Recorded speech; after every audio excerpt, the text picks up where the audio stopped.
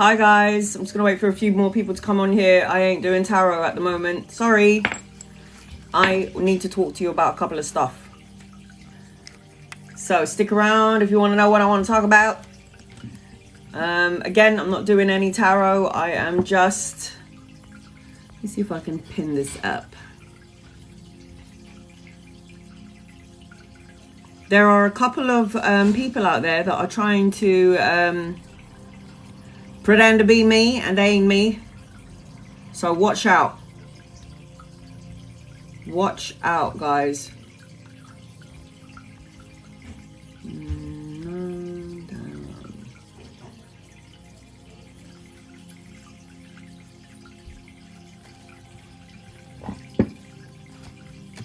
Hey guys, I'm not doing any tarot at the moment. I will be later on, but not right now, because there's some stuff that I need to talk to you about. I got an email from somebody and asking me about how to heal from trauma, and I've done a lot of research on this, and generational trauma, trauma from family, trauma just in life in general. Usually it's family members that, you know, leave you feeling like... Usually it's the family members that make you feel, not all, some, that would make you feel lacking in some way. So this is an opportunity for you to ask me anything that you want. But I am going to go through some things that I felt like I had to share, because I got a couple of emails and I was doing some research. And I don't know if anyone has ever heard of, what is it called? Give me one second. Oh, I can't even read my writing. Family constellation therapy. Has anyone ever heard of that? Oh, you're so welcome, guys. You know I love you. So I will do tarot. That is my business. That is what I'm here to do. I'm here to help as many people as possible. I don't just do tarot. I do astrological readings, soulmate readings privately. I do like to talk about my stuff and things that have happened to me in my life. And, you know, hopefully I can help you guys from the things that happened to me. It might be familiar, male or female. You know, we all go through pain in life. And I wanted to talk about generational trauma. You know how things... what is generational trauma, first and foremost? Generational trauma is, to me, it's like a karmic attachment. It's like if... I had a father who was abusive and who had alcohol problems or drugs, and then they came home and then they beat on you and beat on your mum and made you feel like you were not worthy or you weren't lacking, that sort of thing. Generational trauma can be brought down the family lineage and what you want to do. There's always going to be a black sheep in the family that's going to try and cut that karmic cord. I know that my best mate cut a karmic cycle between mother to mother to mother. It's just crazy how I'm going to go into it, guys. And you can ask me anything you want. I'm not doing any readings, I'm afraid. Sorry, guys. Not doing any readings at the moment. All I'm doing right now is talking about... I'm not doing any tarot. So if you want to listen, by all means stay. But I'm not doing any readings until later on. Yes, I didn't know the term. Yes, it's generational trauma. It's a generational cycle. It's like things will be passed down from family to family to family. Like, oh yeah, my father was an alcoholic. Oh yeah, then you know, my sister became an alcoholic, or my brother became, or my child has become an alcoholic. It's like a very fine cord that isn't cut from generations to generations, and it will pass down into our lineage, which is not what we want. For our children, our grandchildren. So we have come here to break karmic cycles. Yes, we're going to learn really important lessons. I'm not doing any readings at the moment, guys. So sorry. I'm not doing any readings whatsoever. I'm not doing no tarot. I am talking about generational trauma and cutting the cord. So there is always going to be a black sheep in the family. Hello. Then it's going to be like... the thing about us humans, and we always have to remember that we are... I'm not doing any readings, guys. I'm so sorry. We have to... The problem with us human beings is that sometimes we're addicted to the pain. You know, the drama. We're addicted to to the pain of it all, and we have to break again these generational traumas. And for those people who are black sheeps, I will tell you, the black sheep of the family, they're the ones who don't really get noticed, like the middleman, the middle child. You got the older brother and sister, you got the younger brother, and then you got the prodigal son, and then you got the older sibling, and then there's always the other two in the middle, depending on how many of you, but there's always going to be one that's the black sheep of the family. The black sheep of the family is the one who takes the hits. So before you incarnate into the physical body, you will have a contract with everybody, with everyone. What about only children? Everyone. You don't want your shit to linger and trickle down to your children and your grandchildren. It has to be you to cut this trauma. I'm going to go into details, guys. So listen up, and I will be posting this on my YouTube channel so you can watch it again. Watched you for the first time last night, and I find you very interesting. Thank you so much, honey. I've been studying this forever. Okay, I'm 42 years old. I am studying this. I've been in a violent relationship. I've slept on the streets. I've had open heart surgery 4 times. I've got a 5th one to come at some point in my life. You know, there's so many things that the doctors have told me I wasn't allowed to do because of my congenital heart disease. And I was like, fuck that, I'm going to do it anyway. Life is for living. It's not. Anyway, I don't want to digress, but all I'm saying that as a physical human, as a human being, we're so addicted to the pain.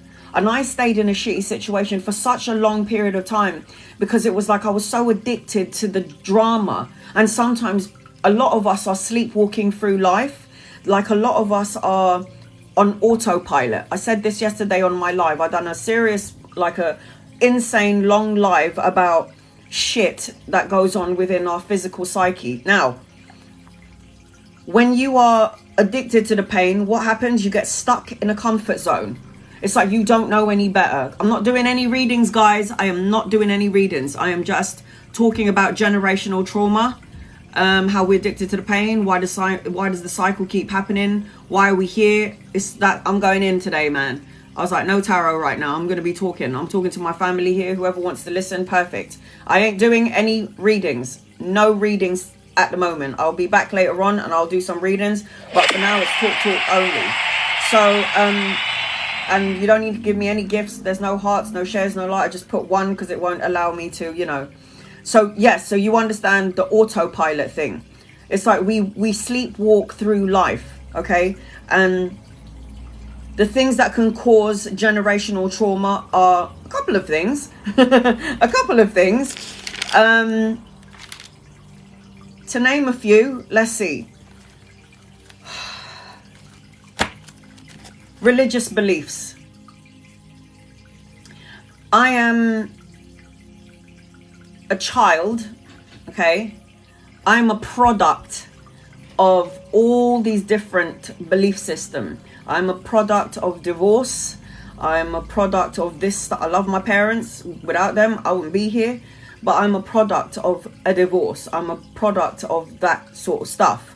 Now, what are some of the traumas that our parents, and they don't know any better, they're doing the best that they can do. I'm doing the best that I'm to a mother. I'm doing the best that I can do. Parenting doesn't come with a guidebook. And sometimes some of us are blessed with parents who are a-holes. You know, parents who do have mental problems, do have alcohol addiction problems, whatever. And sometimes when we go into our soul group, the father, the mother, the father, before you incarnate into the physical body, will go, you know what, I'll take the hit. I'll be the alcoholic. I'm not doing any readings. Sorry, guys. No readings right now. I'm only talking. I'll take the hit. I'll be the alcoholic in the family. And then the other one might say, oh, I'll do it. And then, no, I'll do it because you did it in like 3 lifetimes ago. I'll take the hit of being the alcoholic, the abuser. Remember what I said yesterday when I was doing my live? You're going to experience everything that life has to offer. And you can't experience everything in the physical 3D world in one lifetime. Hell no. That's why we're born over and over and over again into different circumstances, into different bodies. You have to be man. You have to be woman. That's why we are man. We have to have all of these experiences in life. If you are racist to black people, when you come into the next life, you will be a black person. If you are racist to white people, in the next life, you will be a white person. If you are horrible and evil to people who are poor, you will be poor in your next life.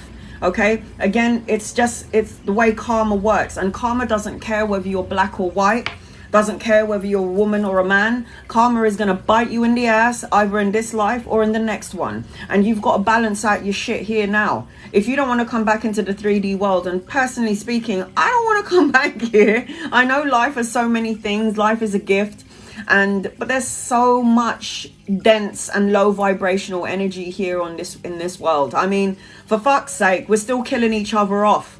We kill our own species. I don't get that. And what was I saying? Some of the factors that cause generational trauma. Religion. So let's talk about religion. I absolutely respect all religions, and I absolutely believe in all religions, and I absolutely am all religions, but I'm also none. Because let's talk about it, shall we? I'm a very spiritual person. My religion is love. Okay? I don't need to judge you. I don't need to tell you or force down your throat what I believe in. Who the hell am I to tell you what to believe in? Now, things that will traumatize us through life. I'm not doing any readings. Sorry, no readings at the moment. I'm just talking. It's like, if we talk about let's talk about it from a religious standpoint. If you have a religious denomination, okay? My mother and father back in the day, Catholic, Christian. Do I ever remember? I can't remember what it is. I can't remember which one I was, but it was one of those two, Catholic or Christian. Religion has a way, and I respect all religions because all my family are all different walks, like all different religious beliefs. I'll talk about that in a second. But when you are cultured, or your parents have a religious belief, when you are a young child, you have to listen to what your parents say, and they'll drill into you what they believe in, whether they know it's right or wrong, whether they believe it's right for them. As you grow up, it might not be right for you. You might be in a religious denomination, but as you grow older, something doesn't feel right. And that's good, because that's your soul waking up. That's your soul saying, go and explore. You think God is in the pages of just in the Bible? I don't think so. God is in every single thing. In the air, in the water, in our homes, in the flowers, in the plants, in the trees, in our pets, in us. Like, God sources everything, not just in the pages and words of the book. Okay. And I explored when I got to a specific age. I was like, you know what, I'm venturing out. And that's the reason why I am somebody who's very spiritual. I am not of a religious denomination, and I will not be. And I'll tell you why from my standpoint, my personal opinion. When you are a part of a religious denomination, they always have to implement some sort of fear. And I'm so sorry, but God sources pure love and pure light. God created us. If you believe that there is a source that created all of us, God's source is not going to create you to then destroy you. No, I don't think so. And when I had my near-death experience, I'm sorry, I didn't meet a God that said, you are bad and you will go into hellfire. No, I was my own judge and jury when I crossed over to the other side. I would have preferred it if God's source was my judge, because I knew that God's source would have been more lenient on me, where I was very hard on myself. I literally thought I belonged in hell for the things that I did in my life. And I haven't even killed anybody. I haven't put my hand on it. I've never hurt anyone physically.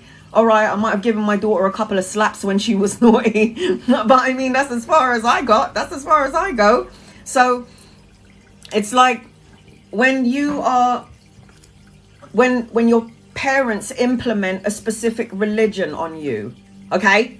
A specific religious belief on you. And then something in your soul is like, I don't know if that feels right. Listen to your inner soul, your voice.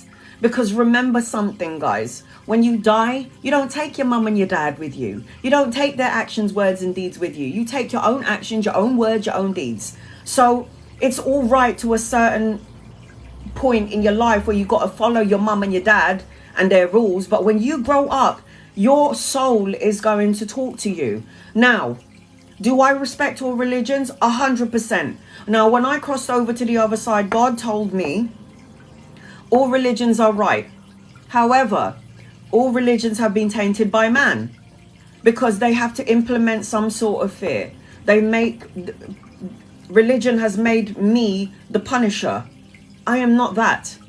And that's what God said. God is not here to punish you. Whether you believe in God or not, I really don't care. There is a source. And when you cross over to the other side, you're going to be like, oh, how did I ever forget?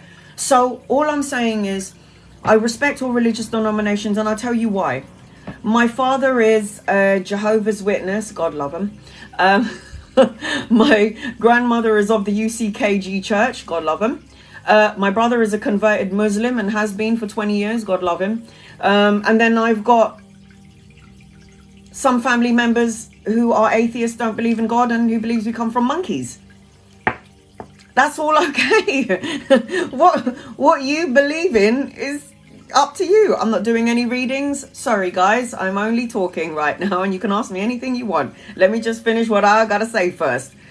And I'm just letting you know now, when you put all of my family members in one room and they start talking about religion, I step to the sideline, I get my popcorn, and I'm just eating my popcorn, watching the movie unfold, because all of them are chatting about the same thing. It's like, God, we are under all one umbrella of one source of love. And the only evil and drama and shit that manifests into our life is done by human beings. Why? Because and you wonder why do we die? Why did they take my son? It's a soul agreement. It's a soul contract between, when somebody leaves early, they're taking a hit for you. It's like, you know what, I've had miscarriages, okay? And I've lost a child. I've lost children. And when I started going into this work, I realized that it is a soul agreement between you and the child. Is your bro single? I'm Muslim. No, he's not. He's not single. He ain't single. So when you put all of these people who are of different religious beliefs under one roof, they're all fighting. I'm better than your one is wrong. This is right, what you believe in. And I'm sitting there going, shut up. You're all fucking right and you're all fucking wrong. Like, listen to each other. Stop fighting. Love each other. Appreciate each other. We're a soul family for a fucking reason. But we always have to make people feel like we are better or we know better. I have some family members that are I go to them, you think you're so righteous. And I think that is wrong. You think that what I do is evil and what I do is, then why are you talking to me? If you think what I do is evil, if I am intertwined with somebody in my family who's doing something evil, I don't want to be near you. You stay in your lane. I'll love you from over here. You stay over there. I'm going to stay over here.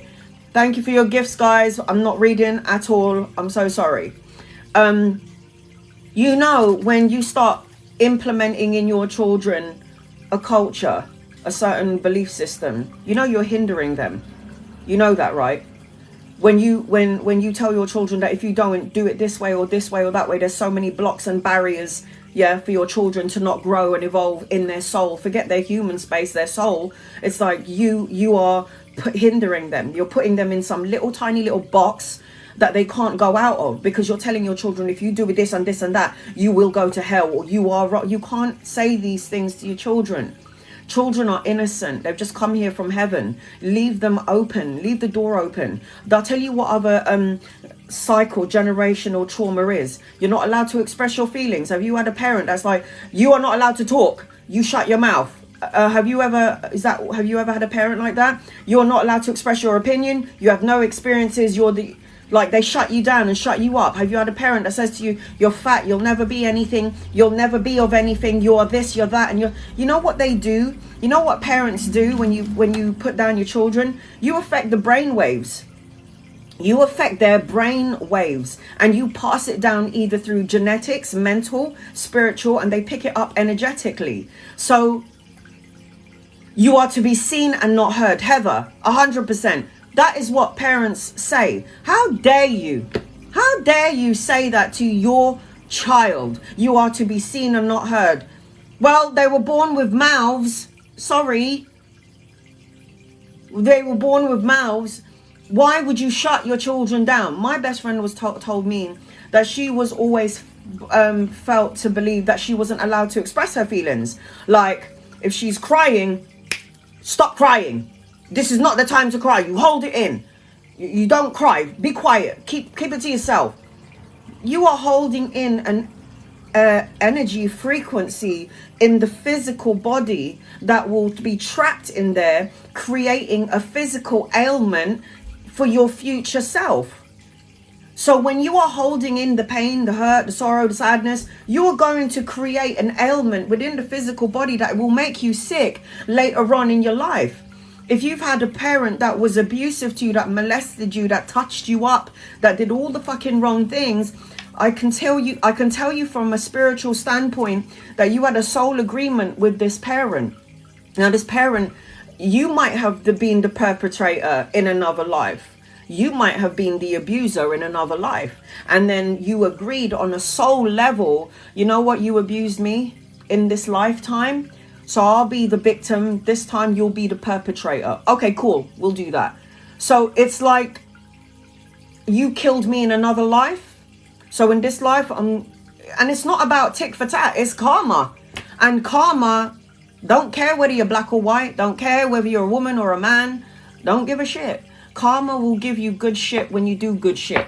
Karma will give you the bad shit when you do bad shit. It's as simple as that. It is as simple as that. So I'm very mindful with my words and very mindful. And I'll talk about mindfulness. I posted something up there the other day.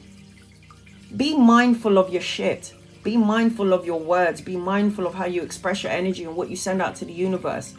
Be mindful. Don't have your mind full of crap. There's a difference. Be mindful, but don't have your mind full. Okay? Don't have your mind full. Again, I respect all religious beliefs, but when you start implementing certain rules to your children, you trap them from being who they truly are. Who they truly are. Again, you change a brainwave in their physical body, and then it will pass down through genetics, through the mental, through spiritual. It will be picked up on some level. And I'm telling you now, you don't want to have that for your children and your grandchildren. You want to tell your children, be who you were born to be. Don't shut them down. Your children are smarter than you. Who's a donut, Charles? For those of you who don't need to be here, don't want to be here, don't believe in what I believe in, you don't need to be here. You have free will to scroll up. You have free will to scroll down. Keep it moving. Don't need to be here. So all I'm saying is, okay, let's talk about some dysfunctions in the family. We are here to break those dysfunctional shit in our family. We are here to break the cycle. And some of these things could be detrimental to your family, to you in your life. So it will be a genetic cycle. So you're here to break the cycle. Belief systems, drugs, alcohol, etc. Not allowing to express your opinions, not allowing to express yourselves. Do what you're told, seen and not heard, like Heather just said. You're too fat. You'll never be good enough. You're not smart enough. You're not pretty enough. Oh, you're so pretty, you should marry a rich man. Or you're so pretty, you can attract a rich old woman. It's that sort of shit. You don't plant these things in your children's head. You got to get rid of that. It's always your family that will teach you the most important lessons. Narcissistic family members, they are your greatest teachers. Anyone that's coming into your life that is an absolute a-hole, they're your greatest teachers. They're there to teach you something so important. Soul evolution, soul growth. That's what your narcissistic people that come into your life, they teach you about yourself. What do narcissistic people teach you? Healthy boundaries, guys. Healthy boundaries. Narcissistic people have some serious problems. They have some serious problems. It's all about them. It will always be about them. It's like they have this personality disorder, like borderline, that sort of energy. talk about conspiracy theories and all of that shit. You've got to heal yourself in order to heal the pattern. Therapy is good. Reading books is good. People always say, oh, you're in therapy, that means you're fucked. No, actually, no. It means you know what the fuck's going on within your own psyche, and you want to talk about it because you were suppressed in your childhood. No talking. You're not allowed to talk. You were suppressed in your childhood. That therapy is good. It's good to talk. Leave the door open. Leave the door open for your children to talk to you. It doesn't matter how hard it is. My daughter can talk to me about everything. Everything. Everything. Everything. Things that maybe some parents out there don't agree with, but there ain't no guidebook for being a parent, yeah? There ain't no guidebook for being a parent. I'm doing the best that I can, and my daughter knows I am. She knows I'm doing the best that I can do, okay? So again, therapy, reading books, look at your priorities and get to know who you are. There has to be a line of communication so you can make this massive karmic shift in your energy, and then you'll help your children and your grandchildren and so on and so forth. If you are somebody, do you know that generational trauma goes 13 times 13 times past, 13 times forward? What does it mean? If an ancestor 13 lifetimes back commits suicide, it will follow. It follows. Someone in your family line will have that suicidal energy. That's why you have to break the pattern. That's why you have to break the karmic cycle. I'm breaking this karmic cycle. So and I'm not talking just about suicide. I'm also talking about drugs, alcohol, any addictions. 13 times prior to you, 13 times after you. Oh, hell no. That for me is a really big number. I ain't allowing this to happen. I don't want this to happen. So if it's going to be me that's going to break this cycle, fuck that. I'm breaking the cycle. I don't want it for my children, my grandchildren. No, no, no. I don't want that for my children or grandchildren. I will be the one to break the cycle then. So 13 times past, 13 times back, that's too much if you ask me. It's too much. That's way too much. That number is a bit too high for me. Set healthy boundaries for narcissistic people. That saying? Have you ever heard that saying? To thyself be true. Because remember, you come into this world on your own. You're going out on your own. You're here to learn life lessons, and then you move forward. It's like, ask yourself this question. There are two energies in the world. I say this all the time during my lives while I'm doing readings. Two energies in the world. Love and fear. Now ask yourself, which energy do you feed? Which wolf do you feed? Do you feed the energy wolf of love or the energy wolf of fear? Which one do you feed? Ask yourself that. Because if you're in the energy of fear, I absolutely guarantee you will attract everything to be fearful of. No money, health issues, never having the love, all of this shit. You will attract, because this universe is a magnet. We will attract everything that we send out. Law of attraction, manifestation, absolutely 100%. All of us have been through this. If you haven't yet, you're gonna. So start changing your mind pattern. Help your children expand and grow.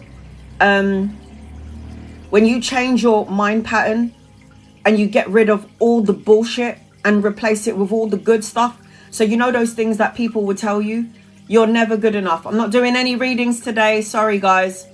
I am today, but not now. Not on this live. If in your life you've had people bullying you, parents telling you you're not enough, you're not good enough, you need to replace that. Replace those things with, and I like to do tapping. I am loved. I am healthy. I am happy. I am holy.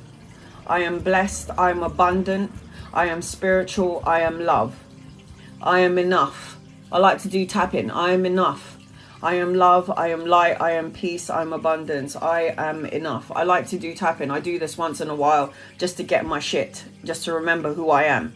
So those things are good, because it activates like your chakra points when you do the tapping.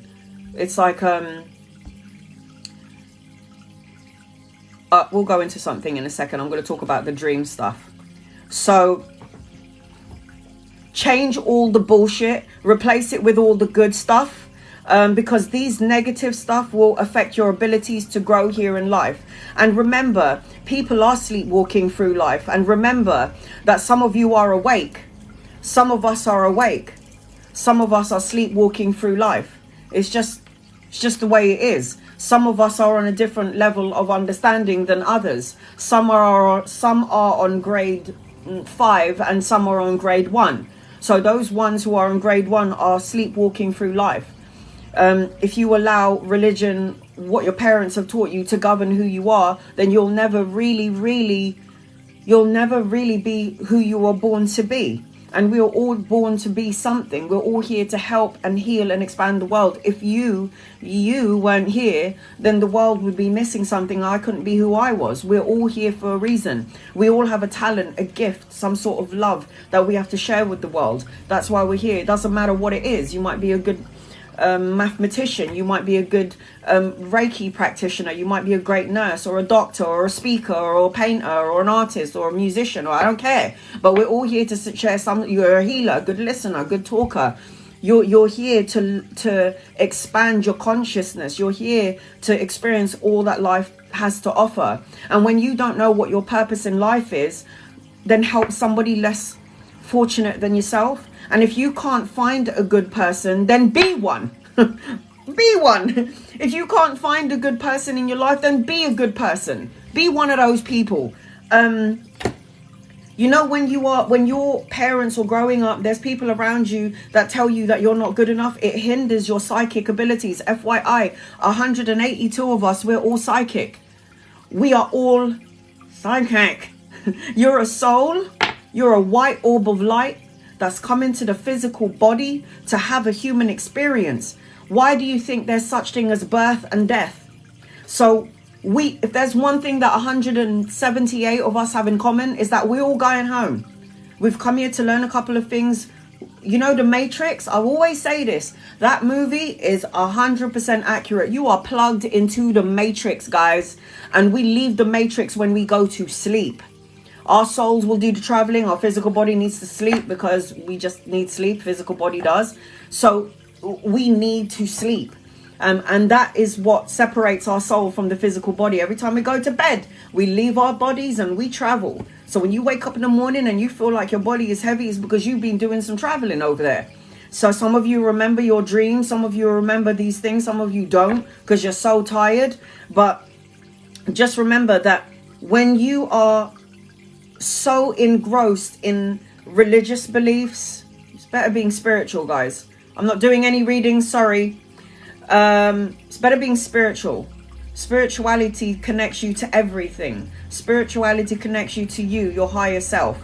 When you are being neglected, when you're being hurt or you're being shamed at a young age, you will block out your psychic abilities. Now, I say that everyone is psychic because when you go into a room, you can feel when somebody's had an argument. When you meet somebody and you feel like they're dodgy as fuck, you can feel that that person, there ain't something right about this person. It's a natural instinct. It's a feeling. It's claircognizant, clairsentient, feeling and sensing. It's clear hearing, clear audit, clear seeing. You can have a vision. You can see that something isn't right. We were all born with these psychic abilities, and it gets hindered how? Through religion, by the way our parents had brought us up, by school. What is the main thing when you come into the physical world? What do they program and instill in us always? Go to school, get an education, then go to work until you're 90 when you have arthritis, and then you retire. And then you can enjoy your life when you're old and, you know, your knees are you can't fucking walk and you have a frozen shoulder, when you got problems with your eyes. Yeah, that's what our parents instill in us. Education, get a job, work 9 to 5, forever and ever. And then when you're old, then you can enjoy the fruits of your labor. What? No, that's not what God's plan is for us. We all have a higher purpose here. We just have to find it. Go inside. Stop trying to look out for everything outside. It's internal. Always tell everyone on my lives, you don't need me. You just need to go inside. Get out of your head. Go into the heart space. Your soul has come here to grow, so you need to break family patterns. Expand the energy. Don't judge anyone. Don't judge yourself. Again, everybody's on different levels. People that give you the most problems are your greatest teachers. So say thank you. You know, I was in a fight with I was about to have this argument, not a fight, okay, with this person. And this person was rambling and chatting shit and telling me that I'm this and I'm that and I'm this and I'm that. And they were going at me. I swear this person was about to hit me. And I looked them deadpan in the eye and I went, thank you, my brother. And he went, what? And I was like, thank you. I completely disarmed him just by saying thank you. And he was like, thank you for what? And I was like, just for teaching me, like for being my teacher. I completely disarmed this man just by a few simple words. Now, he thought I was going to come on the same level as him. He was coming at me with his bullshit, slurs at me, and I'm just sitting there going, and I'm looking at this man, I'm going, you are my brother, and I will take your hits because you're clearly going through some shit in your life. I'll take some hits. And when he stopped talking, I think I got a couple of seconds of silence. I just went, thank you, brother. And I love it. When somebody's having a fight with you or arguing with you, you can completely disarm them just by going, thank you. Or, are you all right? Are you okay? You can disarm someone. So turn a dragon into a little butterfly. And it's just by saying these beautiful, just simple, keep it real simple, guys. Keep it simple. You don't have to put any energy, because you know when you're in fight and flight mode, they say the physical body and the energy of the physical soul, the spirit and the body can light up a city for a whole week. That is the electricity that we hold in our physical body. We have crystals in our pineal gland. You know what I'm saying? Pineal gland, whatever the hell you call it. We've got crystals inside our physical body. So we are literally alive through electricity and energy. Energy cannot be destroyed. Energy cannot be created or destroyed. It just is. And that's what we are. We are energy in physical form. So I always say be good to the physical body, because you chose. When you look in the mirror, I look in the mirror and I sometimes separate my physical body from my soul. And I look in the mirror and I go to my physical body. Thank you. Thank you for holding my soul in this physical form, so I can have my human experience. I love you. I appreciate you. I'm going to try and take good care of you. At some point, I will stop smoking. I do literally tell myself these things. And it's always good. You know those people, they say, oh, when you talk to yourself, it's the first sign of madness. No, it ain't. Like my daughter will say to me, who are you talking to, mum? And I go, my higher self. What? I'm talking to my higher self. I need to check in. Because sometimes we get so intertwined in the physical 3D world that we forgot to check into our souls. So when I'm talking, there's my kid right there. Here she is. Here's my kid right here. So my kid will say to me, Mum, who are you talking to? And I'll be like, and even my daughter, sometimes she will come in and she'll be like, Mum, did you call my name? And I'll be like, no, because my daughter too is absolute psychic. Absolute medium. She's been that way from when she was a little girl. I've always known that my daughter was going to have the same abilities as me. See souls and see spirits and hear them. Now, everyone thinks that when you connect to the other side, you're crazy, you're talking to the devil, or that I don't flow on that sort of level. Sorry.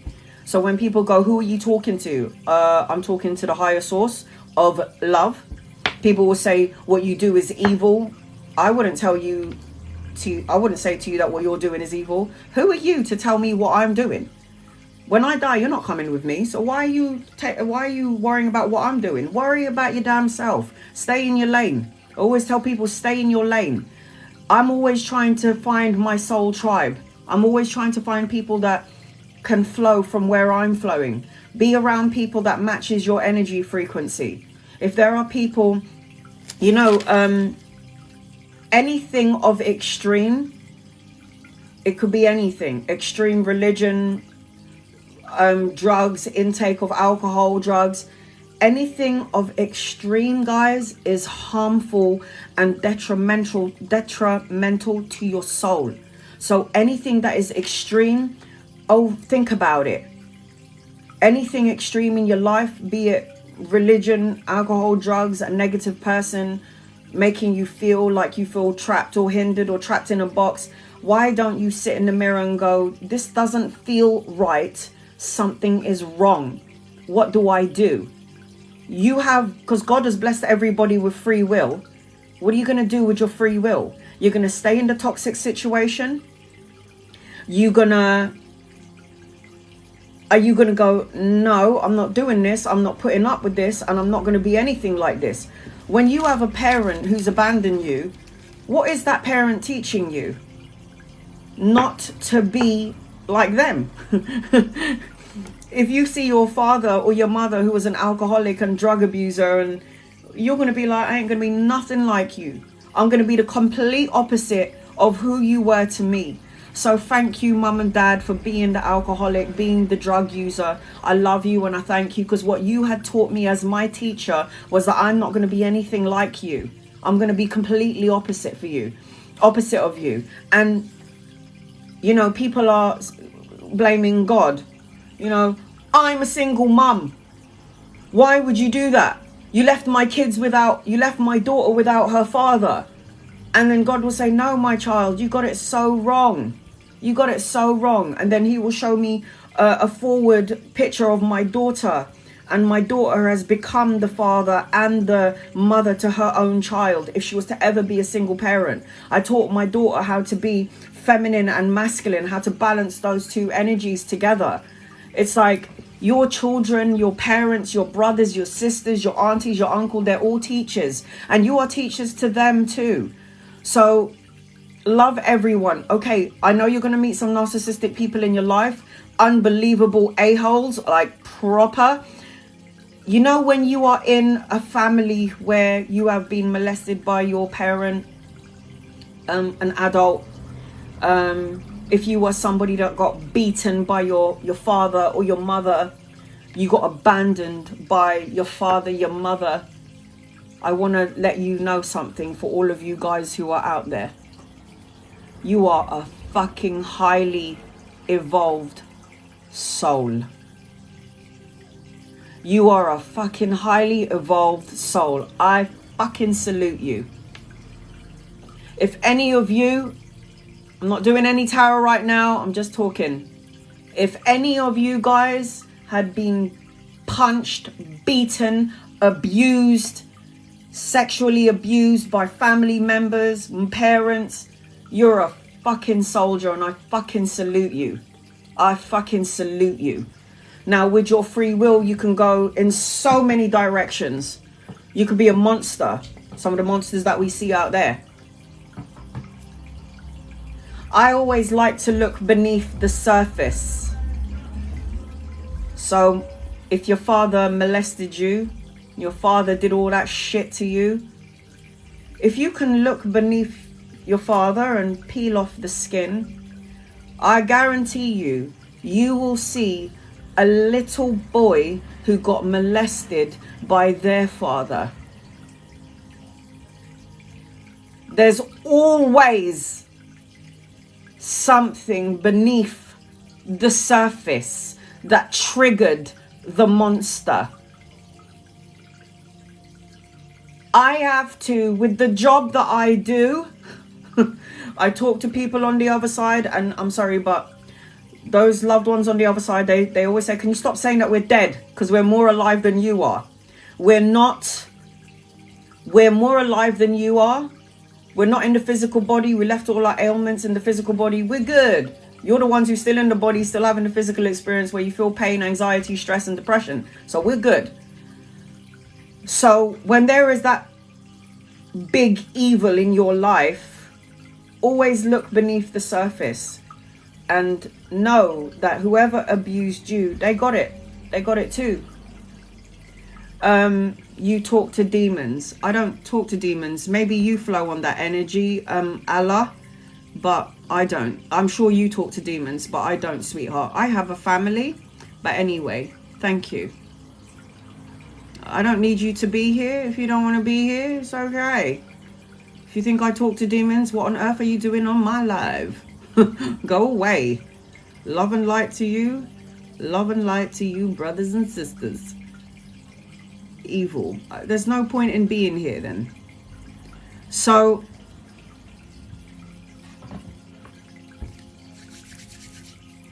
narcissistic people come into your life. Narcissistic family members are your greatest teachers. When you are intertwined with a narcissistic person, what they're teaching you is to have healthy boundaries. Healthy boundaries.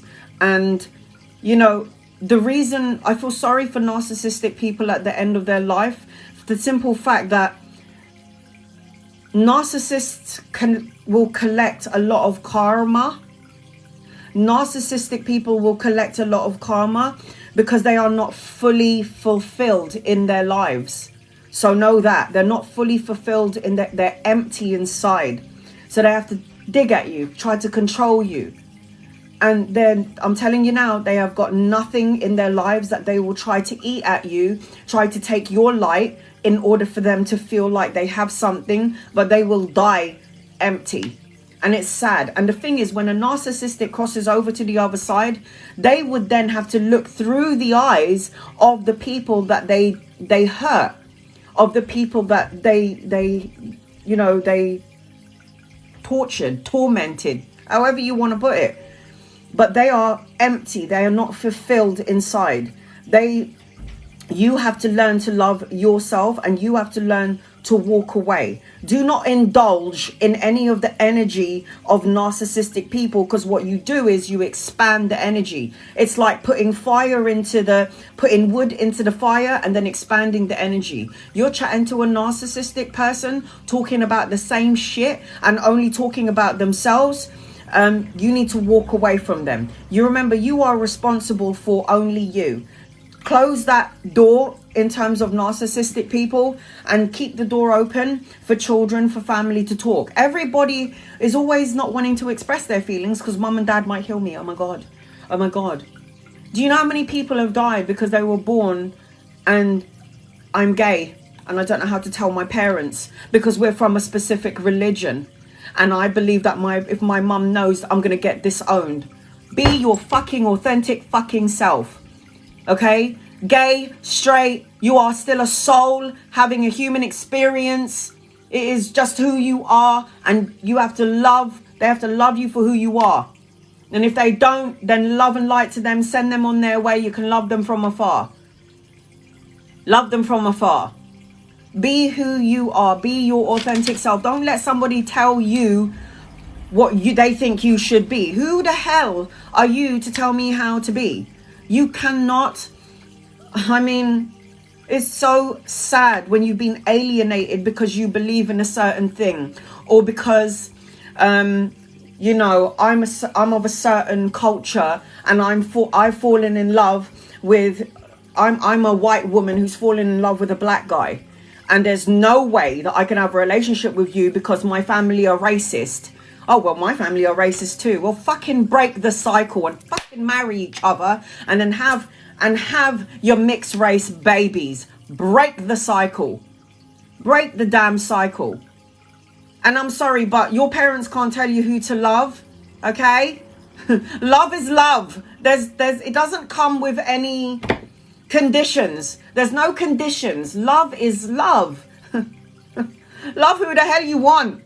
Love is love. Break the cycle. Love doesn't come with conditions. Love is unconditional. That is the source. So when I crossed over and I felt that love, there was that love that I felt when I left my body. Wasn't the love that you feel with your mum and your dad and your children. It weren't that kind of thing. It was a love like where I could be naked and God could see through me, inside me, outside of me, know exactly the amount of hair I have on my head, and love me for all my faults, all the wrongs that I did. Love me, unconditional love. Love is love. And I said this yesterday on my live. If you peel off your skin, our souls are the same color. Our souls are the same color. Exactly. Love doesn't come in color. Love is a rainbow of colors. Love doesn't come in colors. Love is pure and unconditional. And when when people have drilled it into our head that we are not lovable, we are not likable, we'll never be enough, you reprogram that fucking brain of yours. I am love. I am capable. I am enough. I am. I am part of Source. And Source loves me, and Source only wants good for me. The only time that things go wrong is when I go into my ego, and then I plant that seed of doubt in my mind, and the seed turns into a big tree of bullshit. It turns into a unconditional love is pure, 100%. It turns into a tree of bullshit. Have you noticed that your ego always runs away with you? Yeah? Get rid of toxic people. You can't regret your actions, your words, and your deeds. So you can't live in the past. And a lot of us have a tendency to live in the past. We have a tendency to live in the misery and the sadness. We have a tendency to think about all the bad things and all the shit things that has happened to us. We have the tendency to live in the past. And that's what God showed me. God showed me we live in the past. We live in past hate, anger, sadness. We live in that. And then what do? You cultivate it. You make it bigger. And then you wonder why it keeps happening in the present. And then you wonder why it keeps happening in the past. So 100%, we cultivate those shit things that we don't want in our lives. We're too blessed to be stressed. I love that. We're too blessed to be stressed. Too anointed to be disappointed. Oh my God. I love that. Too equipped to be whipped. Yes. Yes, child of God, child of Jesus. Amen to that. Listen, I'm somebody, again, my religion is love. I believe in Jesus. I believe in Muhammad. I believe in Buddha, Shiva, Krishna. These are all teachers of love. These are all teachers of love. How do you get over someone that you love but has moved on? Oh, it will. Time is the greatest healer. Lisa, and trust me, honey, I think we've all been there. You're reminiscent on somebody that you love so much. You might need to do a cord cutting. A cord cutting as simple as writing down a letter, writing a letter to that person. I've loved you. I cared about you. Thank you for coming into my life. You have taught me this. You've taught me healthy boundaries. But now I need to release you from my heart, my mind, my body, and my soul, my past, my present, and my future. And then you burn the letter. Cord cutting is simple as that. Sometimes you can't cut cords because you've got karma together. I'm just trying to read some of your comments. You put the babies together, there is no color, no hate, just pure love and innocence. That's what I mean. You put all children of all different walks of life in one place, they all fucking love each other. They're all playing with each other. That's why there is a part in the Bible, and the Bible has saved my life on plenty of occasions. But there's a part in the Bible where it states, be childlike. Even when you're an adult, be childlike. What do children do? They throw a tantrum, they get angry, they get pissed off about a specific situation, and bam, they're okay again, they're playing. Be angry, be pissed off, say what you need to say when you need to say it. Let it out, but then get out of it. Don't stay in the misery. When you stay in the misery, you make yourself ill. You will create an ailment in the physical body, and you could do something very harmful to yourself as you grow. Now, my best friend, I know I talk about her all the time. She's still very much alive in my life, Shivi. She's a three of diamonds. Now, when you put your birthday into Google and go, what playing card am I? And I do astrological readings. soulmate readings. I do all of this sort of readings. I've been doing it for years, and it's so accurate. It's absolutely bonkers. Planetary alignments, Vedic astrology, I feel is more accurate than Western, in my opinion. Each to their own. But she came out as the Three of Diamonds, and the Three of Diamonds is one of the most hardest life paths to choose. It's actually the hardest life paths out of all the playing cards in the deck. The Three of Diamonds had power. So let's say, for example, my best friend in another life, she must have been a queen, and she took advantage of her power back in her past life. So in this lifetime, she was like, you know what? I'm going to balance out all my karma in the next life as Shivi. I'm going to pick the most difficult parents, the most difficult siblings, the most difficult life. I want to lose a child. I want to have cancer. And people go, why would I choose to want to have cancer? Why would I choose that? First of all, there's no such thing as death. I know I had my near-death experience when I had my open heart surgery. I left my body.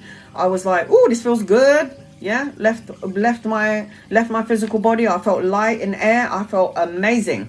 Did I want to come back into the physical body? Hell no. I wanted to stay out of the body. I didn't want to come back into the physical body because I was in light energy. Now,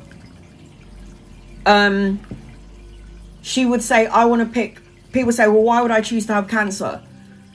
Because you are a highly evolved soul, and you are going to teach your family system, your family members. You're going to teach your family members about compassion and love and kindness, and how time can go just like that. I had my best friend for 30 fucking years, and 1 minute she was there, and the next minute she was gone.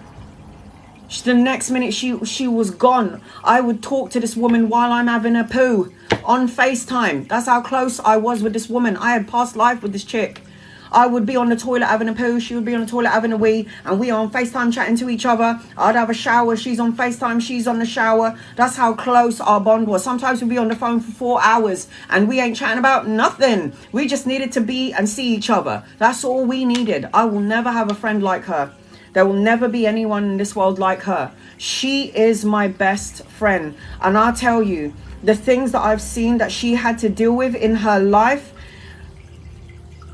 honestly speaking, I am not really surprised that all of that cancer built up in her physical body.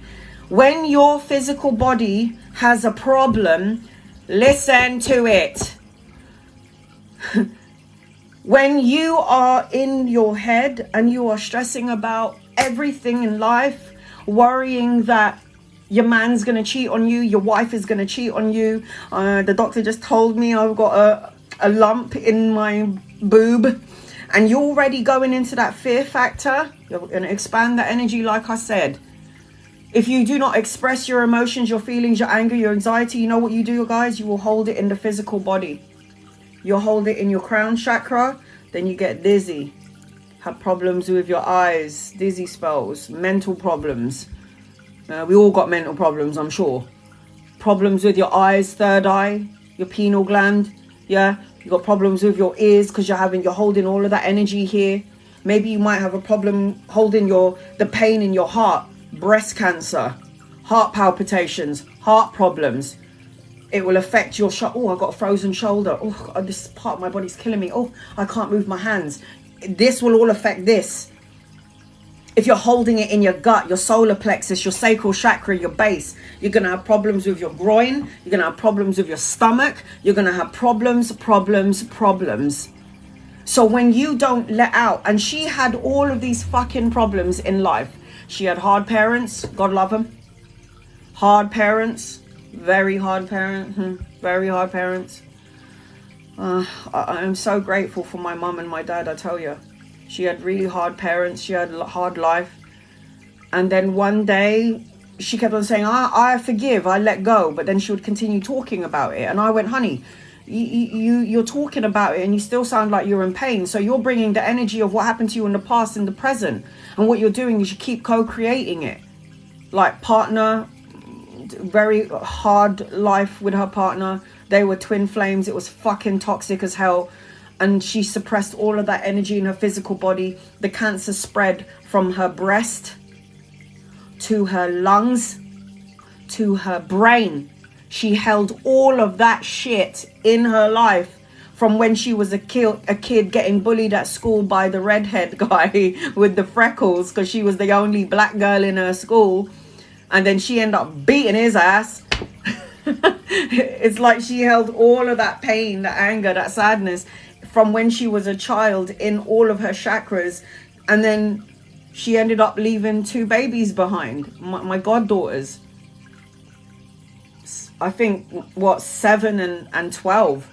She ended up leaving her babies behind because she didn't let go. She suppressed. She held that energy in her physical body. When your body is out of alignment, your body is talking to you, guys. Listen to it. Listen to your physical body. Your body is telling you something. Don't be afraid of death, because death is a rebirth. We go, we come. We come, we go. For those of you who don't believe in reincarnation, let me ask you something. Do you have an affiliation to Paris, Rome, Egypt? Do you have an attachment to a certain way of dressing? I've got this thing about China. You know, I'm addicted to things with China. I'm addicted to, you know, learning how to speak a certain language. I want to go to Italy. There's something about Italy where I feel like I need to go there. I have an attachment to the pyramids. I don't know what this is.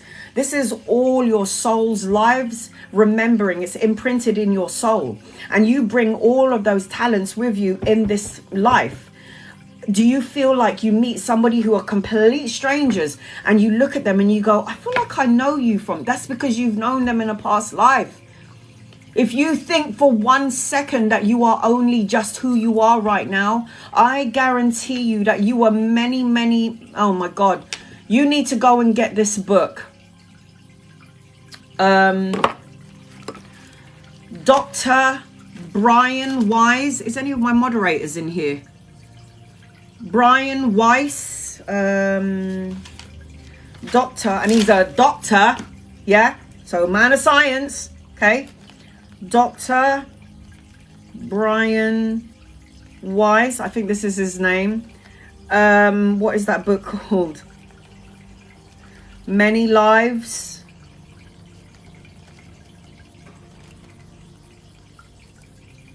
Many Masters.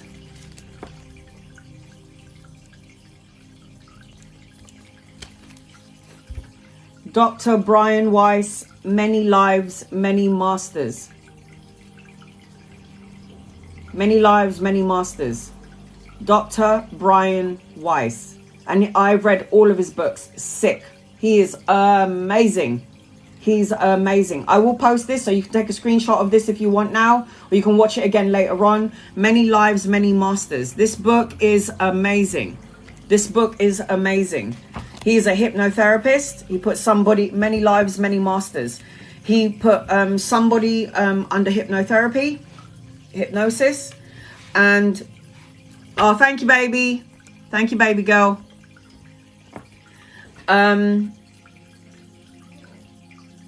He hypnotized somebody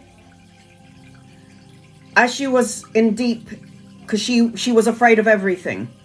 So hypnotherapy is good for those of you who are afraid of heights. I'm shit scared of heights. I'm shit scared of heights because I think in another life somebody must have pushed me out of a plane, pushed me off of a cliff. I am so scared of heights. It's debilitating. It's debilitating. My daughter is afraid of balls. Not those kind of balls. I'm talking about a ball being thrown about. And there must have been something around that arena in her life, in her past life. Some people are afraid of heights, afraid of spiders, afraid of being in confined spaces because they were probably buried alive in a past life. So this is what I'm saying. I'm afraid of the dark. I'm afraid of swimming. I have fear of water. Maybe in another life you drowned.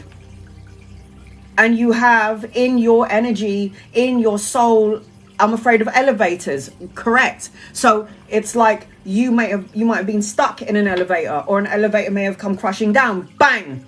And that's why you have that fear. So yes, it is very interesting. Scared of spiders. Yes, you might have been bitten by a spider in a past life, and that's why you have snakes, 100%.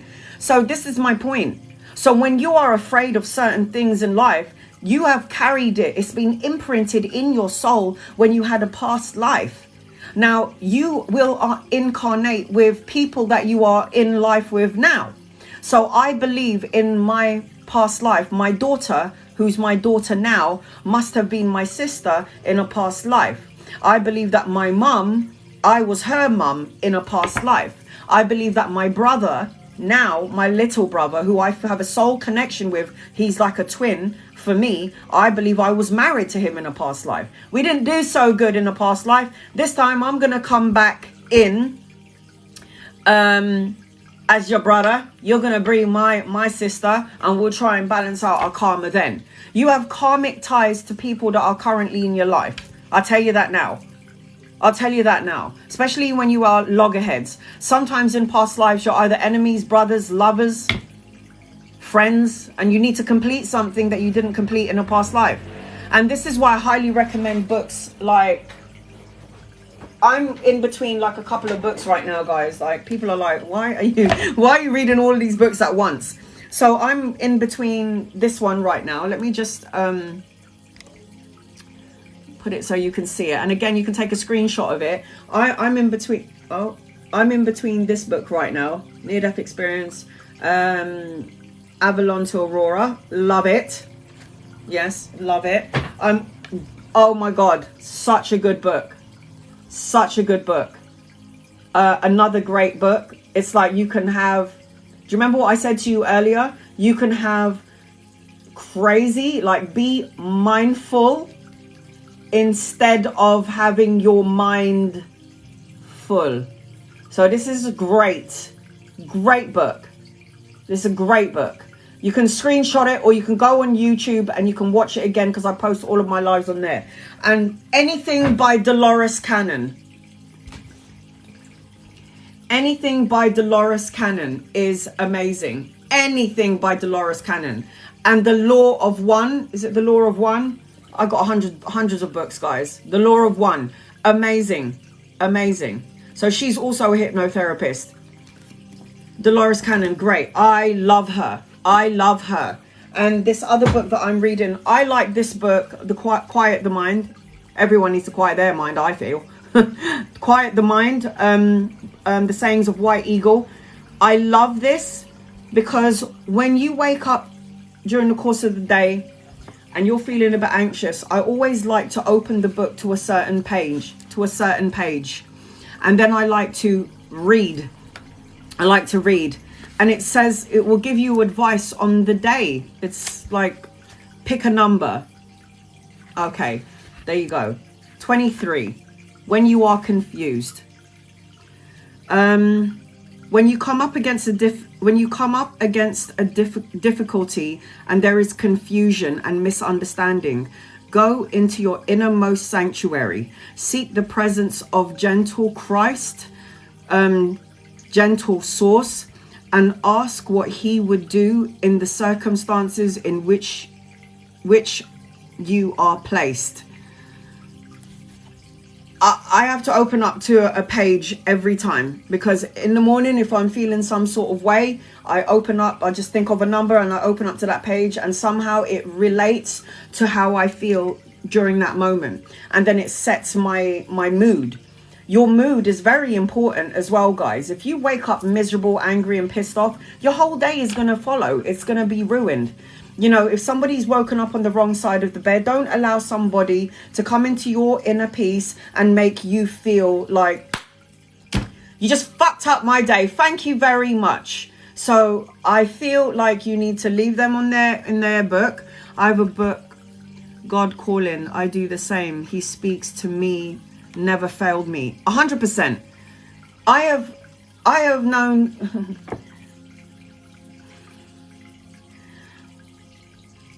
if we are a divine spark of God's source, okay? If we are the divine spark of the God source, that just means that there's a whole bunch of gods walking on earth. Yes, you are God's source. You are part of God. You are God walking here in physical matter. When you prayed or asked for something and you were like, oh my God, I asked for this, it's because you manifested it. Because life, with the 3D, the three-dimensional world, our manifestations are a bit slower. Now, I've always said when I was a teenager that I wanted to have my own business. I would love to work from home. Did I ever think I was going to make it?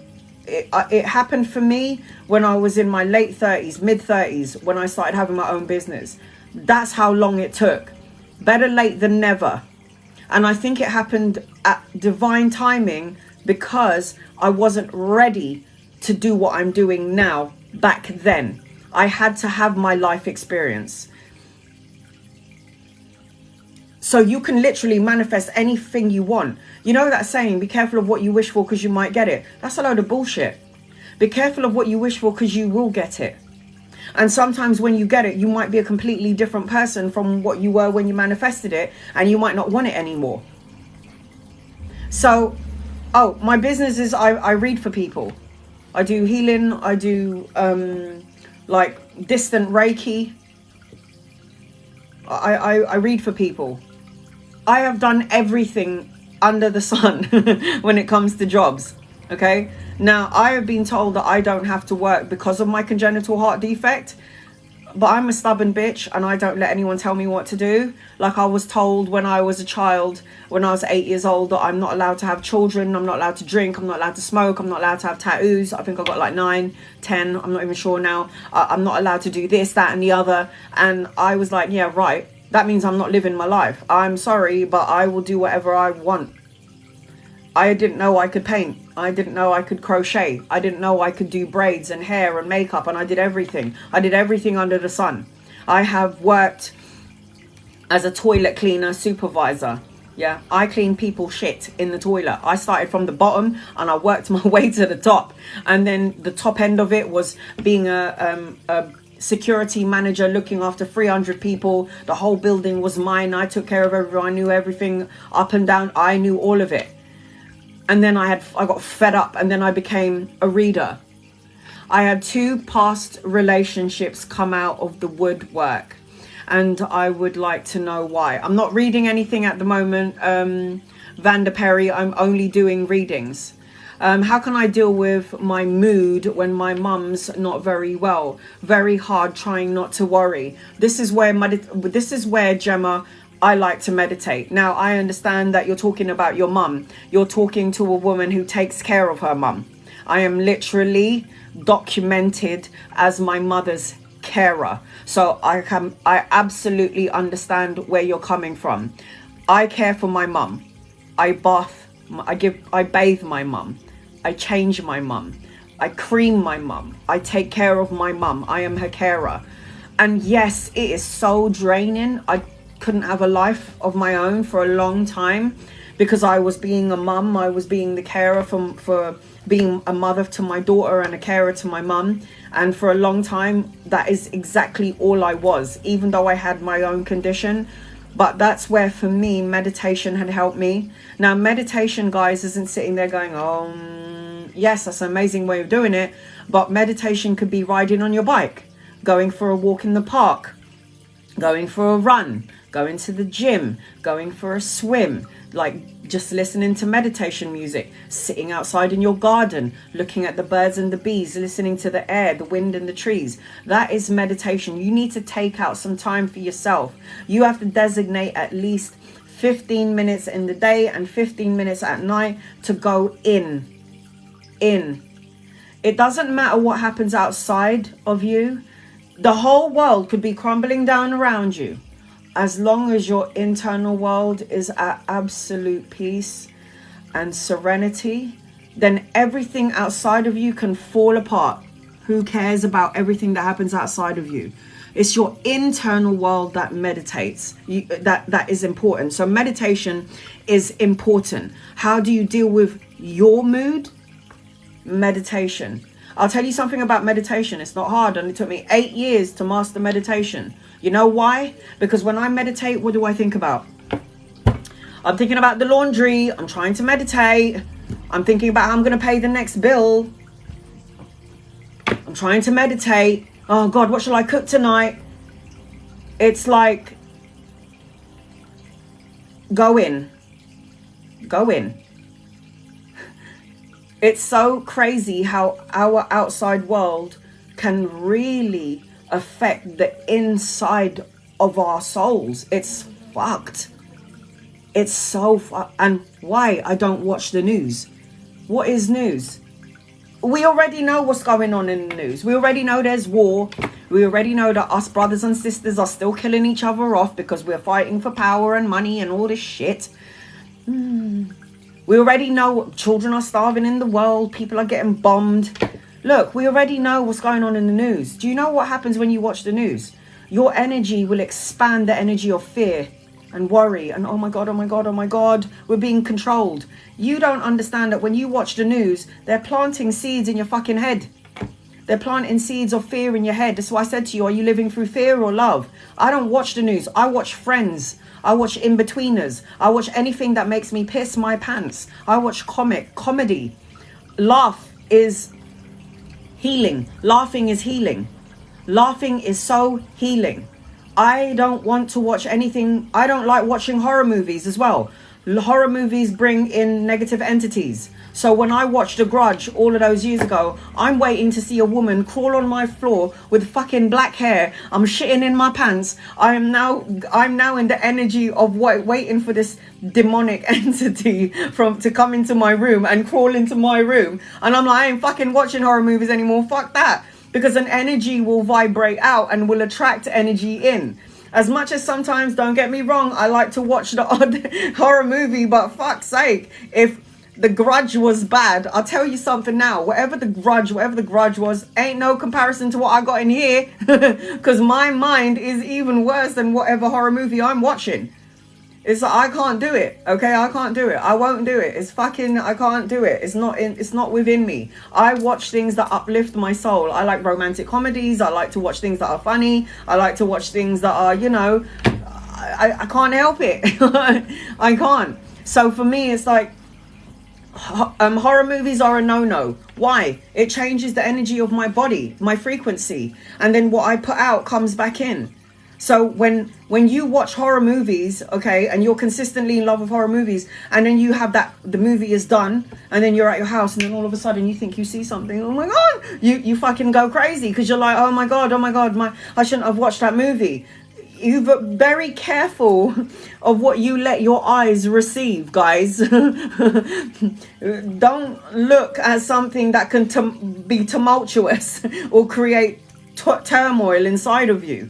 So again, for me, I like to watch comedy and funny things. I like to watch things that uplift my soul. Why do I not like to watch the news? Because I already know what you're going to fucking tell me in the news. It's all fucking bad news. I don't want to hear this shit. I don't want to hear this shit. And then they talk about COVID and they talk about war. And then what do? Energetically, you expand the energy of war because you're in it. You're watching it in the news. You're in it. You're watching it. You're watching all the things that are happening. And do you remember that time when there was COVID? And everyone ran out to go and get toilet paper. And at one point, they were selling like 5 toilet papers for £100. And people were like literally buying it. That's fucked up. That's like fear mongering. Do you remember that? Do you remember when they were like selling toilet paper for £100? Listen, go outside, get a couple of leaves, wipe your ass with the leaves. You're good to go. What the fuck? I couldn't believe it. I was like, is this bullshit? This is such bullshit. Do you see what the news does? The news only tells you what they want you to know so they can control you and plant fear into you. That's what news does. I don't listen to that shit. I know there's war going on in the world. So what I'm going to do from my part of the planet, from my side of the world, is send out love and absolute light to Putin. I send love and light to Putin. If I send him more hate, if I send energy of hatred to Putin and any more anxiety and that man needs to, then that means that man is going to be fueled with hate and the war will carry on. If I send out love energy to Putin, that love energy will go within him, will govern him and go, what am I doing? I'm killing children and I shouldn't be doing this. If we can all send out love frequency to that man, I guarantee you this war will end sooner rather than later. But I also understand about astrological placements. I also understand that there are things that have to happen. This universe is going to take out, some souls are signing out, man. I'm not going to lie. There are souls out there that's going, I've seen the next stage of evolutionary process for the world. I'm leaving. I'm going. I don't want to be here. And I think my best friend was like, oh, hell no. I can see 2025 and I can see all this shit. I ain't going to be here for that. Bye. That's why I was so angry. I was like, bitch, I can't believe you fucking died on me. We're supposed to die together. I was so angry. But I always hear going, I'm guiding you from this side, Anna. Don't worry. I got you from this side. And we made a pact before she died. I go, you better be one of my guides. She goes, you know I'm going to be your guide. And she really is. It's like that woman is still in my life. She might not be in the physical form, but she's 100% here. I'll tell you that now. Now, again, be careful of what... We'll talk about perception. We'll talk about perception. There could be a scenario that happens.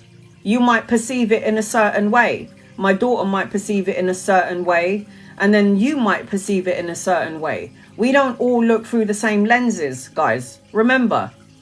So if somebody is saying to me, you're this, you're this and you're that, and they're saying it from a love space, and they're literally saying it from an angle of love, but I've received it in a way of, why are you talking to me like you're judging me? Remember, there are all different perceptions, different perspectives. So you've got to be very careful about how you perceive things. So just remember, perception is a very strong thing. So you might have a brother or a sister that's telling you about yourself, and they're trying to tell you it from a place of love, but you perceive it as, you're talking to me like you have no respect for me, and you're talking to me like I don't know shit, like I haven't been through things. Remember, there is always different perspectives. So always step back and go, maybe that person was trying to teach me something from their perspective. Maybe they're showing me something that I didn't see. Always step back first, take a deep breath, and then react. We have a tendency, and I'm talking about me, yours truly. Back in the day, somebody was to trigger me, because everyone's going to trigger you to some degree. I would straight away go into the, what? Did you just fucking do that? How dare you? And all I was doing is draining my own self out by reacting and responding that way. And then when I act in the angry, aggressive way, do you know what happened to me? I was just like, fuck this. I'm drained. I need to go to bed. It's too much. And this is from my own personal me. Yeah. I always used to react in fight and flight mode. Fight and flight. Yeah. Fight and flight. Let's talk about fight and flight. Fight and flight mode is you on guard and getting ready for someone to fuck you off. You're waiting for someone to come into your matrix, even though all is calm here. There's smoother waters. There ain't no one in your matrix coming to piss you off. No stranger, no family member, no children, no husband, no wife, no mum, no dad. But you're right there. You're going like this. Okay. I'm ready. You're waiting for someone to fucking attack you.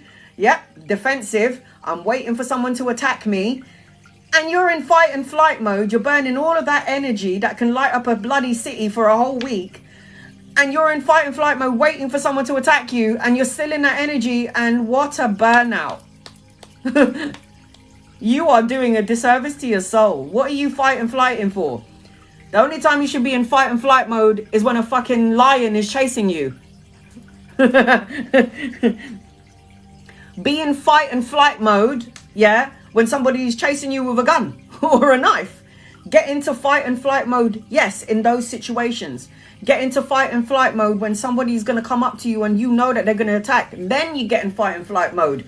The problem with being in fight and flight mode is, do you know how long it takes to get that energy back down to calm? Sometimes it takes people a couple of days. Sometimes it takes people a couple of weeks. Sometimes it takes people hours. For me, because I meditate, when I get angry and pissed off and I want to wring my child's neck, or I want to wring my mother or my brother or anyone's neck, it takes me now Ask my daughter. She's here. I'd have a fight with Eliza. You little bitch. 3 seconds later, I'm in the room going, you know, I love you, okay? I love you and I'm sorry for what I said. Please forgive me. Do you forgive me? And she's like, 2 seconds. And it's all due to meditation.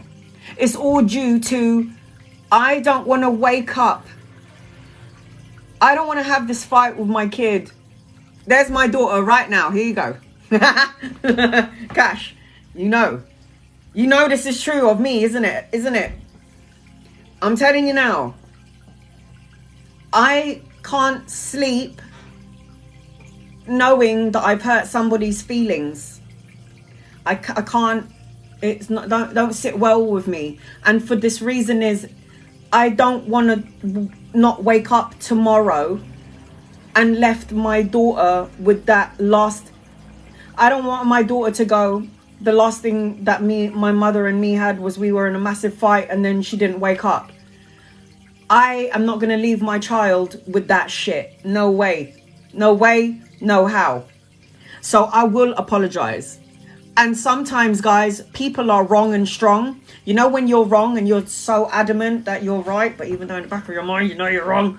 Like, wrong and strong. You're going to give it. You're going to keep going. You're going to keep going. Disarm them, going, you know, I love you, right? And I am sorry. When somebody says sorry, what are you supposed to do with that? It's like, I'm busy arguing with you. Why are you saying sorry to me? We're still fighting. Yeah, no, I'm not. You're right. I'm sorry. Disarm them. So good when you do it from a peaceful place. Now, fight and flight mode burns your energy. It burns your energy so fast, so quickly. You hold the grudge. You're into the pain. You're in it. You're flowing in it. It feels so good. I know how to do this because I've been doing it all my life. But it's a waste of energy.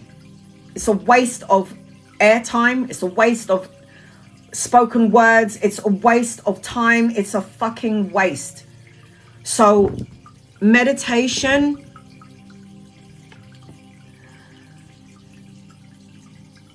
my daughter will be back to speak with me. I'm not doing any readings at the moment. I'm only talking. Sorry guys, I'm not doing any readings. Meditation 100% helped me get into alignment. Do you not find when you're having a fight with someone that you're so tired? Don't you just find that it's just so draining? It's so tiring. I can't linger in that shit. I can't do it. I can't do it. Leave me alone.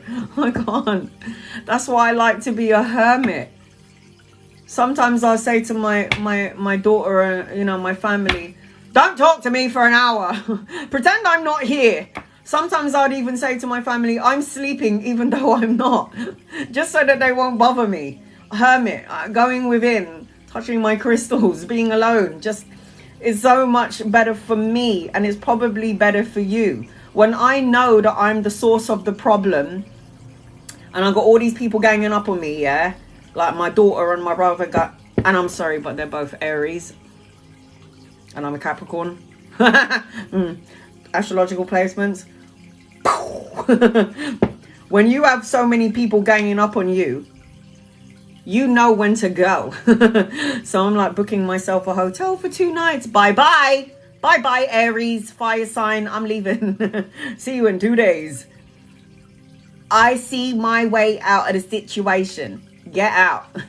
Get out. It's always best to just walk away. It's always best to just walk away. When you know that no one is listening and there's so much fire going on in the house, it's always best to just walk away. If someone's going like this in your ear, get your jacket and go for a walk.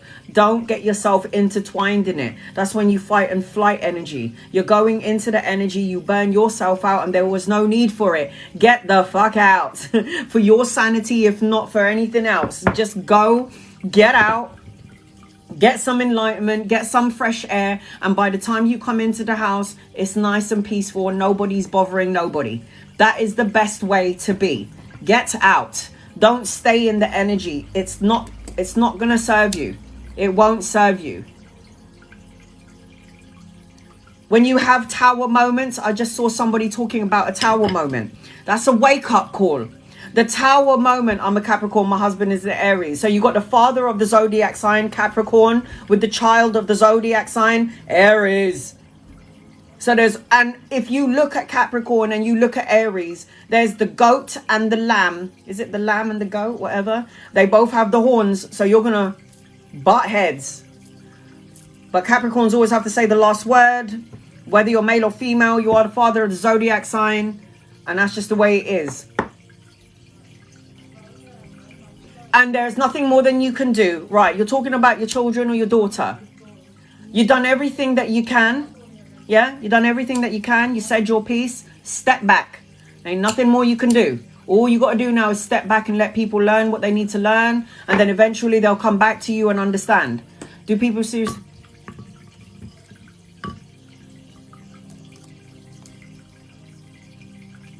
Do people seriously need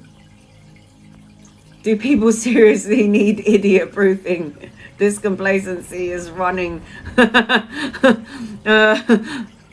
I think so, honey. I think so. Sometimes people need to have a friendly reminder. You can email me if you would like to have a reading.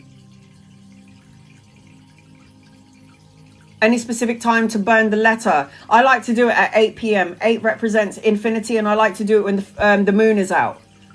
I like to do it when the moon is out. Gemini, air, and so you got a Gemini here and you got a Scorpio. So Karina, you're a Gemini and your husband's a Scorpio. Let's look at that. Let's look at those elements. Gemini is an air sign. Scorpio is a water sign. So it's like the bird having a relationship with a fish. If you have not got good communication, there's always going to be some sort of missing link here. Always going to be some sort of a missing link. Alexandra, you can do what I do. You've had experiences in your life. Talk about it. People always never talk about their experiences. I love to hear about the things that happen in your life. You teach me something. You teach me things. People who have had there's a lot of people out there who's had near-death experiences and they don't want to talk about it because they don't want people to think that they're insane. And I don't understand that.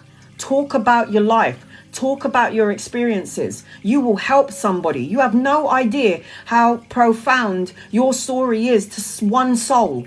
And you can help so many people just by talking about your story. I'm not doing any readings, I'm afraid, guys. I'm not doing any readings at the moment. I'm just talking. I always like to talk about my story because somehow I realized that doing that testimony, telling my story and showing off my scars and showing you what I've gone through and still having to go through that. And for the physical body to go through something as tumultuous, having surgery and the doctors cutting you open and dying and then coming back, or almost dying, is such a big, profound thing. You know, when you have an experience like that, it changes the very fabric of who you are.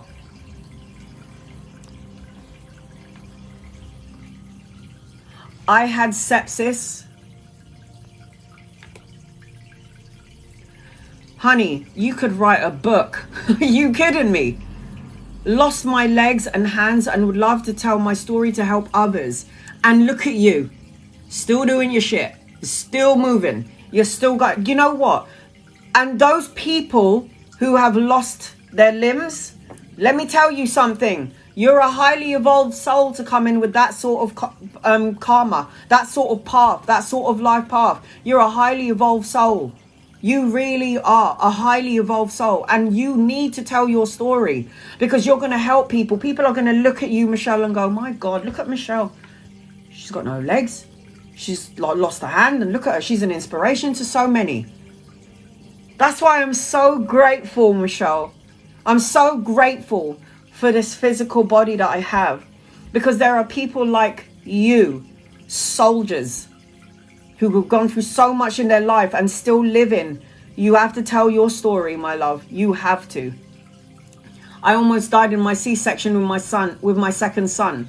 Tell your story. You're going to help. I'll be driving soon. Shut up. Stop it. Look at that. Keep it going, honey. So, look at Michelle. She said she's got no legs, she's got no hand. And look at this woman. She's still living her life. So those of you out there who are going, oh, life is just so bad to me, and you've got arms and eyes and legs and hands. Is it? Maybe you need to reevaluate your life a little bit. Always remember, somebody is always going to be worse off than you, or somebody doesn't have arms or legs, or someone doesn't have a roof over their head, or someone that doesn't have food in their stomach. Rethink where you are right now and what you have. Because look at Michelle. Inspiration, Michelle. Did you hear that? Look what Alexa said. Inspiration. She said you are an inspiration. Oh, look at Michelle. Look what Michelle said. Look what Amanda said to Michelle. You're an inspiration. Tell your story, honey. I've been told that I was going to write a book from my guides, and I was like, I'm not good at spelling. I've got like dyslexic energy, ADHD to some degree, and I don't know if I could do that. I never thought I could ever talk in public either. Never. But it's like, we're here to tell our stories. We all have different stories to tell. I'm not reading anyone. I am just talking. Not doing any readings. I am just talking.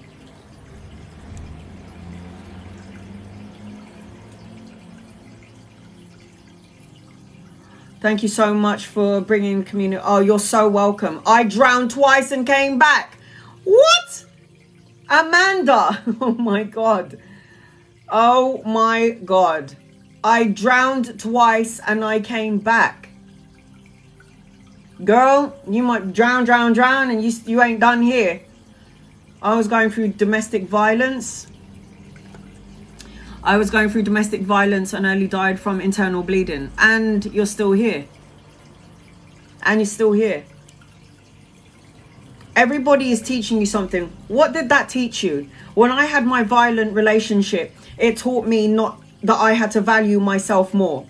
I chose to stay in that violent relationship when I knew that I shouldn't be here. I stayed there for love, but eventually I saw the light. Thank God my daughter was born. And then I realized if I stayed in this tumultuous, violent relationship, it will ripple down onto my child. So I walked away specifically, not only for me, but I walked away from that situation for my kid.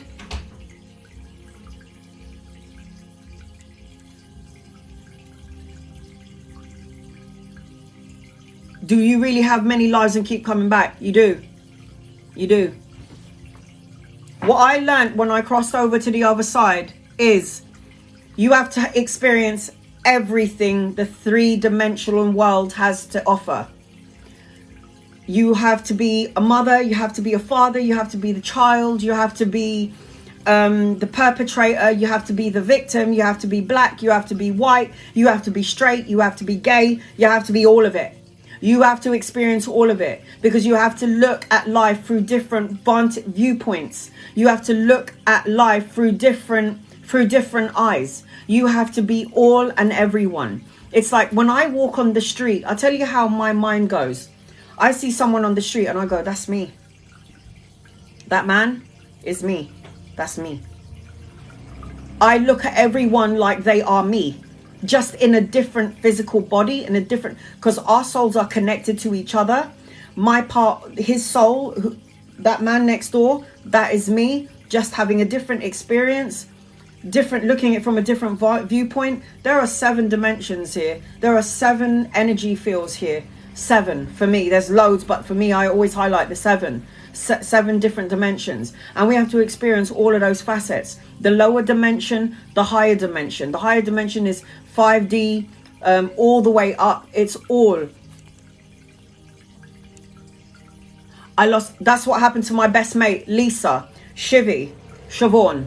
I lost my first child 3 days after she was born, and I carry that anger all the time with me. It was a soul contract between you and your child. A soul contract, and I wouldn't be surprised if that child would come back again, either for you as a child, or will come back as a grandchild, depending on your age. Now, I've lost children to miscarriage and abortions. Me.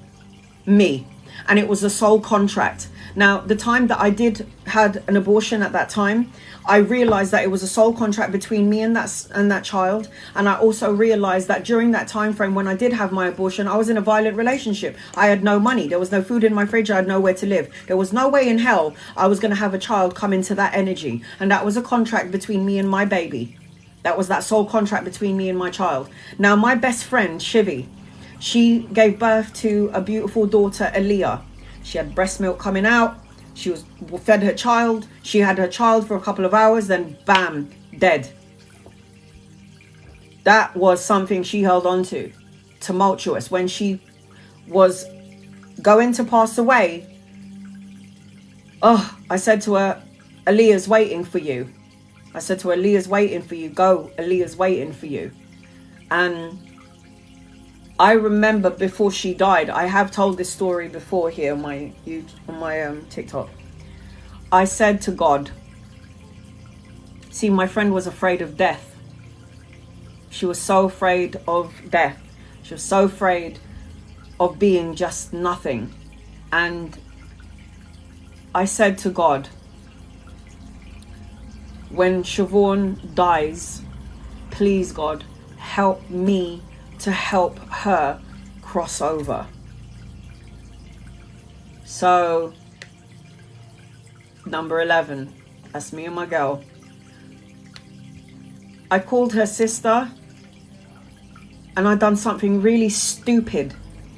I don't know why I did this. But Siobhan was in the hospital. She was in the last stages of her life. And I called her sister, my little sister, and I said, on FaceTime, and I said, show me Shiv. And she flipped the camera and she was,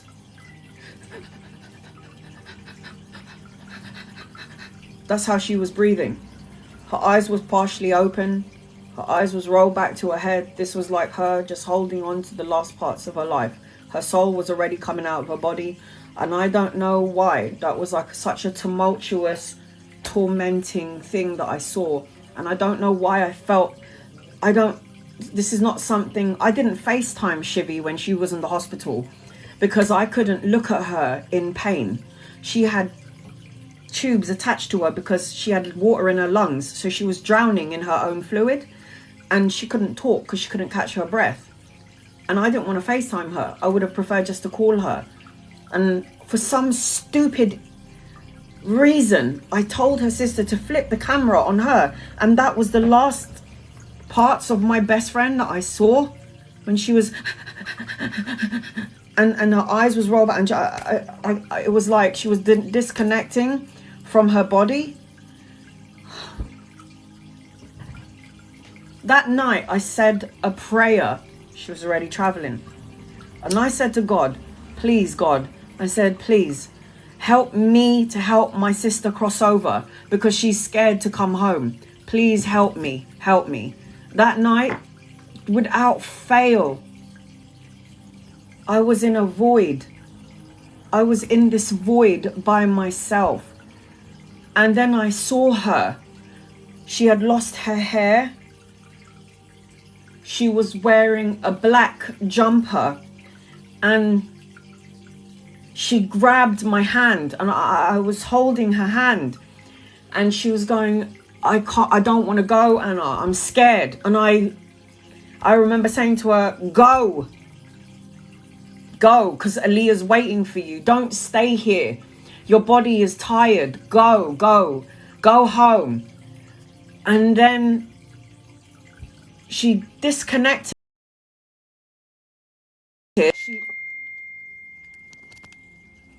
And her sister's just messaged me now. Oh my God.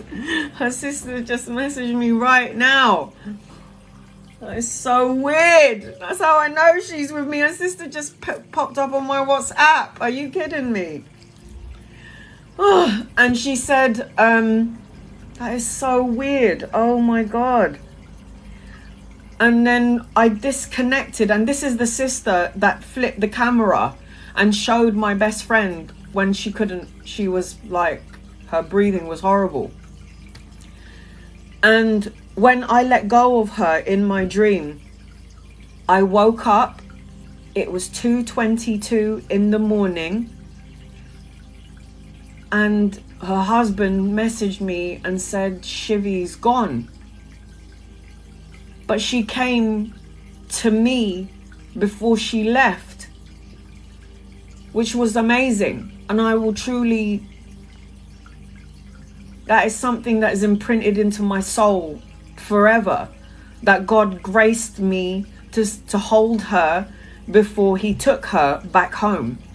So I prayed that I could send her on her way because she was afraid of death. And by God's grace, I dreamt about her. I told her to go. And then when I woke up from that dream, I got a text, and it was her husband at 2:22 telling me on the 15th of, I don't even remember now, that she has gone. And that is something that no one can ever take away from me, ever.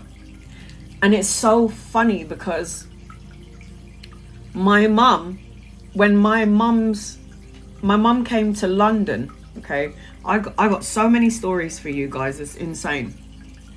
When my mum came to the UK, she came to the UK because her family were poor. They survived in the Philippines. They survived on £1 a day.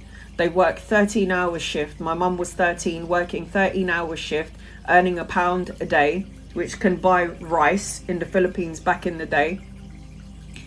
Anyway, so my mum chose to come to the UK so she could send her blind mother some food, and she can give some luxuries to her dad before he crossed over and died. So she came to England. She didn't know how to speak English. She worked her way from a pot wash in the Holiday Inn, the Marriott now, or it was the Holiday Inn back then, to the Marriott. Worked her way as a pot wash to becoming the most well loved and liked 15 years after retirement restaurant manager, where 15 years later people will say, where is your mum? Like, where's your mum? She was the best worker. Everyone loved her. Everyone had time for her. She was amazing. She left an imprint and a mark on her workplace. When my mum came back to England, she said, I had a dream, Anna. She said, I had a dream. And I remember I could feel my soul coming out of my body. And I remember I was flying. And I was flying in the field. She goes, I was flying. And I remember I was flying for ages. And then as I was flying, I could see a hut in the middle of a field. And there was like a candlelight burning in this hut. And then my mum said to me, and it's like, I'm saying this story because it's what happened with my best friend when she crossed over. And she connected to me before she died. She flew down into this hut, and my grandfather was there. And I've never met my grandfather. My grandfather died way before I was born. And I just remember my mum saying, I saw your granddad. And he was like, I have been searching for you. And don't forget, my mum was in England, and my grandfather was in the Philippines. And my grandfather said to my mum in this vivid dream, I have been searching for you, and I got so tired, and I was waiting for you to come to me, and I'm so happy that you're here. And she was like, oh, Aman, you look so good. What are you doing here in the middle of the field? And they hugged each other. They spoke to each other for a little while. And then he said to my mum, I have to go, Leo, because my mum is called Leonarda. I have to go, Leo. And she said, go where? She goes, I'm going home. He goes, I'm going to go home now. I just wanted to say goodbye. And then she gave her hugs. She woke up the same day. She got a phone call that her dad passed away. I mean, you can't make this shit up, can you? You just can't. You can't make this stuff up. Like, people will say, oh, I dreamt of my mum or my dad or my baby or my uncle or my auntie. And you keep thinking that it's a dream. It's not a dream, guys. It's real. It's real. It's a visitation. It's a visitation. I keep telling my mum, can I interview in front of everyone? She's like, no, I'm too camera shy. I'm like, Mum, You got to tell your story. And she's like, yeah, maybe one day. She's like, I'm really trying to get her to, I want to interview her, and so she can tell you like her story. It's great coming from me, but I would prefer for you to hear it from the 78-year-old.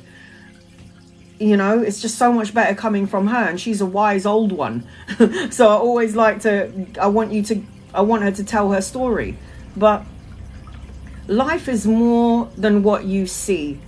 Life is not just what you see in front of you, all the solid things that's in front of you. This isn't it. There are other things out there. There are bigger things out there. We have to expand our energy, and we have to believe. I dreamt I was in a funeral procession of my cousin who I hadn't seen for a long time, and then the next day they passed. But this is my point. Sometimes we get telepathic, we get intuitive hits. It's in the ether. Everything we need to know, guys, is in the air. And what the universe does is they will plant, it will be lingering in the air. And if you breathe it in, you'll have an idea. You'll come up with an amazing idea. I want to do this. I think, and it's like the universe and our loved ones and our angels, they'll always throw things at us through the ether, through the air. And it's up to us whether we take action on it. The spirit world is so real, so real. You are 70%, you are 70% spirit and 30% in your body anyway. So real. Life is not about the material being, it's about spiritual being. 101%. You have come here for soul evolution and soul growth. That's why you're here. You're here to help those who are less fortunate than yourself. You're here to show your talent, to find your talent. And you're here to be a spiritual being, not a religious being, a spiritual being. Because we're all souls having a human experience. I'm not sure if it's you, Lady J. So please, Jay, is it Jay? Listen up, guys. Listen up and listen well. I will never, ever reach out to you. Ever. People are taking pictures of my face and they're creating fake accounts, and then they're reaching out to you so they can take money off of you. I don't do that. The only time I accept any sort of payment is when I do a private reading and when I do a live. It's gifting. That's all I take.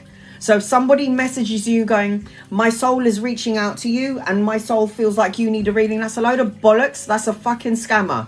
So watch out for those people. I will never message you. I will never reach out to you on any of my social medias. I do not have a backup account on TikTok. No. I do not have a backup account on YouTube. No. I do not have a backup account on Instagram. No. I have one account, and my name on it's not me. It is not me. The one thing that you need to know is I will never message you. Ever. No. I will never message you. Never. If somebody is messaging you with my face, it is a scammer. Block. Report. Delete. I will never message you. Ever. You have been warned. I say it every day on my card of the day. Every time I do a card of the day, watch out for them scammers out there. I'll never reach out to you. My cousin told me that he would visit me and he got murdered, and he came to me the next week. I feel any murder that takes place is karmic in nature. Anytime somebody will, that person killed my son, I believe that there was a soul agreement. The earth is not just what you think it is. There is an intricate design. There's a tapestry of the universe. Thank you for the gifts. I love you guys. I appreciate you. I am not doing any readings at the moment. There is a tapestry, a design to life that you don't understand from a human viewpoint. You have to look at things through a spiritual vantage point. When somebody is murdered somebody, there was a soul contract between the perpetrator and the victim. You murdered me in a past life, I'm going to murder you in this life. We'll balance out the karma. How about that? Okay, cool, bro. Let's do that. Cool, mum. Cool, dad. Okay, bro. Okay, sis. Cool. There's always a soul agreement. Nothing is unjust. Everything is for a reason. It might seem unjustified here in the physical world, being in the physical body, because we only see it from that physical viewpoint. But when you look at it from a spiritual viewpoint, you're going to understand that there's a beautiful design to everything. Everything. I dreamt of 2 funerals. Today is my mum. Today my mum is dying and I don't know.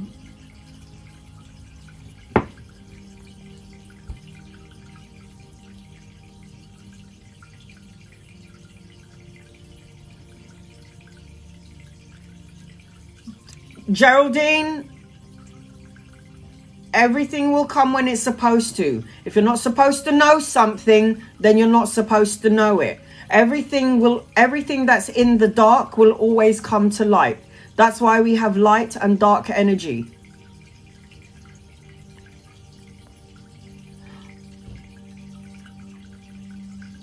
What's the purpose of crystals? Crystals is from Mother Earth. It's very healing energy. Different crystals, different energy. But ultimately, crystals are very grounding. Some crystals will attract money. Some crystals will attract love. Some crystals will attract protection and prosperity. Some crystals will deflect when somebody is doing evil eye to you. You can Google what's best for you. If you're a specific star sign, Google what star sign, what crystal is good for my star sign. When I have my own house, because right now I don't have my own place. Again, I'm taking care of my mum. I'm going to put crystals, crushed crystals in the floor. I'm going to put black obsidian, black tourmaline outside all of the floors, on all the corners, for only good energy only. Crushed black crystals on all of the corners of my house. I will put in circle rose quartz crystals in my living room and then put cement over it. So I bring good love energy. Yeah, I will get, if I have to crush green carnelian crystals, you can buy crystals anywhere, online. The USA, you got the best crystals there. You got the best crystal shop. You can actually do like digging. I can't remember what it's called, where you can go to this place and then you can get a sack of stones and then wash them and then you get crystals. You're so lucky that you got that over there. I don't think we have that over here in the UK. But it's like crushed crystals. I want crystals in my walls. I want crystals. Crystals bring healing, protection, abundance. You don't have to believe in it. And if you don't believe that these crystals do it, they're so pretty anyway. Just have them anyway, because they look beautiful. Having crystals is beautiful. It's really healing energy. Selenite is a great crystal to have. It's an angel crystal. It calls in your angels. It's a good cleanser for all other crystals. It's like when I get my own place, I'm telling you now, I'm going to have crushed crystals in my house. I'm going to have crushed crystals in my wall. So when anyone comes into my space, it's going to feel, the energy is going to be amazing. I love crystals. Crystals are just, I'm an earth sign. I like all crystals. I'm crystal crazy, but the crystals here are not that great. You know, the crystals I have to order from outside. My sister here, she's called Kim. She's from the USA and she sent me a whole box of crystals. And look what she sent me. Look, this looks like a stone, yeah?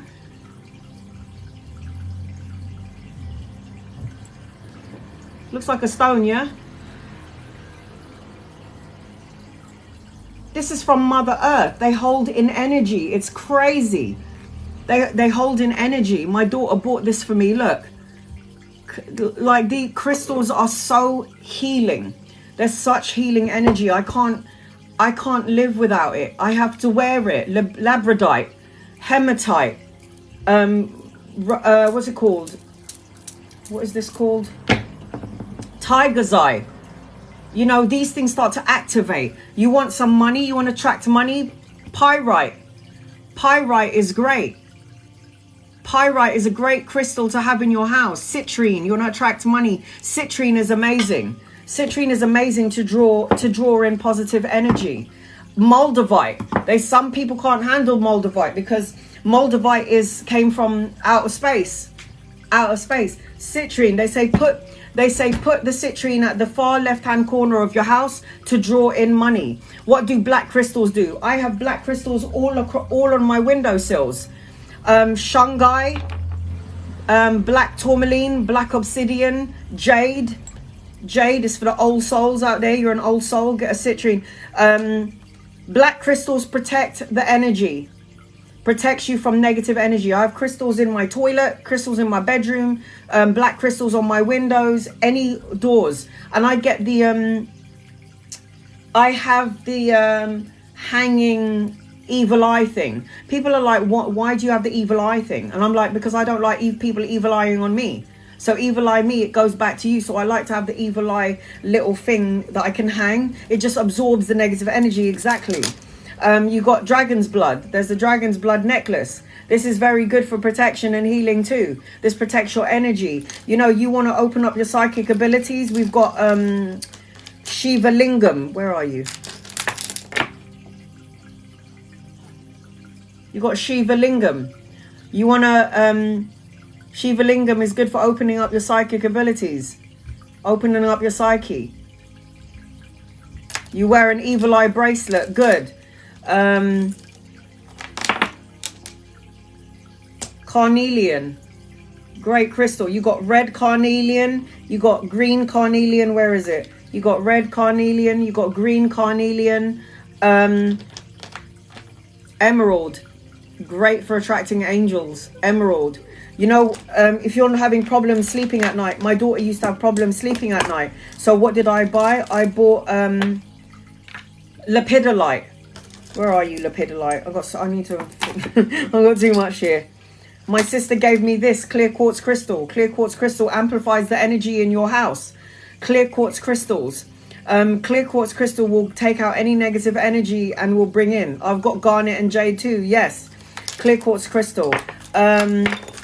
This is citrine. Citrine is good to attract money. You can put it in your wallet. You can put it in the corner of your house. If you have, this is lepidolite. Lepidolite. Lepidolite. You know when you can't sleep very well? Every time I get a new crystal, I blow on it. Because when I blow on my crystal, it cleanses out the energy of the person that touched it before me. And then I put my life force energy into it. You can wash it. You can put it under the water. You can leave it under the sun to recharge it. If you are an Aries, red carnelian is good for you because you're a star sign. Look what my sister gave me as well. Look. I personally feel that everybody should have citrine, amethyst, clear quartz crystal, and rose quartz in their house. And loads of black crystals. Loads. Tiger's eye. You want strength? You want strength and you want to persevere? Tiger's eye bracelet is great. Great for it. Dalmatian jasper. You having problems in your house? You having problems in your house? Dalmatian jasper brings the family together and brings peace. Dalmatian jasper. It's crazy. And it really works. It really does. Jet. People who are attracted to jet are old souls. The jet crystal. I used to wear jet in my bra. You want to attract love. Rose quartz. You want to attract love. The rose quartz crystals. They attract love. They bring love in. You want to, you know, if you're in your computer all day long. You know, if you're in the computer all day long. EMF energy. It can create problems in your brain waves. EMF problems when you're in the computer on TV. If you're always at your computer, the great crystal to have is black tourmaline. I like to put black tourmaline on my windows as well. This is good for repelling out energies from devices, your phone devices. So black tourmaline is also good. There's so many crystals, it's like crazy. Most of these crystals do open up your psyche, I'm not going to lie. You got snowflake obsidian. This is very good cleansing as well. This is very good cleansing. Every time I go to the casino, every time I go to the casino, I always bring a bit of pyrite, like a bit of pyrite, like the money, to attract the money and the winnings. It doesn't work all the time, guys, but anytime I go to the casino, I do. And then you got the moonstone, good for Cancerians. Good for Cancerians, the moonstone. You can sleep with this under your pillow. It's good for the energy as well. You could literally go on Google and type in what is a good crystal to have to sleep, where I can sleep well, and they'll tell you all a bunch of crystals that you can put underneath your pillow, that you can. And I'm telling you, when my daughter and my mum was like, I keep having bad dreams, I don't know why I keep having these nightmares, I put crystals under their pillow and snoring city. Snoring city. I'm telling you now, look, you've got nothing to lose. You can only test the theory out. Give it a go. Give it a go. If your children ain't sleeping very well, put some crystals under their pillow. But remember, when you get your crystals, cleanse your crystals. You can either sage your crystals. You can burn incense. Cleanse your crystals. Program your crystals. Program. Welcome to my home, Citrine. I need you to attract money my way. Bring money to me. Program it. They always say program it with your heart hand. Your heart hand. Because you activate it. It's the heart hand. They always say that you should program it. Now, you can cleanse your crystals by saging it. You can cleanse your crystals by running it underwater. You can cleanse your crystals by hitting a singing bowl. There's so many ways to cleanse your crystals, guys. Cleanse. If you are a Reiki practitioner, this is something that I don't even need to tell you. You should already know. You can use crystals on all the chakra points. There are 7 chakras, yes? There are 7 main chakra points in the physical body. You can use all the colors for when you are doing Reiki. You can use all the colors and put them all on, you know, the spaces that they belong. So use all the right colors. So where's my 2 crystals? There's 2 more missing here. Blue and then yellow. So you can put them on the chakra points, and then you can use a pendulum. And then when you use the pendulum, you can cleanse. What's the pendulum? Here we go. I'll show you what the pendulum is. I cleanse my crystals with my pendulums as well. Give me 1 second, guys. I'm so sorry if you guys are not interested in this. I know some of you are, so I'm going to keep going.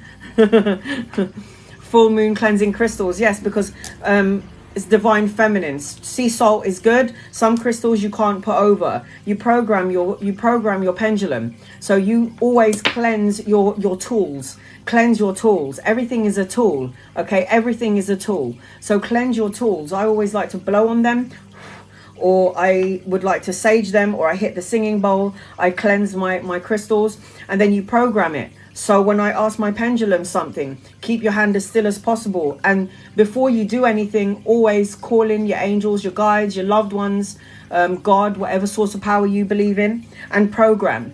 All right, crystal. So when you go clockwise, it means yes. When you go anti-clockwise, it means no. When you go up and down, it means maybe. If it stands still, there's stagnant energy. Don't take action. It's that sort of thing. So you can program. I have this one. I have my tiger's eye crystal, and I have from my sister on here, Kim, I have my amethyst crystal. So you program it. Ask a question, make sure it's still, and you can literally, and your guides will move the crystals for you, will move your pendulum for you. So when you ask, and I do this with healing. So when I do chakra point healings, I will put it on the person's base chakra, red, and I'll go, is this person's chakra out of alignment?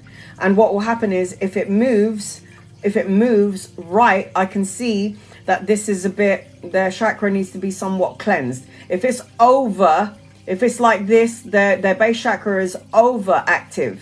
It needs to be nice and steady. needs to be nice and steady. If it's going up and down, there needs to be work on it. If it goes clockwise, there's a problem here. So it's like that's how I program my crystals. Anything, your necklace can be your pendulum. When you go out to the shop and you go and buy a crystal, is this crystal good for me? Put it over angels, guides, loved ones, my loved ones. Is this crystal good for me? And then you wait to see what direction it goes in. Oh yeah, okay, I'm taking this crystal today. So you can program your crystals. You are a magnetic being. You have tools. We all have tools. And we can I use Palo Santo as well. Love Palo Santo. But sometimes they sell fake Palo Santo on Amazon, which is so frustrating. Because sometimes it's not real. They'll give you like 2 or 3 that are real, and then some of them that are like real. So these are just a few things that I use. I do love my crystal rings, I can't lie. I like my amethyst, I like my rose quartz. If I'm doing a reading, sometimes I feel like I need to use, if I'm doing a love reading, I'll use my rose quartz. If I'm just doing an intuitive reading, I need to have labradorite on me because it opens up my psychic abilities. I always have to have my hematite crystal on me because when I do have my hematite crystal, it protects my energy from any low energies that are trying to come in. Everything can be programmed. Everything. I always recommend though clear quartz crystal, amethyst, rose quartz crystal, that it should be in your home. These are the ones that should be in your home because you will attract a lot of abundance in your home. At the end of the day, even if you don't believe in crystals, don't you think they look pretty? Don't you think they're pretty? I've been using dragon blood sage lately. The reason why sage is good enough.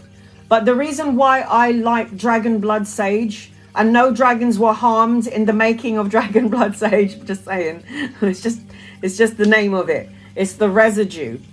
The reason why I like dragon blood sage is because if I feel like there's any negative entities, negative energy, or if like my daughter or my brother had a bad day or I had a bad day and I was standing next to someone who's absolutely toxic and their energy is in my aura, I need to use my dragon blood sage to cleanse that shit out. So I am cleansing all day long. And I do readings for clients. I do readings on my live, and that's why I have to cleanse my energy. I've got very shaman energy attached to me, so I like to drum. I've got Buddhas around me. I've got angels around me. Sometimes when I go into meditation, I do love to hit my drum. I got this on Instagram. I can't remember where, guys. It was ages ago. But I believe in the family. I do believe in the tree of life energy. So sometimes I have meditation music in the background, and I'll just sit there and listen to my breathing, and I'll just bang that drum.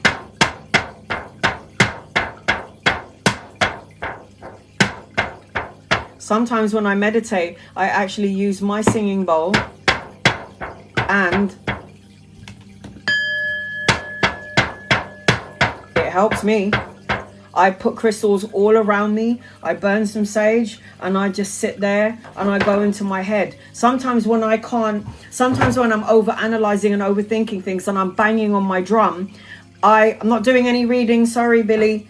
When I'm banging on my drum, sometimes I get distracted. My higher self says, Anna, listen to the drum.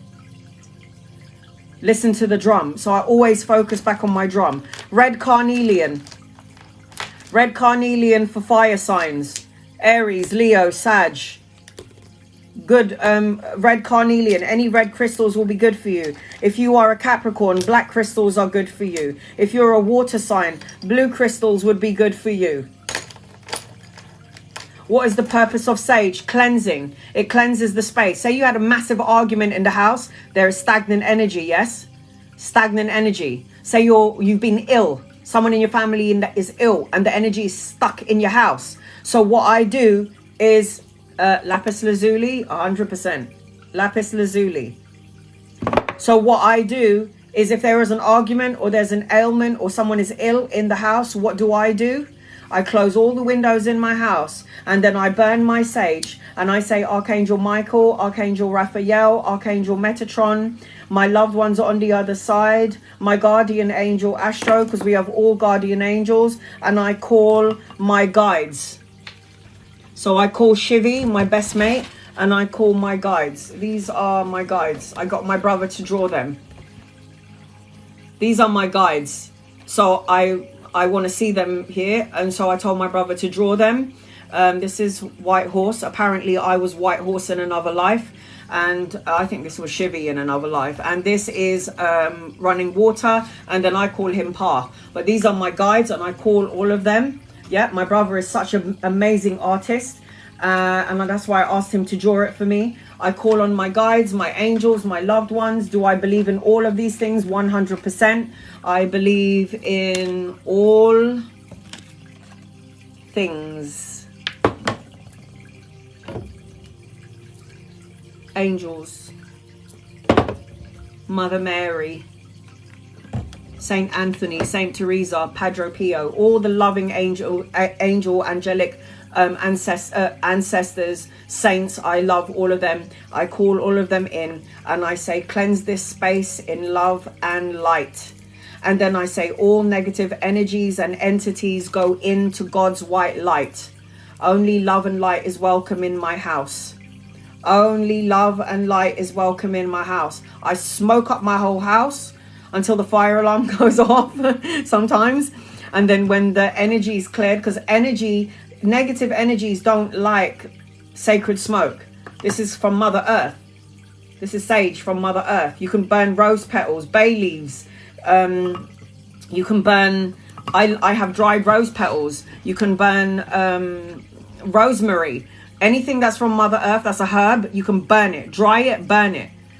Anna, my amethyst bracelet broke at work in a weird way. Does it mean something? Yes, it does, Scarlett. It means that place needs to be cleansed. So you leave it there. If you had left it there, or you left a piece of it there, that's good. You left a good piece of energy. People always think that it's bad luck if your bracelet breaks or if my crystal breaks. Let me show you something. When I was working as a laundrette woman, I was working in the laundry, cleaning people's clothes. My hematite crystal broke. It smashed in my workplace, and my guide said, leave it. And I was like, oh, okay, because that place needed protection, needed cleansing. So I left those pieces, I left it there, and I took the rest home. Everyone thinks, oh no, my crystal break, I'm gonna have bad luck. Bad luck is what if you call it, you will have it. Bad luck is not, it doesn't mean anything. Don't make it more than what it is. It is what it is. When a crystal breaks at a certain place, leave it there. Maybe put it somewhere where someone can't see it, so that place will have cleansing. I dreamt that I was given 2 crystals, a white and a purple one. What do you suggest? Amethyst? Purple and white. Selenite, clear quartz crystal, amethyst. There you go. That's what I recommend. Always. I thought when crystal breaks, it severs its purpose. No. No. No. That's not how I connected the crystals. And crystals talk to me. I know that sounds really creepy and maybe a bit weird, but crystals do talk to me. I can't find all the pieces, so it's good. No, it's fine. It's okay. And anytime my crystal breaks, my bracelets break, I just put the balls or the crystal energy in my bowl. I just leave it in my bowl. It still has power attached to it. I don't leave my broken crystals. I remember where it broke. Is that okay? It's okay. Guys, there is no right or wrong way of holding or letting go of your crystals. Just don't, I guarantee you we're in bad luck though. So let me just say that to you. So is it the same if you lost it or okay, so shiz. So if you lose your crystal, I guarantee you that someone who needs it the most will find it, honey. When you lose your crystal, that means you no longer need it. And somebody who needs it is going to find it. All right, honey? I guarantee you. If you lose your crystal, always say, I hope that the person that needs it, I hope they find it. Can I put a crystal with my mother? Yeah. Rose quartz crystal. Yes. Geraldine, yes, mama. You can definitely put a rose quartz crystal, emerald crystal by your grandma. And call Archangel Raphael. I already sent her to her. Sent her to your mum. I got the opal that mum asked me to and is working. Oh God. Crystals are so healing. So healing. I feel, and I'm going to state a fact here, and I am not kidding. You are my people, you are my family, and I will not lie.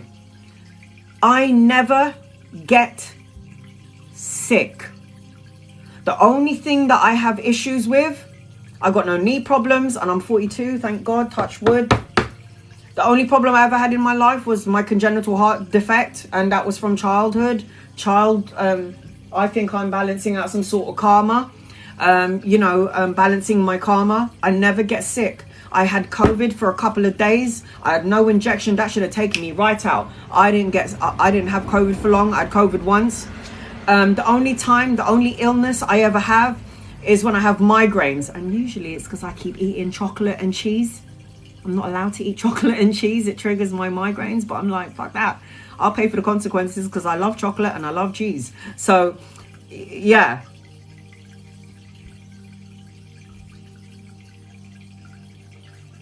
I've been so good. Oh my God. Oh my God. And by the way, guys, I know this is going to sound weird. I am not good. If something is fake jewelry, I have to put cloth. I can't wear fake jewelry. I get a rash. I get rashes. So everything has to be on rope. And every time I have a shower, I shower with my crystals because I'm cleansing them as well. I cleanse my crystals as well.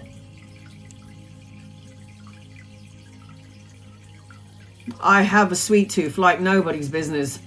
Dream catchers have the same energy as crystals. I think so. You remember, anytime I buy something in my house, anytime I buy something new, I don't care if it's a furniture, I don't care what it is. It's a habit of mine. I blow on it. If I get a new bottle from IKEA, because somebody's touched it, somebody's put their energy on it, so I blow on it. Cleanse out the energy, put my energy into it. So yes, I do like dream catchers. I definitely need to change my necklace. Sage it. Yeah, I would sage it 100%. In my culture, we use chipped wood that burn in soaked oils such as sandalwood. I love sandalwood. I burn sandalwood incense. I'm wearing a hematite necklace and the cross, very similar to yours. I love that. I believe in all things. I believe in all things. One time I bought a dream catcher and I started having bad dreams. Did you cleanse it? Remember, guys, energy is transferable. So if somebody who was quite, let's just say, for example, your dream catcher, it was hanging there and then someone walked into the shop and they're like, really, what is this shit? Or they had a really bad day or just got really negative energy and then they just touched a dream catcher and then walked away. They've touched your dream catcher. Your dream catcher has now got their energy. That's why I blow on everything I buy. I put my energy into it and I blow out the life force energy of somebody else. Snob Scission Crystal for grounding. Very good for grounding. Very good for grounding. I didn't know about cleansing back then. Now I sage all the time, everything, 100%. Sage is so good to cleanse the energy, I am telling you. My dream catcher is on top of my window with the evil eye stone. Look, these are your tools. And when you activate it with the intention, they will work. It will work. It will 100% work. I use lapis lazuli, amethyst, amazing for immune. Oh my God. So have you seen online where they have these bottles where there's crystals inside it? Have you seen those? Ugh, talk about cleansing water or what? I also like the flower of life. You know, it's like the flower of life pattern. I put it on all my water bottles. Can you see that? It's the flower of life pattern, sacred geometry. Everything is always forever going. Buy a lot of sage. Can't live without sage. I can't either. I can't now. I can't. After what I know that what it does for me. I've had 3 indoor cats and can't really burn sage. Is there an alternative method you can recommend? I have a cat. I have 3 indoor cats. I have B-Boy. Where is he? B-Boy! I don't know if you've seen my cat. I have a cat. I burn sage. He loves it. 1 minute he's running up and down the house like a psychopath. And then as soon as I burn the sage, he's all calm. He's all calmed and mellowed. I don't... Palo Santo, I guess. You can have Palo Santo. You can burn incense in a different room because the smoke will linger everywhere. Fibromyalgia, I've been struggling for years and has been my best. I know that healing for the immune system, you can Google all of this. So Gina, if you want to know, yes, I have one of those. Oh, do you, Siri? Do you? So you can go on Google and type in good crystals for the immune system. Good crystals for the immune system. Sometimes if you have a soft crystal, these are rough crystals. So these ones are the ones that can chip. If you have a soft crystal, you can literally wash it, put it in your water, leave it under the moon. It will cleanse your water, drink it the next day bit by bit. You know what I like to do? And my brother thinks I'm absolutely bonkers. Sometimes I sit there and I talk to my water because we are like 80% water. And I go, all right, water, I want you to heal me, heart, mind, body and soul. Get rid of and dispel anything that doesn't belong in my physical body. I love you and I thank you. Okay. Program your water. Health, peace, or something better. Now, it is a scientific fact. Scientific fact. They did tests on these, by the way. That when you get a glass of water, not a bottle. I don't like, not a bottle, not plastic glass. Everything has to be glass for me. When you put negative words on water, like depression, anger, sadness, evil, whatever word, anything that's low vibrational, and you leave it on the water, yeah? Yes, the Bible also said what you speak shall be. Be careful of your words. Very true, honey. Sammy, you're absolutely correct. Absolutely correct. That's why I'm very careful how I say things. I'm very careful with my words. So when I want to manifest things for myself, when it was scientifically proven, okay, that when you put negative words onto a bottle of water and you leave it there for a couple of days, they couldn't believe how muggy and dirty the water was. It was dirty. It was disgusting. And then they did another test where they put love, peace, happiness, joy on the other bottle of water, and it was clear and it tasted sweet. It was crazy. Now, they did another experiment. Music. They got sand, okay? They got sand, and then they put classical music on. And they saw that when classical music was playing, the shapes, the shapes were like stars, like beautiful shapes. Beautiful shapes. When they played things like with swear words, low vibrational talk, low bass sort of energy, the shapes were ugly. So sound healing.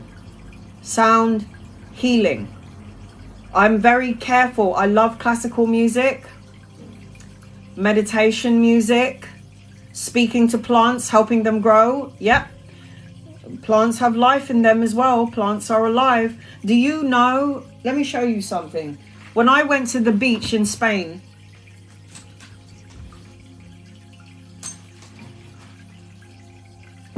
My best friend told me, I'm going to send you a crystal.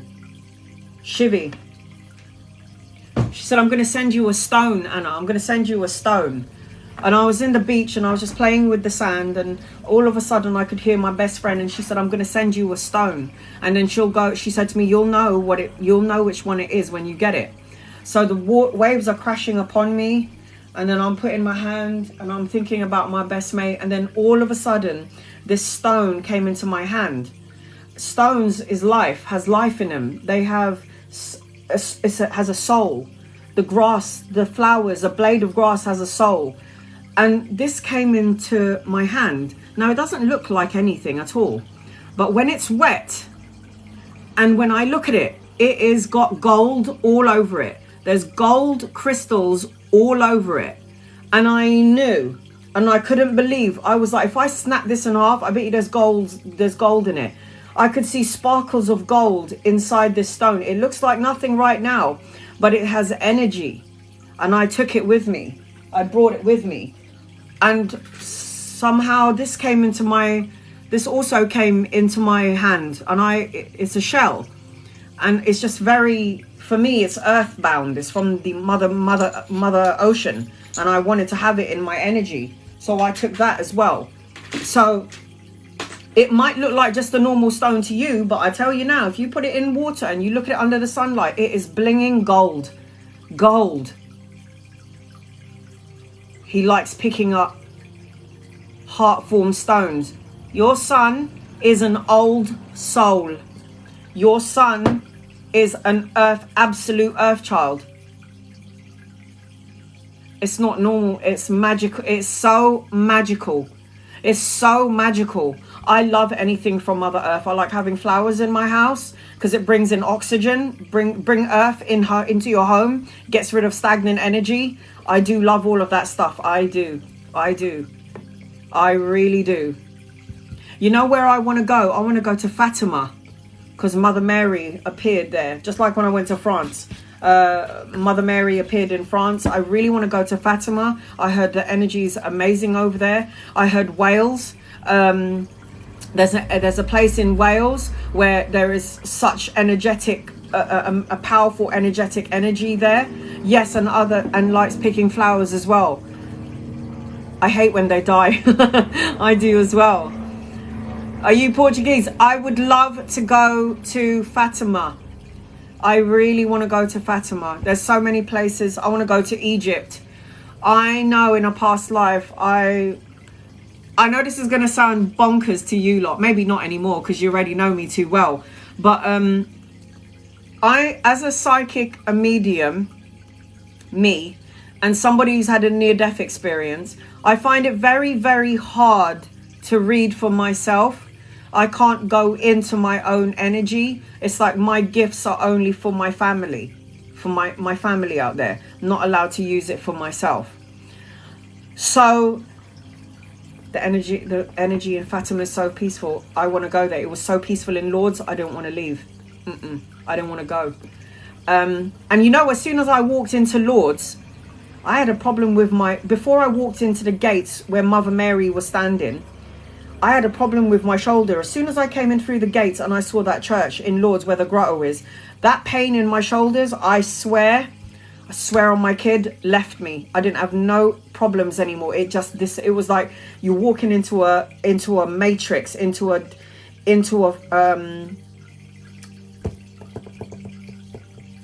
it's like you're walking into something, and it took away all my ailments.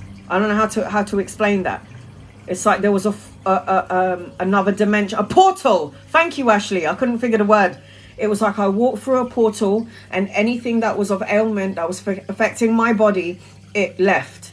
And this was just being in France. So I can't imagine what it would be like if I went to Fatima. I want to go to Egypt as well. Now, like I was saying, I'm a medium, I'm a psychic. I've been this way since I was a kid, and I've always seen spirit, I've always heard, I've always felt. I'm not doing any readings at the moment, I'm just doing talking. And I remember every time I did a reading from it, I was completely blocked off, and I was told by my guides, your abilities are not for you, it's for everyone else. Fine. I have a friend called Brian.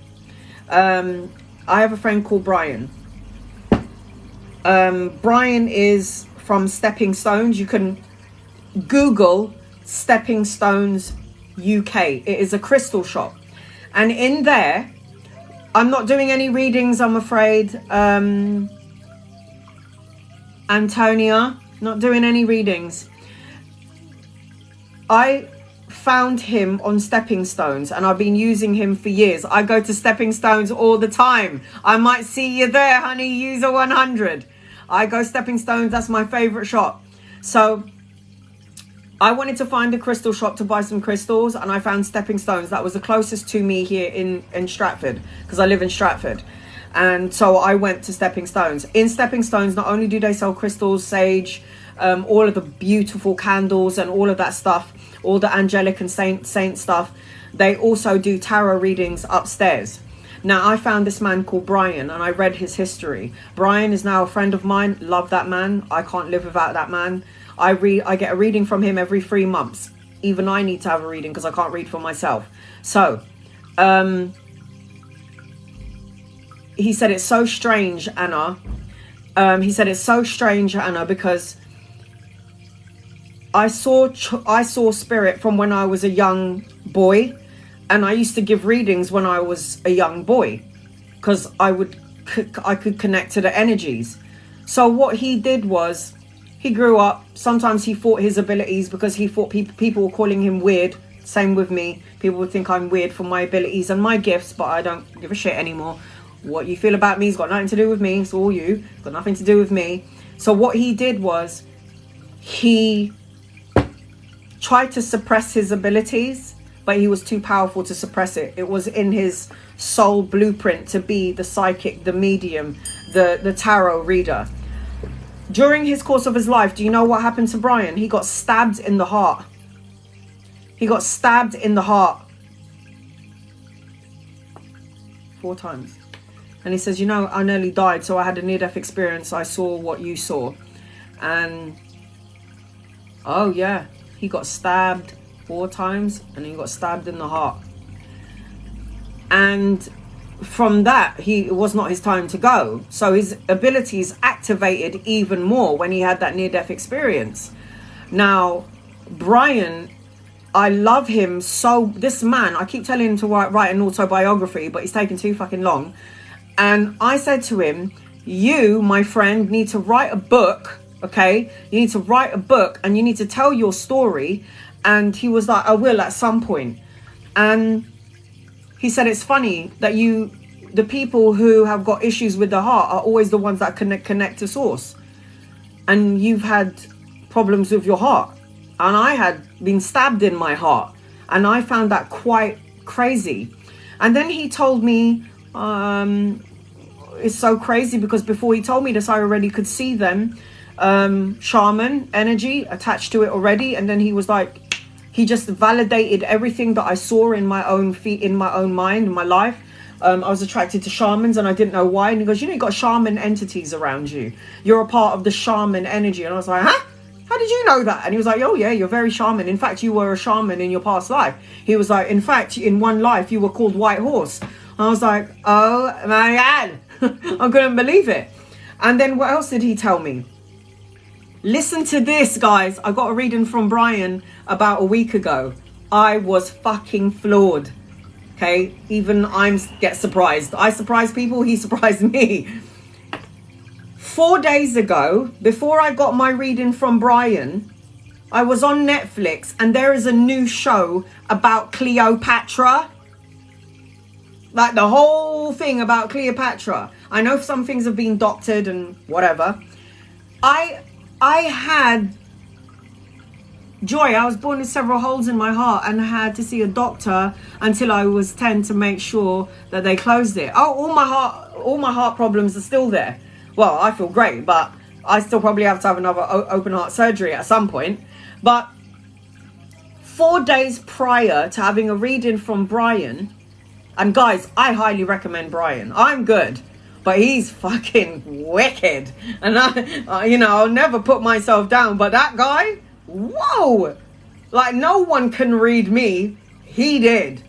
No one. And I've had so many readers, and some of them I'm like, no. He sized me up straight away. So if you ain't going to use me, go use Brian. You find him on Stepping Stones UK. So anyway, he lived with the Dalai Lama for 11 years. Are you fucking kidding me? The Dalai Lama. I was like, what? He's like, yeah, I lived with the Dalai Lama for like 11 years. I was like, oh, I wish I could walk in your footsteps and see what happened in your life. Anyway, so he goes to me. He proceeded to tell me I was white horse in another life. 4 days prior to getting a reading from him, I was watching the life of Cleopatra. And guys, I was warped into the portal. I was there when Cleopatra was alive. That's how I felt. I said, I was watching it, and I felt like I could see everything. I could feel everything. It was like I was in that time frame when Cleopatra was alive. That's how I felt. That's as far as I took it. I was Cleopatra in another... I was in Cleopatra's life during that time. I must have been a maid girl in my mind. I think I was a slave girl, or I was one of the workers, or maybe a high priestess for her. That's how I felt when I was watching this film. When I had the reading from Brian, do you know what he said to me? And I still don't believe it now. I'm like, no. He goes, you know, you have a lot of shaman energy around you. And I was like, I remember, Brian, I recorded the reading and you told me I had. And he was like, no, this is different now. He goes, because I saw 2 shaman women. I showed you the 2 shaman women. He goes, but now there's all these men. There's all these shaman men around you. They look like warriors. And then he goes to me, did you just finish a private reading? And I was like, yeah. And he was like, they're still lingering in your energy. They're still behind you. And I was like, yeah, I can feel them. I always know when my guides are here, but he was like, I can see them. And sometimes they show themselves to me. Sometimes I just feel them. And he was like, I can see them standing behind you. They're still in your energy. And I was like, okay, like, that's good. So they're still here, because I had just literally finished a private client. Anyway, he then proceeded to say to me, that's really strange. What's strange? What's wrong, Brian? What do you see? And he was like, I feel like there's Cleopatra. She's with you. And I was like, and then he went, no, I'm sorry. You are Cleopatra. And I went, sorry? And he went, you have Cleopatra's soul embedded in your soul. And I went, I don't understand what you mean. And he goes, what are you talking about? And I go, I can't fucking believe you just said that, Brian. Because 4 days ago, I was watching the life of Cleopatra, and I thought I was a slave girl to Cleopatra, or I was like her high priestess, or I was somewhere, maybe a lover of hers. And he was like, He goes, you have Cleopatra energy attached to you. I personally think that is fucking insane. How would this man know what I was watching 4 days ago? I just told him, he said to me, what do you want to know? And I just said, tell me whatever you want. I just said to him, tell me whatever you want. Different lives. And I always wondered, and guys,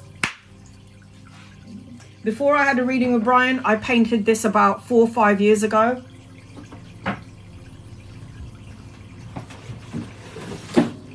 Oh God.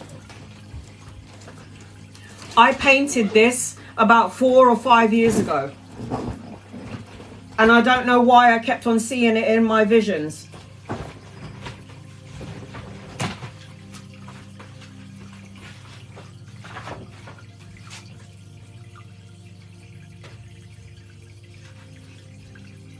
By the way, I don't know how to paint. I don't know how to paint. If you want to contact Brian, go on Stepping Stones. No one can read me. Only that man can. I painted this. This was years ago. And I don't know how to paint, by the way. I know I was a shaman. I must have at some point been Cleopatra or had an energy attached to Cleopatra. And I also know that I was also Frida in another life. And that's another story within itself. I kept painting these and I didn't know why. I don't know how to paint. I don't know how to paint. I kept on painting. It was like I was going back in time. It was like I could see my home. I don't know how to explain it. It was so in my energy. All of this was in my... Look at it. I don't know how to paint. And then one day I was like, oh, I want to be a painter. And I started painting. And it was like my mind was clear. And then my hand just did the work. I don't know how to paint. I'm not an artist. I'm not an artist. I can crochet. I can do hair. I can do makeup. My brothers are the artists. My brother painted that. So my brother is an artist. All of these paintings back here, I did all of these paintings and I didn't know how, I didn't know what I was doing. I didn't know. Some of them are not that great. I didn't know. It's like I had a dream one day and I remember I was looking at the moon from the and I painted this dream. I don't know how else to see it. I don't know how else to say it. Just silly little things. I didn't know how to paint. I just painted. I drew so many things and I didn't know where this was coming from, but you know what they call it? Channeling. You channel. So the universe is working through you. Do you remember when I told you about my Rastafarian who I was deeply in love with and I saw him with angel wings? I drew him. I drew him as well. And I don't know how to draw. I did that in like 2 seconds. I mean, crazy. I know I had a life in Italy at one point in my life.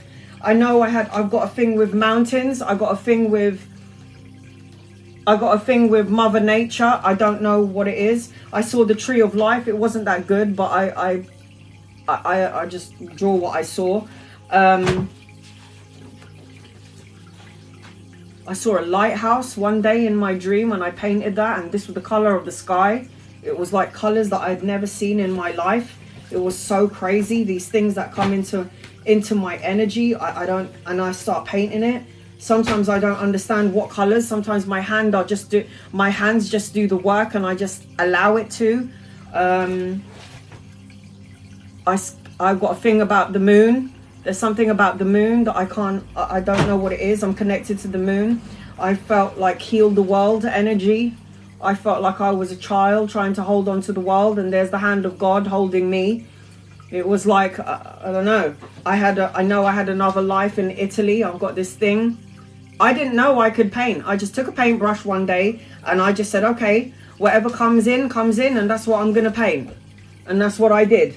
I just painted whatever I saw in my head. I got a thing for butterflies. You know, guys, I'm always talking about butterflies. I got a thing for butterflies, so I'm always painting butterflies. I have to say that till this day, I think one of my favorite pictures is that one. There's like, I don't know why, but I always feel like there's a mermaid that's going to come up and then walk up them stairs. That sounds so silly. And I'm addicted to mermaids as well. And this is one of my favorite paintings, actually. Gonna have to say, so I do like this one. This took me like 2 minutes. I have a life in Italy somewhere. I want to go to Italy, so I do have something about Italy. And then this is my favorite one. I like fairies. I like mermaids and angels and all of that stuff. And I always said, I always want to just live in a little hut above the ocean, like twinkly stars. And my favorite color is pink and purple. Just go up the stairs and just live here by myself. So this is like one of my favorite paintings. I do have some sort of attachment to all of them. I can't get rid of them. People are asking me if they can buy them, and I'm like, no. At the moment, I'm working on this one, and I don't know where it's going, and I'm not really sure what to do about it. It is not yet finished, guys. But I am currently working. Look at the size of this canvas. It's huge. I really don't know where to go with this, but when I was watching a movie one day and I literally saw white horse. I literally saw white horse and I was like, oh my God, I need to do a painting of white horse. So I just Anything I see, anything I feel, I put it into the canvas. Anything I see, anything I feel, I put it onto the canvas. It is so good to express yourself through writing, like creative writing. It's so good to express yourself because you're letting it out. You know, let out your anger. I guarantee you, if you paint or draw something when you're in anger and you look at the picture, it will be beautiful. Beautiful. With my Viking. I wish I could paint like you. Honey, I have no talent in terms of painting. All I know is one day I woke up and I was like, what can I do? I need to do something. I want to paint. It's like I woke up one day and poof, I was a painter. Michelangelo, eat your bloody heart out. And I didn't know. I was told to use automatic writing, put all your emotions and feelings. If you want to tune into source, all you have to do is take a pen and paper and say, okay, guides, angels, loved ones, I'm ready. And then whatever you receive, whether it's a color, whether you see a color, a number, a picture, a shape, write it. A word is called journaling. I do love that. So I painted for a while. I still love to paint. I got bored of painting because I get really bored easily. And then one day I was like, okay, let me go on YouTube and let me see how to crochet. So I learned how to crochet in like 10 minutes. And then I was like, okay, who wants a scarf? Because everyone's going to get one for Christmas. So that's what I did. I just woke up one day and I was like, you know what? I don't want to do painting anymore. I want to be a crocheter. So I started like crocheting stuff. And then people would see my things and be like, oh my God, Anna, where did you get that? Where did you buy it? And I'm like, I didn't buy it. I made it. And they were like, you need to buy me one. I'll pay you. And I was like, huh? They were like, I'll pay you. And I was like, okay. And then at one point, I know how to do knitting as well. At one point, because I have a daughter my daughter looks like a China doll. And then she's got like an African tight hair. Hair is so African, so curly and so hard to deal with. So I went on YouTube for about 10 minutes and I learned how to crochet. Now I know how to do all of it. I know how to crochet, do her plaits, braids. I know how to do all of that stuff. I know how to put the fake hair with the real hair and make her have the long hair. I did it on myself. I am a master.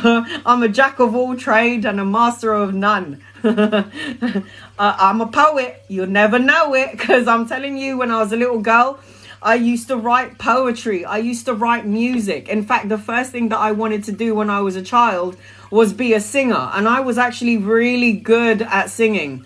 I was so good at singing. My whole family is musical. My mum can sing. My dad is a DJ. My daughter can sing. My brothers can sing. My sister, love you, sweetheart, but you might need to work on it a little bit more because you're not that great at singing. My niece is a singer. It's like my whole family is musical. So I wanted to be a singer when I was a little girl. Never did I think I was going to be doing this. But when I was a little girl, I wanted to be a singer, 100%. That was where I was supposed to go. But then, yeah, it just wasn't for me. It wasn't for me. No. So all I'm saying is you don't know what you're good at until you give it a go. So for those of you who are saying, oh, I wish I could paint like you. How the hell do you know? Get a canvas and do something. Filipino roots right there, Jess. Right there. So that's the thing. God does give you the ability to learn everything and anything. People always stick to one thing and I go, why? There's so many things out there to explore and learn. Do you know what I want to do?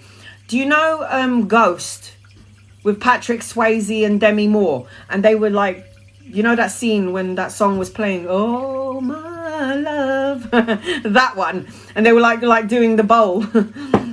I want to do that. Obviously, it would be great to have a man behind me, but I mean, pottery. Yes, I want to do that. I want to do pottery. That's like the next thing on my list. I remember there was one time I was doing a live and I got the guitar and you were like, oh my God, Anna, can you play the guitar? And I was holding the guitar and I was like, yeah, no, I can't play anything. I was only kidding. It's my brother who learned how to play the guitar on his own. I don't know how he did it, but he learned how to play the guitar on his own. No lessons, no nothing. Crazy. So I have a checklist of things that I want to do. I want to learn how to play the guitar. I can play the piano a little bit, but I would love to play more instruments. Yes. I can play the recorder. Katrina, I have a guitar too. Listen, I got a guitar here, man, but I have no idea how to play it. I have no idea how to play the guitar. I would love to play the guitar. And I'm sorry, for all you boys out there, if you can play the guitar, ooh, that is so sexy. Just saying, so sexy. A man getting a guitar and playing on that guitar strings. Ooh, yeah, tick, tick, tick, tick, tick, tick. Just saying. A man who can play the guitar, that is so hot. Not gonna lie. How does one ask for guidance and advice, teacher, psychic abilities? How does one ask for a guide or advisor, teacher in psychic abilities? First of all, get out of your head that you're not psychic. You were born psychic. Everyone has the psychic ability. Everyone has the feeling, the knowing, the seeing, the sensing. We are all already born with that. Now, intention. That's the first thing that I was taught when I did this. Instinct, intention. Intention is important. You wake up in the day, when you go to bed at night, this is what my mum used to say to me. I miss your grandfather and I miss your grandma. I miss your Lola and I miss your Lolo. And I said, so why don't you talk to them? Because they're right here. And then she would say to me, what do you mean? I go, well, as soon as you think of them in that moment, they're already with you. And then she goes, well, what do you mean? And I said, you want to dream about Inang and you want to dream about Amang, you want to dream about my grandma and grandpa? Then set the intention.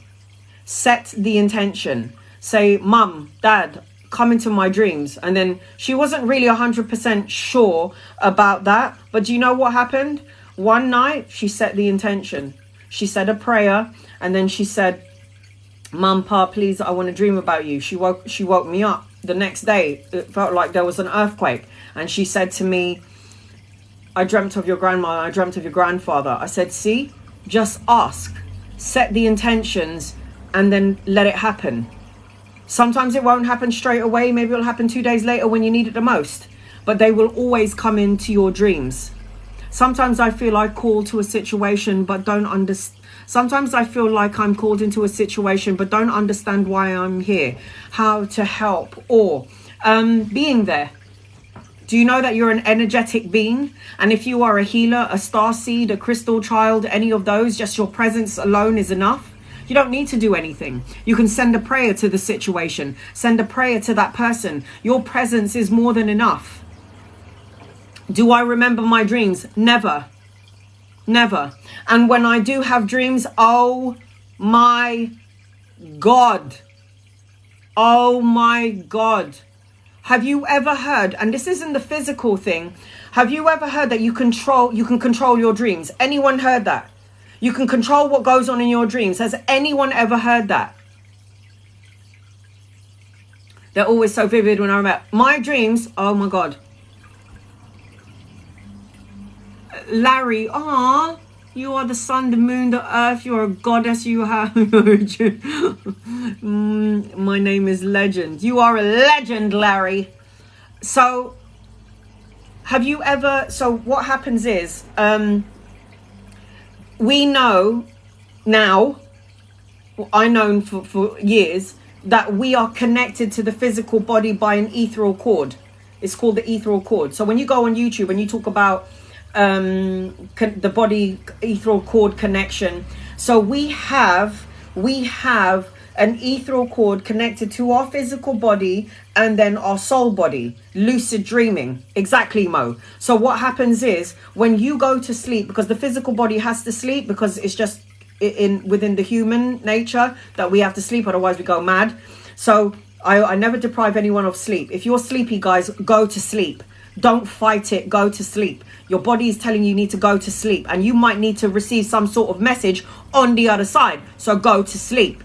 So when you sleep, your soul comes out of the body. Your body is asleep. You travel. Your soul is connected to the physical body by your solar plexus. From what I studied, your solar plexus. Now, when you travel, this cord can go everywhere, everywhere, everywhere. I'm going to show you something. Give me 1 second, because I love you so much. I need you to know what I know. Okay? I need you to know what I know. So,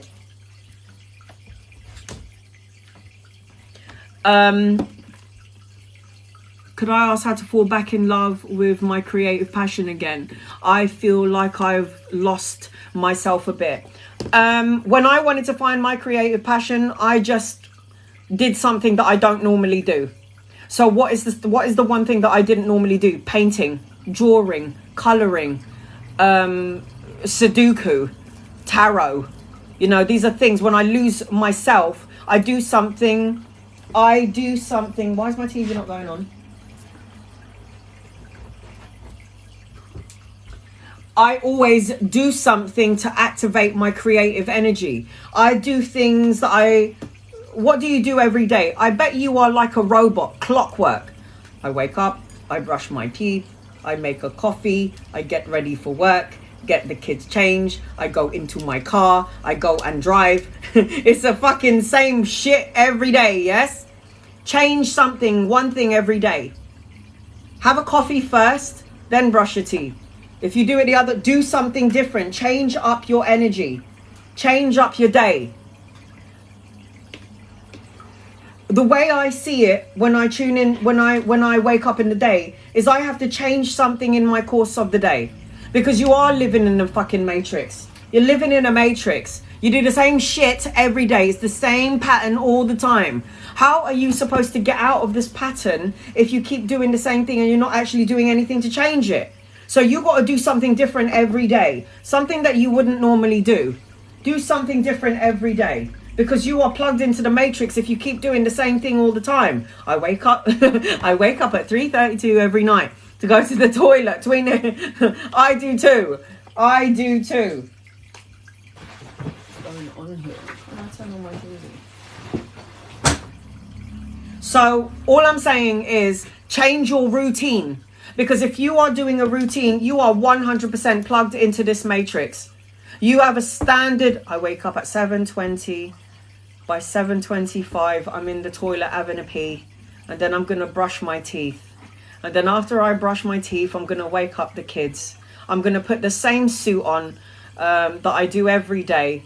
And then I'm going to go to the coffee. I'm going to go to the kitchen to make myself a coffee. It's like boring. Change it. Do something different.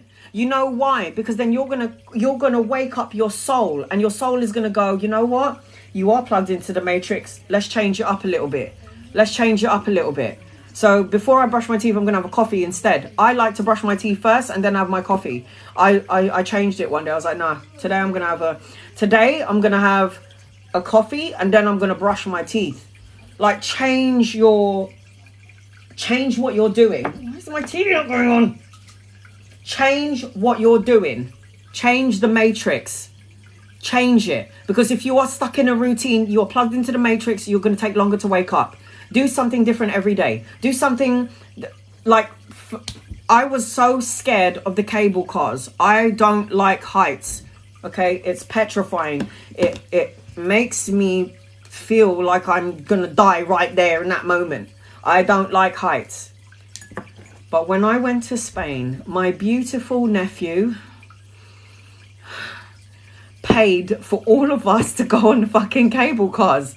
And this ain't no, 20 foot off the ground. I was literally airplane height. Like airplane height. And I was like, who the fuck made me go on this shit? Oh my God. I was so petrified that I was squeezing my sister's hand and her hand went blue. Her hand went blue Okay, it went blue because I thought we were going to die up there. I thought we were going to land in the middle of the motorway or in the water, and I was going to die. And we weren't getting lower because we were going up the mountain. And I was like, why is it getting higher? And then when we hit a certain point, it would rock back and forth. And I looked up and I realized that my life was being held by a piece of string. I was literally, the cable car is hooked on a piece of string like this. And it was going like that. And I was like, I'm going to die. I'm going to die. I have to say goodbye to my daughter. I'm going to die. Oh my God. Oh, hell no. You're damn right. I was shitting in my pants. And I tell you, when I got to the other end, I kissed the floor. I was like, oh, thank you, God, I'm saved. But you know what happened? I had to get back in it to go back down. If a soul of a baby is with someone on the other side, does it mean that baby has passed on? We don't pass anywhere. We go to the other side and that's it. And the soul of the child doesn't stay child, they grow on the other side. And there will always be a family member to collect that baby. So when I connected, and I would say, I would do a reading for somebody privately, and I'd say, oh, who's the feminine for you on the other side? And then she'd say, oh, that's my grandma. And I said, oh, okay, that's good. And then all of a sudden I can see that the grandmother is holding a child, and there's a pink blanket around that child. And I said, did you lose a child? Oh, yeah, I did lose a child. Yes, I lost my child. Oh, okay, because the grandmother is holding your child. So the grandmother wants you to know that she's got your precious gift, your most precious gift. Oh my God, that's good to know. You're always collected. Have you noticed when somebody from your a loved one dies, let's say for example that they're in the hospital, yeah? Let's say for example your loved one's in the hospital. Have you not ever heard records of people or your loved one going, Mum, what are you doing here? You can see that they're on their deathbed and they're about to cross over, and the last thing that they say is, Pa? I can see Pa. I can see Mum. Oh my God, I can see my sister. Have you noticed that when your loved ones cross over, they say that? It's because they're coming to collect, yeah? Coming to collect you. So we grieve when the soul leaves the body, but on the other side, they're celebrating. Yo, how was your life on earth? Oh my God. How was life being Anna? What did you learn over there? Talk to me. Tell me what happened over there. What happened? That's what happens. There's like a massive celebration over there. Massive celebration. What does it mean when you dream of two candles tied together? White and blue candles. That sounds like a very soulmate twin flamey thing. Soulmate twin flame energy. My granddad was calling out to his mum. You know why, Tan? Because your grandma was right there. Your grandma was right there. How do I connect to my guides? You have to have a relationship with them. You have to have a rapport with them. You have to communicate with them all day, every day. I wake up in the morning, I say my mantras, and then I call my angels, my guides, my loved ones. So this is what I specifically say when I wake up in the morning. Me specifically. I wake up in the morning, I say my mantras. The last thing that I say is, and this is what I do. So, Rose, Archangel Metatron, Archangel Michael, Archangel Raphael, my guardian angel Astro, because we all have a guardian angel attached to us from the moment we're born till the moment we die. My spirit guides, my ancestors, my loved ones, Shivi. Draw close to me today, all day, every day. Help me to be the best psychic medium, tarot reader, healer that I can be. Help me to be the best version of myself, and let today be a great day. Amen. I say those words every day while I'm fixing my bed, fixing my pillow, consistently. Consistently.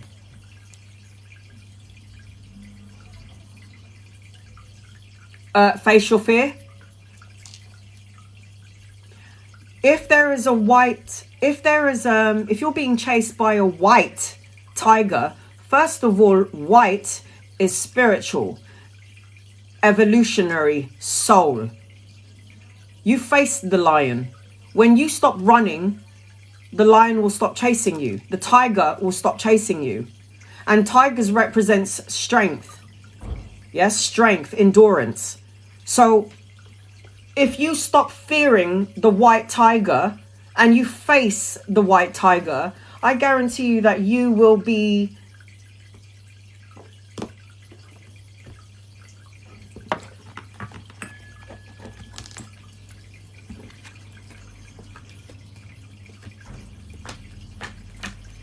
if you face the white tiger,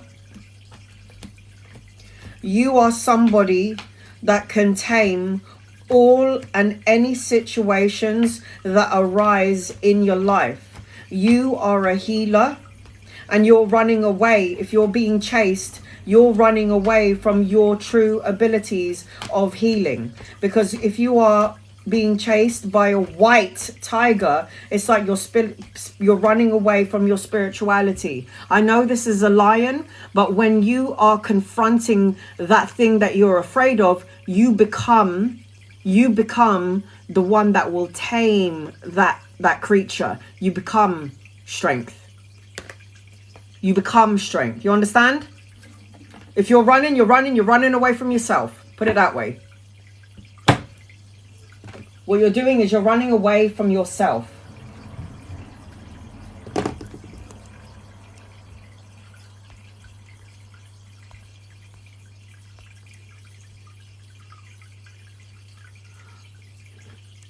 Brown bear. Oh, one of my dreams. I was so scared. It was just staring at me. Oh, so you have been confronted by your spirit animal.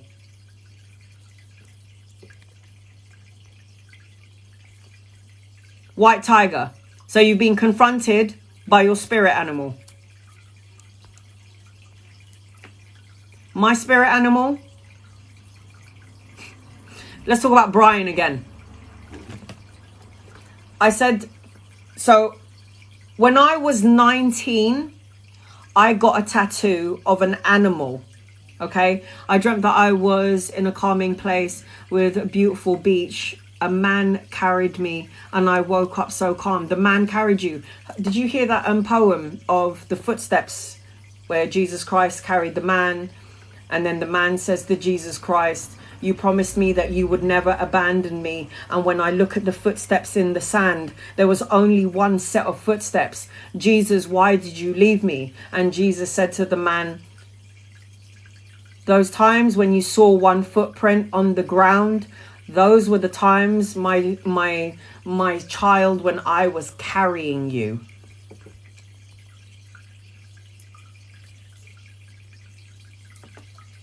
Remember that saying? You remember that?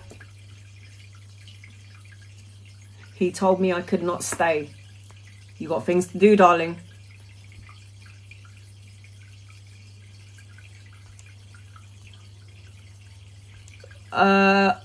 I dreamt I used my hands to bring back to life berries and the healer. So Joy, you are what is it called? Do you remember Tinkerbell? You got all of those, you got those, you remember that story of Tinkerbell? You got the Tinkers, you got the people who work with the snow, the different autumn, the weather. You are an earth child. So you need to be in Mother Nature, Joy. I dreamt of rats, but also white big standing rats. Rats were present. When you dream about rats, you have to make sure that you know in the physical world who you're talking to and who you're dealing with. If you're dreaming about rats can caution you that there are certain people in your life that you might have to reevaluate. Okay, sweetheart, reevaluate. You might be associating with some rats. Absolutely. Abso-fucking-lutely. So be mindful about that. What was I saying before I completely forget? Oh, yes. Okay. So when I was 19 years old, I got my first tattoo. And I got an animal tattooed on me. For some of you may already have seen it. Some of you haven't. So I got a specific animal tattooed on me. Now we'll go Years later, so I got a tattoo when I was 19 years old. Years later, I had a reading from Brian, and I said to Brian, Brian, so do you see a spirit animal around me? And he goes, yeah, Black Panther. And I'm thinking to myself, what? And he was like, I can see a panther, and this Black Panther is walking, circling you. Everywhere you go, there is a spiritual Black Panther that walks past you. At 19 years old,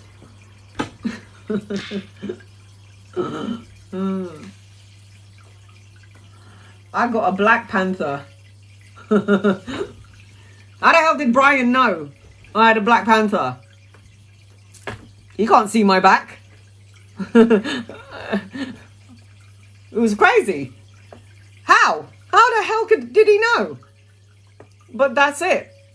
Whatever animal that you are affiliated to, I don't care if it's a ladybird, I don't care if it's a donkey, I don't care if it's I don't care what it is. Whatever animal you're attached to, that is most likely your spirit animal. Most likely. My first tattoo was a Pegasus. That is sick. That is so sick. I love that. How do you know what spirit animal is? Because you have an affiliation to. You might love cats. Cats would be. And what are cats? Cats are very protective. In Egyptian times, they use cats and they put cats outside their homes because apparently cats get rid of negative energy. If you love dogs, and you're affiliated to dogs, I'm telling you now, that is going to be a spirit animal for you. You know John Edward? Is it John Edward? Anyone know John Edward? He's a psychic medium. When he was a little boy, he would see the wolf in the corner of his room. And he would tell his dad, there's a wolf in my room, Dad. And his dad was a policeman, very logic of mind. He was like, this is all nonsense. Whereas his mother was very psychic, very into the medium, into like psychics and tarot and all of, the esoteric world. And John Edwards would, is it John Edwards? It is John Edwards, isn't it? The guy with glasses. And he would go, I would call my father into the room because there would be a bloody wolf I could see the wolf's eyes in the corner of and I would shit in my pants. My father would come into the room and go, there ain't nobody here. Enough of this spiritual stuff. You're seeing things, da-da-da-da-da. When he got older and he was famous and he was on TV, yes, crossing over John, and he was famous and he was on TV and he was doing a book signing one day in the USA somewhere. A shaman man came up to him to sign his book, and this shaman man looked like this behind him, and he went, oh, so you walk with the wolf? And John went, huh? He was like, what? He was like, so you walk with the wolf? And then John went, hold on, you can see it? And he was like, yes, that is your spirit animal. And he was fearing his own spirit animal. It was just attached to him. It was attached to him. And it wasn't trying to hurt him. It wasn't trying to kill him. It wasn't trying to bite him. It was just protecting his energy. It was guarding him. It was protected him from when he was a child up until now. Some of us have ladybirds, spirit animals. Some of us have eagles or, crows. My brother is the magician. He's got a crow attached to him. I run like a cheetah. 100%. One time I heard something in my sleep. I went I went to another room and it banging against my door. Gone next day. When you have souls, there are some souls that don't know their place. Some souls that are trapped here in the physical world. Some souls that don't want to cross over because they think they're going to go to hellfire. Okay? Because they probably didn't think they were good. So when you have a soul or an entity in your house that is literally just a human being that has crossed over, they don't know that they died or that they're just stuck. Acknowledge them. Does everyone have a spirit animal? Yes. Yes. Acknowledge them. before they died and before they became soul, remember that they were too human, like us. They were like, we are soul in a human body. I always acknowledge when I can sense a presence of mountain go. I love that. I love that. I can always sense a presence when I'm in somebody's house, and I don't need to talk to them via my mouth because they can hear me telepathy. So I would say I acknowledge you and I know you're here, but please know your space. This is my space and you need to cross over to the light. Can you see the light? I always say to that soul, can you see the pinprick of light? And what will happen is I call on my angels and my guides and Michael and Raphael and Metatron, and then they will show that soul that pinprick of light. Can you see it? Is it getting bigger? Go into the light. Your family is waiting for you. They love you. You are loved. Go to the other side. And my house is clear. That cold air, you know, that gush of cold air that's lingering in your house, it goes. It's gone. No, Mo, are you serious? Oh my God. Yes. They love electrics. Not gonna lie. Love electrics. Turning on your TV. A good one is with my best friend. Her grandmother turned on the cooker and she shit in her pants. She was like, oh my God, this is what my nana would do. Like when she was alive, she would leave the cooker on. And I went for a bath, and then all of a sudden my cooker was on and I knew it was my grandma. And then all of a sudden my TV went on out of nowhere, and the TV and the whole lights, just like the whole lights in the house go off. Oh my God, do you know what happened to me one time? I'll tell you what happened to me one time.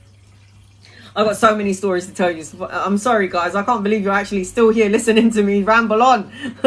Oh, my God. It is scary, but know your place, okay? Know that you are a soul. You're powerful. You're guided. You're protected. So, you know, and me and my husband, someone running down the hallway. But everyone was in their rooms. Some souls linger. There's an imprint. Time is not linear. Sometimes things will repeat itself in a certain area. It could be something that was so amazing. It could be something so joyful. It could be something so traumatic, like getting shot in that one spot. And then there's that stagnant. Have you ever noticed that sometimes maybe there's like a cold spot in the house? You know, like the cold spot in the house. And it could be because somebody died in that corner. If somebody died in that corner, you best believe I'm getting my singing bowl out. I'm getting my singing bowl out.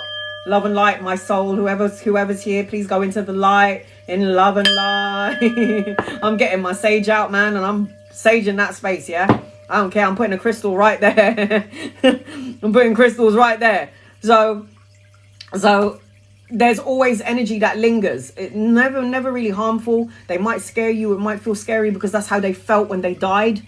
You know, somebody got shot in a specific space, in that space, and every time you walk past that space, you get a really cold shiver. It's because the energy is still there, but it's not. They're not trying to hurt you. They're trying to make you feel what they felt, and then you tell them, go into the light of God. Loved ones are waiting for you. My cat stood up on his two legs and started staring at them. My cat does that all the time. My cat is always staring at something, and he's always like going, yeah. I'm like, B-boy, my can B-boy. Calm down, B-boy. Be calm. Be still. And then I'll get sage and I sage his ass. Yeah, you need some sage here.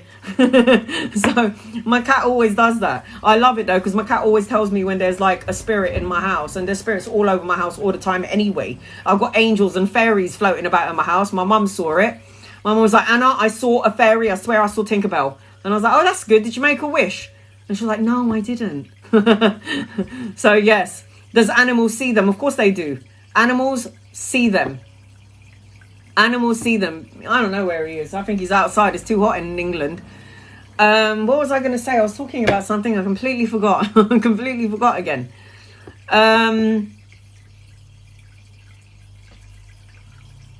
How do you discern your... Oh, good question, Joy. Very good question. People always say to me, Anna, how can I discern what is mine and what's coming from spirit? Anything that's yours is anything from spirit is calm, peaceful. There's no stagnant energy. When I receive messages from source, it would be something that I would never think about. It's not mine. I got it from above. When I read for somebody and then all of a sudden they throw into my mind a watch, like what's that called? Those watches those men wear, that watch. I receive, they showed me the watch. Does your grandfather have a watch? You know, one of those old time watches where you can, the pocket watch, thank you. Yeah, how the hell did you know that? Oh, because your grandfather just told me that. Get out of the way. Information from the universe, from your angels and your guide ones is so effortless. When you start thinking of something, the ego, and then you go, yeah, but is that right? Am I saying it wrong? Maybe it's that. That is all your ego. Anything from source is easy. Anything from the ego is too much complications. That's how you discern what's your own voice. And the universe, your angels and your guides will speak to you in your tone of voice. So when you know you have that thought or a feeling, and then you have that feeling say to you, you know what, Jess, don't go right, go left today. That's your angels, your guides talking in your voice. That's the way they communicate, or they will show something in your mind. You'll be walking down the street and then all of a sudden you have a flash of like a whole bunch of people on that side, and then that side is clear. And then you'll go, oh, you know what? I'm not going to go that way. I'm going to go this way. And you might have just saved yourself from being in a whole bunch, in a whole crowd.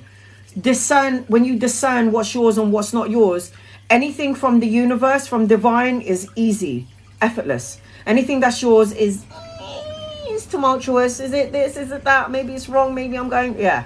No. Get out of the way. Strong ringing in my ear. I have that all the time. Angels. High-pitched tones. Angels. I get confused because it's my voice. No, they speak to you through your voice. But you also have to know, did that come in effortlessly? Did I think about that? No, it wasn't me. That was from source. Then say it.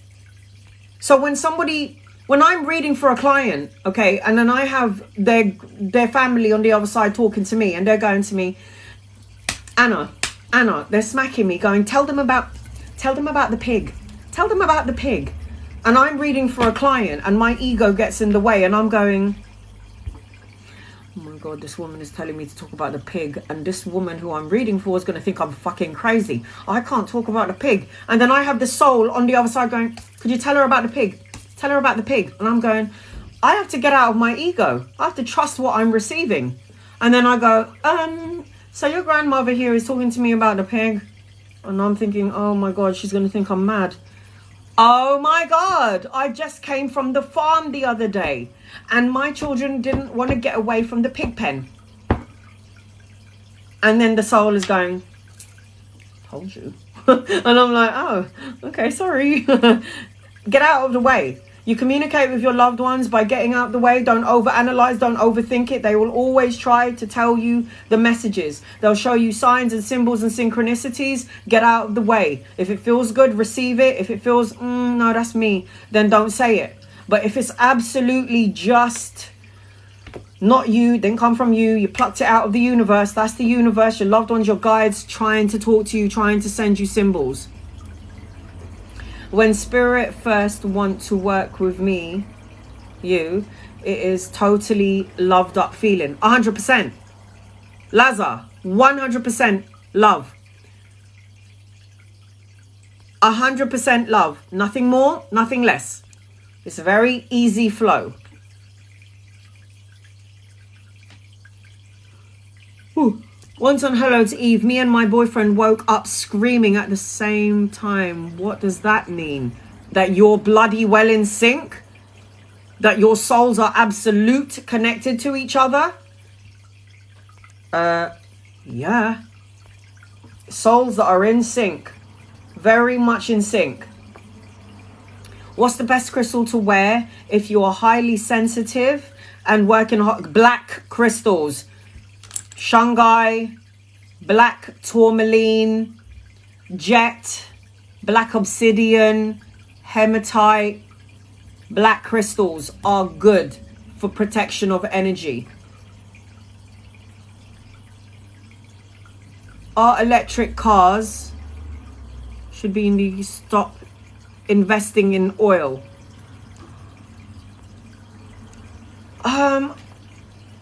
Anything of electrics is going to do some sort of damage, yeah? Like the phone, TV, anything of electrics is going to do some sort of damage. They keep on talking about this 5G business.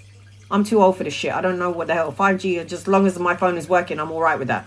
But they're talking about 5G electrics and how it can mess up your internal, the wires in the brain and all of this shit.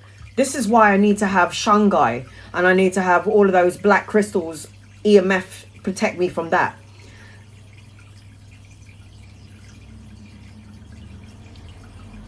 I'm not doing any readings at the moment, guys. When you feel like someone is ghosting you and you obsess over that person, that is something that you've got to cleanse yourself. You've got to write down on a piece of paper that person's name, and you've got to say, I need to release you from my heart, mind, body and soul, past, present and future. I surrender you with love and light. Oh, do you want to know what deja vu is? I'll tell you what deja vu is. Everyone experienced deja vu? I'll tell you what deja vu is. I'm not doing any readings. Sorry, guys, not in this live. Deja vu is, let's talk about it. Before you incarnate into the physical body, Annalisa, before Annalisa incarnated into the physical body, before my soul came into this physical body, I have a soul contract, a soul blueprint. I have exit points in my life where there may be a time where I could die. Like I think I'm going to go out when I'm 86. Yeah, I'm going to go out when I'm 86, and hopefully I'm going to go out. I want to go out in my sleep because I've had a bit of a tumultuous life, guys. I'd like to die in my sleep. Okay, so we pick our lives, we pick our family, we pick our parents, we pick our circumstances, we pick our situation, we pick everything that we go through in our lives. We even pick getting sick, we even pick getting better, we pick being homeless, we pick everything. We pick being female, we pick our names, we pick our birthdays, we pick everything. If you can wrap your head around that, that means you have the power to do anything and manifest anything you want. Now, deja vu is, you have a soul blueprint. You know when you have a blueprint of your house or wherever you land, and then you see all these tunnels and all of this shit, yeah? So what happens is, during certain stages of your life, you will say to your angels, your guides, in your blueprint, when you look at it, I want a deja vu when I'm 20 on this day. I want a deja vu when I'm 19, when I'm 30, when I'm 50, when I'm 95, when I'm 60. Deja vu is to remind you that you're on the right track. That you're exactly where you're supposed to be right in this moment. Oh my God, I had the deja vu. I felt like I've already done this. That's because your soul had decided to put a deja vu moment in that time frame to remind you that you are exactly where you are supposed to be. Whether you deem it good or bad, it's a reminder, a friendly reminder from your soul before it incarnated into the physical world. That is deja vu. I've said to my friends before, we've done this all the time. Anytime you have a deja vu, just thank your soul. Thank the higher self. Thank you for that. Now I know. Now I know I'm exactly where I'm supposed to be.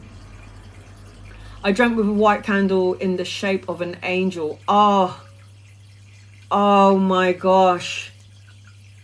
Consistently protected by angels. And you might need to connect to your personal guardian angel, sweetheart. You might need to connect to your own personal... What? Honey, you need not do this. Are you crazy? Are you crazy? I obsess a lot of bad energy. I obsess a lot of bad energy. Hell, I wouldn't want to be you. Obsess, first of all, is a very strong word. And then you add obsess next to bad energy. It's like solidifying that you want bad energy. Addicted to the pain. Oh, observe. Okay, thank God. I need to get glasses. I observe a lot of bad energy. Okay, good. If you are an observer of negative energy, I need to tell you now, you need to have a crystal. You need to put crystals in your bra. You need to meditate before you.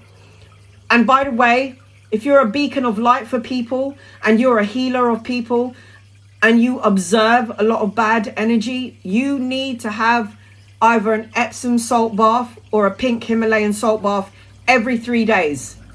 Pink Himalayan salt has crystals in it. Pink Himalayan salt will absorb any negative energy that is around you. We all have aura, and our auras are the ones that do the absorbing. It will absorb. Your aura absorbs every energy that people that you come to in connection with. You go and pick up your children, you're having a chat with one of the mums, you're going to absorb her energy. Going to the petrol station, you're standing next to somebody who's just beat his wife, you absorb his energy. That's why I highly recommend that you have Himalayan salt, pink Himalayan salt bath every 3 days. There's a lot of bad energy around me. I'm in Jamaica and people are arguing a lot. See your way out of it. Anytime I'm in the presence of people having arguments, I'm like, yeah, I ain't got time for this shit. It's draining. It drains your energy. I love crystals. Again, put it in my bra, wear them on rings, bracelets.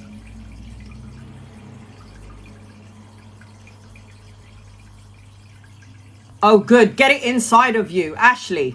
Get it inside you. Yes. Get it inside you.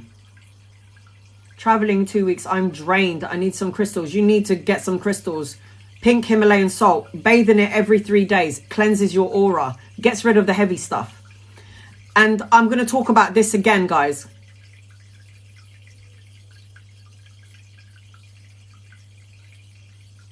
Oh. So somebody in your dream has confirmed that you have to heal your broken heart. So you still have some repairing to do, Vanda Perry. It means you still got some healing to do. You might think you're over whatever this was, but you have some healing to do still.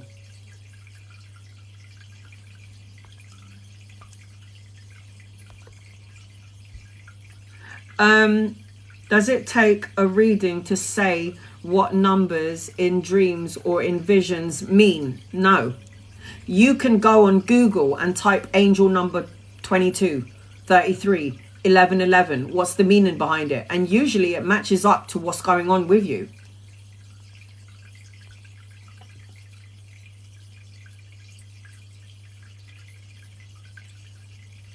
I was born with no fingers on my left hand. What have I signed up for? Let's talk about that. Let's talk about no fingers.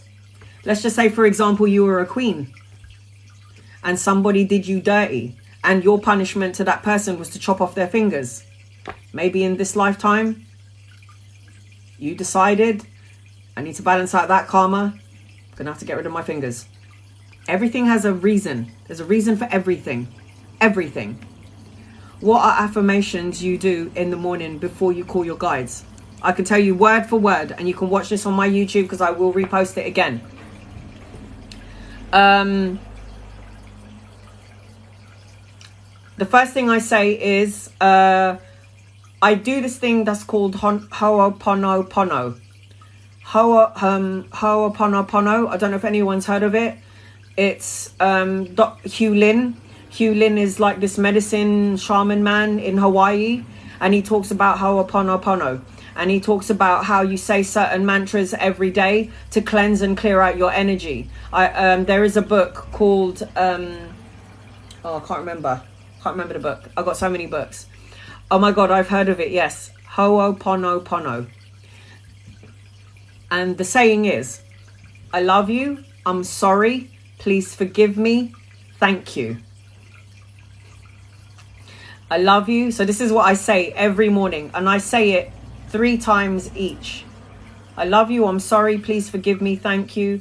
I love you, I'm sorry, please forgive me, thank you. I love you, I'm sorry, please forgive me, thank you. I'm saying that to the universe and any soul that I might have hurt during the course of the day. The next thing that I say 3 times is, God is the source of my supply. God is the source of my supply. And I'm doing this while I'm fixing my bed. God is the source of my supply. Say that 3 times. And then the 4th thing I say, healthy am I, happy am I, holy am I. Healthy am I, happy am I. That comes in later. Healthy am I, happy am I, holy am I. Say that 3 times. And I don't want to say healthy am I, happy am I, holy am I. I don't want to just me. I want to include you guys. So I then say, healthy are we, happy are we, holy are we. Healthy are we, happy. I say it for all of us. Every time I wake up in the morning. Healthy are we, happy are we, holy are we. I do I, and then I do we. After I've said that, I don't chase money, I attract money. I don't chase money, I attract money. I don't chase money, I attract money. I do that 3 times. And then I say the last part of my mantra. I am a magnet to love, health, money, happiness. I am a magnet to love, health, money, happiness. I am a magnet to love, health, money, happiness. I keep saying it. I say that one until I'm done tapping. And then after I say my mantras, those are done. While I'm fixing my bed, putting my pillows in, opening up my curtains, Archangel Metatron, Michael, Raphael, guardian angels, guides, dwell within me, around me. Help me to be the best version of myself. Let today be an amazing day, whatever it is I choose to do. Amen. You can make up your own mantras. You can say whatever you want. Michael is Archangel Michael. So I always repost my lives so you can watch this again later. You can make up your own mantras. Just make sure your mantras is lifting your soul up. If you keep seeing repeated numbers, the universe is talking to you. Keep seeing 1111, your soul is about to blow wide open. How to release yourself from narcissistic people. Walk away. I don't have time for this. Walk away. If you can't walk away because you're married to the narcissistic person, put your jacket on and go out. Anytime this person is chatting shit, walk away. Go away. Go out.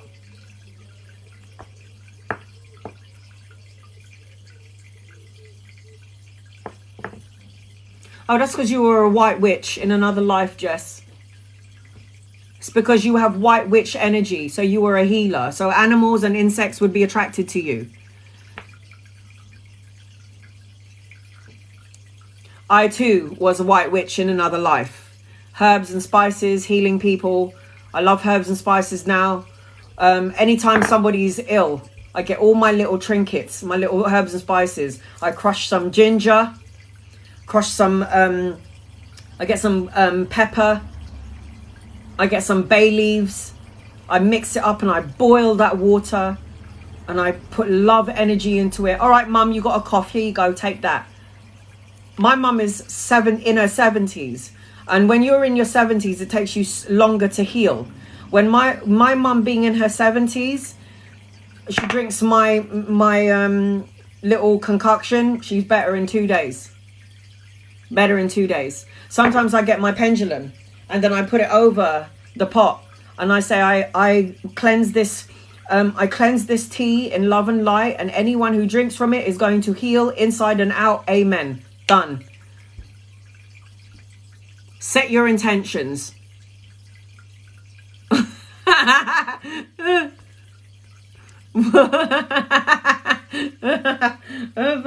A spider fell into my coffee yesterday. I almost drank that. Oh no.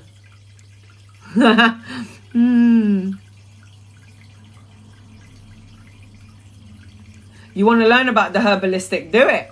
Do it. There's so many books out there that will help you learn this. I see 11, 11, 22. Are you one of those people that keep on waking up at 3 o'clock every day? I do.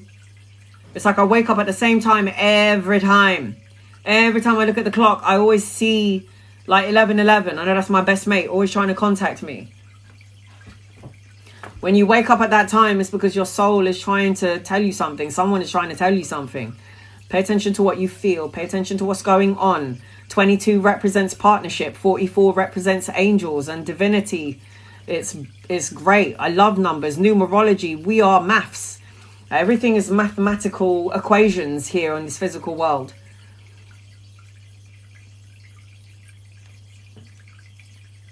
I think my dreams are blessed. Sharon, me too. Sometimes when my dreams are so vivid, it is crazy. Sometimes I don't remember all of my dreams. I have to work at 4 a.m. No, Amy, I'm sorry.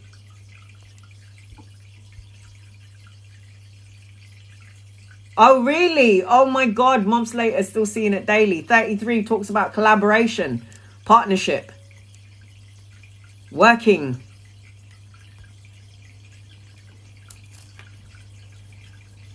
Does anyone know their life path number? You add up all your birthdays together to a single digit. 22, 33, 11, 3. Oh, yeah. Oh, yeah, I see it. Yeah. Any time between. So let me talk. You know the human saying is the ungodly hours is between 12 and 5. I would like to reevaluate that. Sorry. It's the holy hours between 12 and 5. That's when spirit is active. Why? Because that's when everyone is asleep. That's when you're not in your monkey mind. That's when you're in rest. I call it the holy hours. 7 is the most spiritual number. 7 is the spiritual number. It means you're going to go through. 7s talks about looking through the eyes of love. 7s represents looking through the eyes of love. 4 talks about companionship, partnerships, a marriage of two worlds. Angels. 1, God number. As above, so below. Number 1, as above, so below. There on heaven, here on earth. You're supposed to bring heaven to earth, ones and 11s. If you are number 11, you need to resort it down to 2 numbers. Because numerology goes from 1 to 9. If your life path number ends up in 53, you add 5 to 3, and that is your number.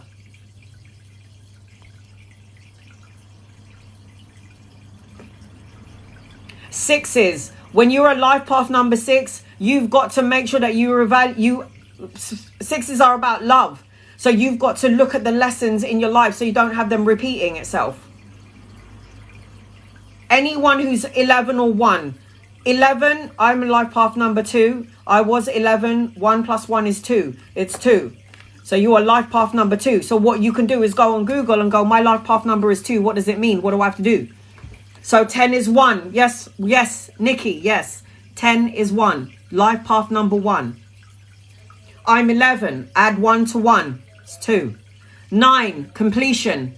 You're here to complete something. Before, number 10 is completed. Number 9 is completion. So you would have come into this matrix to complete certain things, certain life lessons.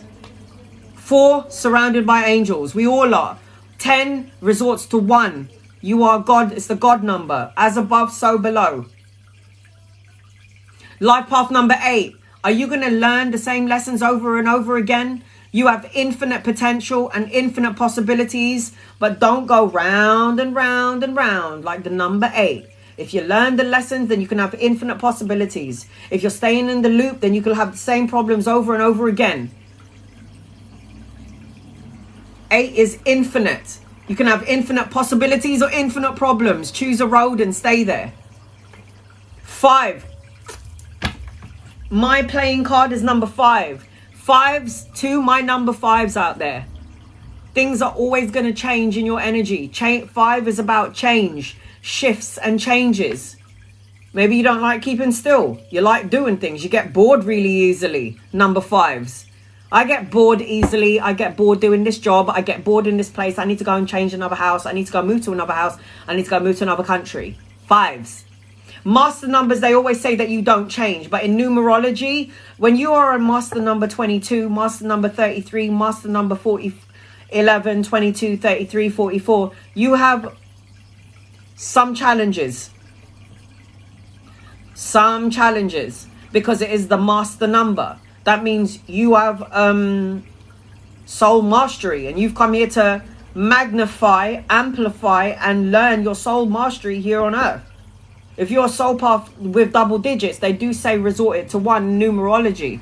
But if you are a master number, it means you are here for a purpose. My master number is 11. I had to double down it I had to take it down to 2. 7, spirituality. 8, infinite possibilities. 5s, adventurers. Yes, always doing something different. Changes. How do you work it out? So, quickly before I go, because I haven't had anything to eat, and it's already nearly 5 o'clock here. I think I got on here at like 12 o'clock, and I think I was on here for about 5 hours. So, if you, let's just say your birthday is the 27th of the 10th, 1978.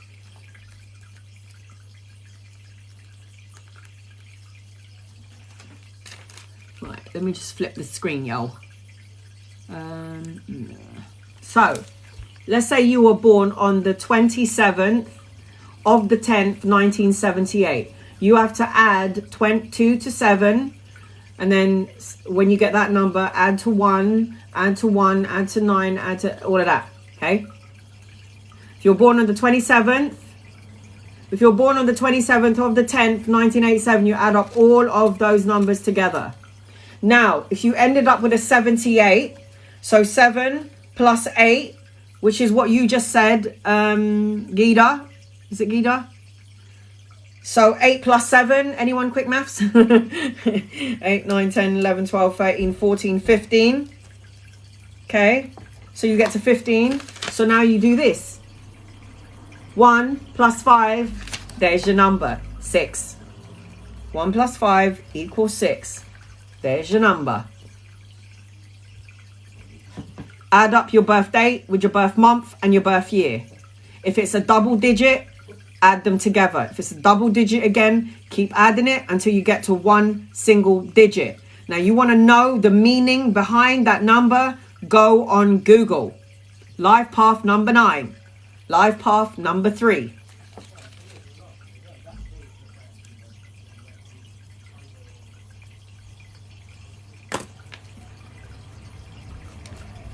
Yes, I do. I love that question. Ella, do you believe the soul can travel to the past? Because I did, and I wanted to return. Of course I do. There ain't no such thing as time. Let me tell you something right now. Really quickly before I go. You could be born, not just only in the future, reborn in the future. You do know you could be reborn in the past. You know you can be reborn because there's no such thing as time on the other side. Everything that happened in the 18th century, 16th century, everything that's happening in 3001 in the future is all happening right now. If you only knew about different dimensions. If you only knew. If you only knew. If you only knew. Everything is happening in the now. This is why God says be present.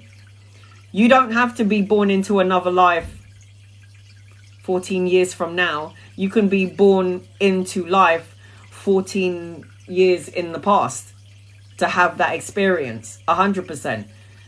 Every time travel. Yes. Everything is possible. Do you know that there's such thing as mermaids? Did you know that there was such thing as the little people?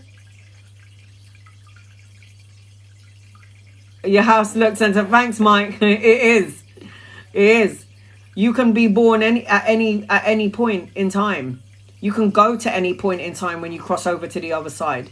You'll see things from other people's point of view when you cross over to the other side. Because you're evolving, Michelle. You are evolving. If people are starting to separate themselves from you, it's because your soul is growing and evolving and your soul energy doesn't match them anymore. Bye. Love and light to you. I managed to astral project. That's what I wanted to talk about, Jared. Thank you. Thank you, my love. That is what I wanted to talk about. Astral projection. Oh, before I go, that's what I wanted to talk about. So they say that you can control the outcome of your dream, or you can control certain things in your dream, yeah? And this is about the astral projection, or not even just astral projecting. When you're in your, if you are awake in your dream state, you are very powerful. You can be very powerful here in the physical world, in the 3D dimension. Now, I went through a time loop. Oh my God, there was one day I was driving to Lakeside, right? I was going to Lakeside. This is like a big shopping mall here in the UK. I was going to Lakeside, and I remember I was on the motorway. Okay, I was on the motorway. I had my mum in the back and my sister sitting with me in the front. And all I remember thinking to myself was, I'm driving, listening to them chat shit, listening to the music. And I remember going under this bridge. I remember when I was driving, I saw a dead fox on the left-hand side of the street, and I remember going underneath the bridge, okay? And I saw that, and I thought I was there. And then all of a sudden, I snapped back to reality, and I literally was coming up to the bridge. I saw the dead fox in the corner of the road, and then I went under the bridge, and I literally said out loud, have we not just crossed this bridge? I literally said that to my mother and my sister, and I tell you, at that point, they thought I was fucking bonkers, because they were like, what? And I was like, I swear we just crossed this bridge. I swear we just crossed this bridge, because I saw the fox. I saw it. It was like I could see it. I saw everything before it happened. It was so weird. Anyway, I had a dream, right? And in my dream, I was at a fun fair with a girlfriend. I think it was Shivy, and she had passed already. I was at a fun fair. The glitch in the Matrix, 100%. Yes. There was a glitch in the Matrix. I was awake and I saw it. So they say when you're awake in your dream, you can manifest anything in your physical world. It's very powerful. You're very powerful soul. So this is what happened to me. In my dream, I was in a fun fair and I was with my best mate. And in this fun fair, it was like everything was in slow motion, like a TV program. It's like you're watching TV and something bad is about to happen. So what they do is they slow down the scene. In my dream, I'm eating candy, sugarcane, candy floss, whatever you call that. And I've got my best mate standing here, and I'm on one side of the road, and I felt a really evil presence in my dream. And this evil presence came in a form of a man, okay? And this man was on the other side of the street, right? No, they showed it to me. Theobella, they showed me things before it happens. I've been doing tarot since I was 16 years old.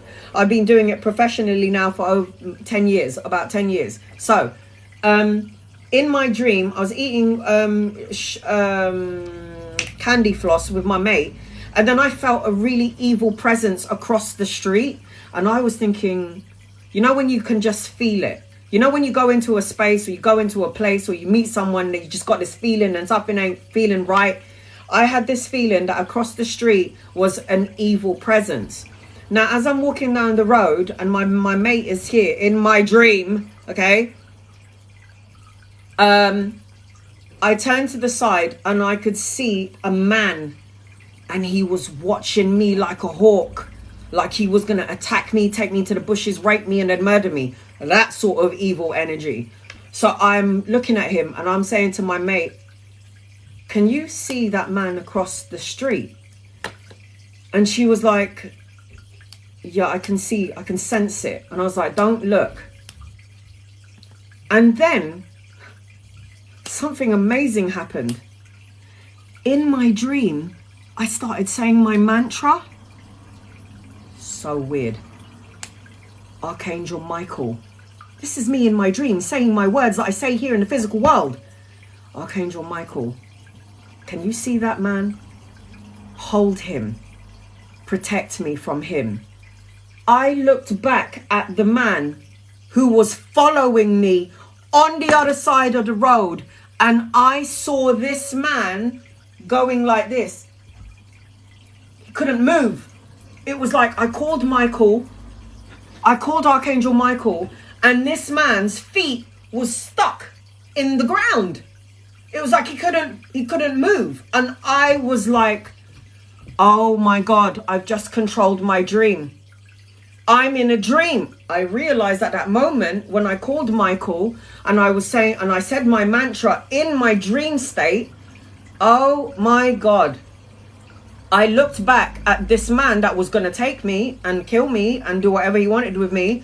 I looked back at him and I stood there and I'm looking at him and I was like, yeah, come on, get me. Because all I know is that Archangel Michael put his feet into the cement and he couldn't get to me. And I knew I was in a dream. I woke up in my dream. I woke up and that was so profound for me. I was like, whoa, I was awake in my dream. I could control my dream. Whoa. Mad. Crazy. They say if you want to remember your dream, you got to do something like, like get a plastic band. Like do something in the waking world consistent. So because I say my mantras here in the physical world all the time, I brought it with me in the dream world. So I was me in my dream world and I can control that. So they say that you have to, it can be as simple as every night before you go to bed, I will remember my dream. I will remember my dream. I will remember my dream. I will remember my dream. I will remember my dream. And then my angels, my guides, my loved ones, I will remember my dream. And do that consistently for the next, 2 weeks. And when you have tapped into your psyche that you're going to remember your dream, you know what happened? You're going to remember your dream. And then you can manifest things from your dream into the physical world. I did it. Some people can. Some people can astral project when they're bloody drunk. I had a mate of mine and she was like, oh my God, Anna. And she was from Essex. And she's like, oh my God, Anna, you won't believe what happened to me last night. And I was like, what? What happened to you? What happened to you, G? And she's like, I was so paralytic, yeah. I was drinking all that alcohol and I was like, oh my God, I was so fucked, yeah. And I was like, you get to the point, G. And she was like, I fucking astral projected out of my body. And I was like, what do you mean? And she's like, I saw myself sitting above my body. I was on the chair and I was like this. And I was literally, I could see my body and I astral projected. And I was like, fucking hell, Georgie, I was like, gee, you fucking did that while you were drunk. And she was like, I must have been so drunk that my body couldn't handle it and my soul couldn't handle it. I had to leave my body. And I was like, oh my God. I was like, you're crazy, girl. Crazy. Practice astral projection. I used to be able to fly in my dreams. I fucking hate flying in my dreams. I'm so scared of heights. And sometimes I'm flying and I'm like, I don't really like this, guys. Can you put me on the ground? How do you go about it then? You got to program your psyche. Tapping. I will remember my dream. I want to astral travel. Some people can astral, but this is what I was trying to show you. And I can't get my TV working. There's this thing on YouTube. Why isn't it working? Just want a stick.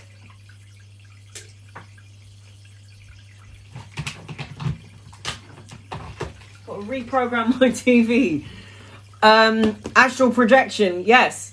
So you can astral project. You can control everything in your life.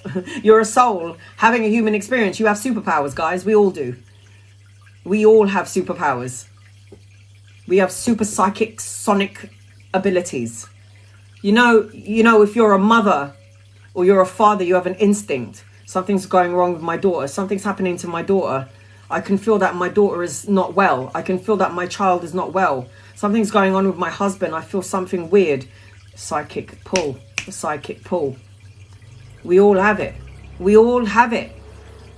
We all have it. We've just been cultured out of it through religion, through talking, through the way we were raised, through school, through work, for being, you know, programmed to believe that what we have to do here on the physical earth is just work.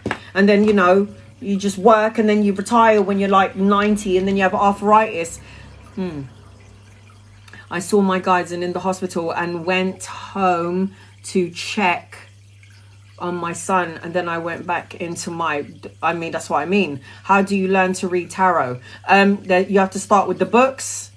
I was reading tarot from when I was 16. It came naturally to me. I read all the meanings of the books. The cards come to life for me. I can see more than what I'm looking at in the cards. I start to see you. I go into you. I start to see your journey. I was always told to trust my intuition, but how do I know if my intuition or just how I want it to be? Your intuition is easy. This is what we were talking about earlier. How do you discern which is intuition and what is your ego? The ego is like a nail to a chalkboard. The intuition is peaceful and calm and steady. That's how you can tell. How can I make Archangel Michael appear to you, to me, to see him? I call him but. How do you not know you haven't met Archangel Michael in the form of a human being? You know that archangels can change into the physical form. Did you not know that? Do you not know that you could be talking to an angel on the street? You might have dropped your shopping and then out of nowhere, somebody just happens to come with a shopping bag and goes, hey, here's a spare one.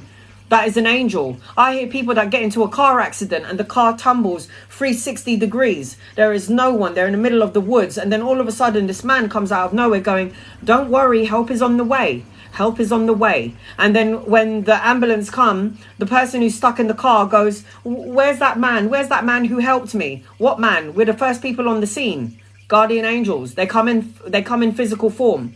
It happened to my mum. Happened to my mum when she had a burst appendix. I told you that story ages ago. My mum had a burst appendix. The nurse, who was racist to my mum, and she didn't like my mum simply because of her colour. She was giving her a sponge bath and bang, she hurt her stitches. My mum had staples all over her stomach. And this woman smashed my mum's stomach and all the pus came out of my mum's stomach. And she stunk. And it was because this woman was so aggressive and so angry and she didn't want this woman to touch her. And then one day this really beautiful nurse came along.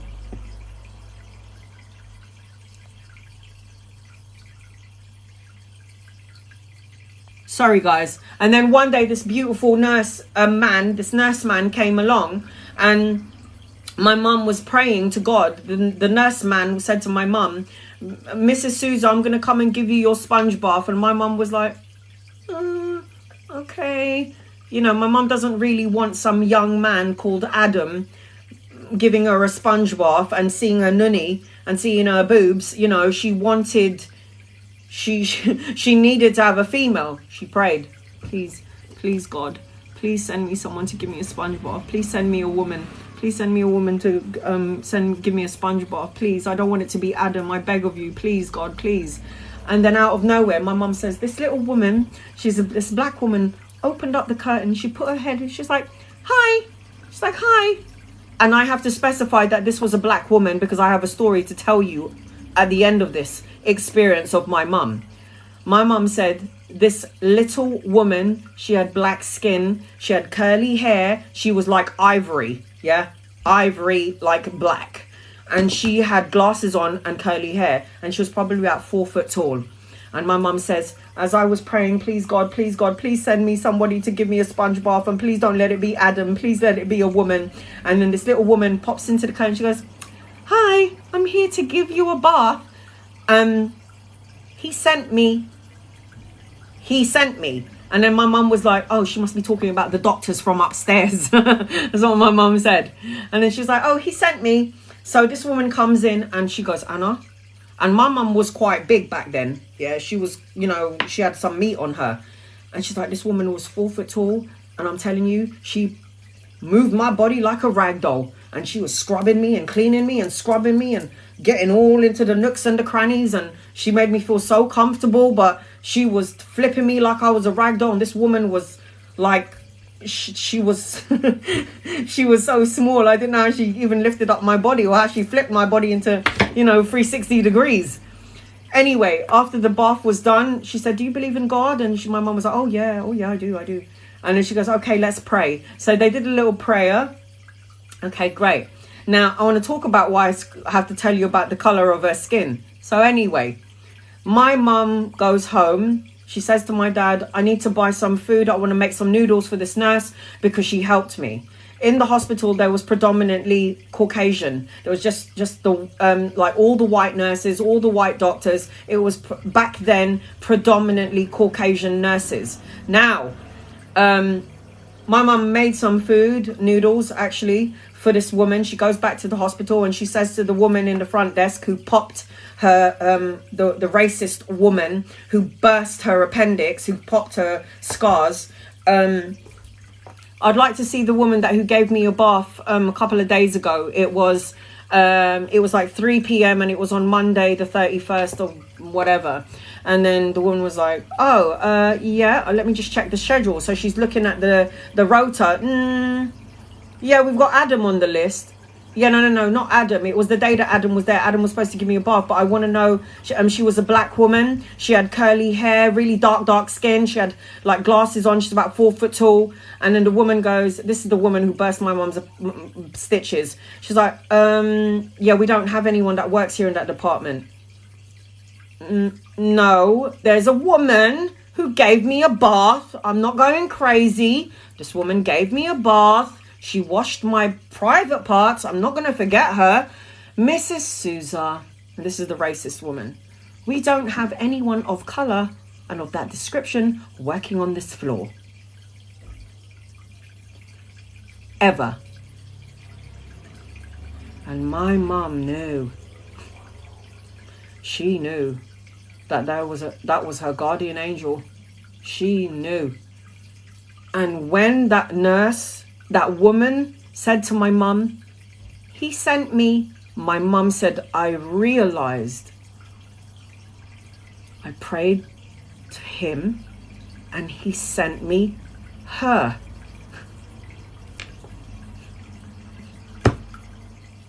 I mean, this woman needs to come on my live and really tell her story. I mean, really. So, yes. Oh. Pray. I don't know why people lost their faith. Some people lose their hope. Pray. And your prayers will be answered. Your prayers will be answered. I'm telling you. It might take a while to get to you because you might not be in the right frame of mind to receive it. But always pray. You know, when I was on the other side, they showed me prayers. And do you know that prayers look like a musical note? It's beautiful. It's like anytime somebody says a prayer for someone, for themselves, when I was on the other side and I heard the prayers, it was like a beautiful song. Like those prayers that you pray and you send out to God, to your angels, your loved ones. It is a song. It's a song like I've never heard. That's why I love classical music. It's just the notes. And it's like a song. It's just a song. Your prayers are not words. It's like when you say the prayer, it turns into a musical note. And then the universe or God or heaven receives it. And then they have your prayer. And what they do is if you keep focusing on it or you feel good vibes, positive vibes, and you believe it's going to come, you make the energy from heaven heavier. And it will come down here into the physical world. So your prayers will be answered. Some people will have it sooner than others, but you will always have your prayers.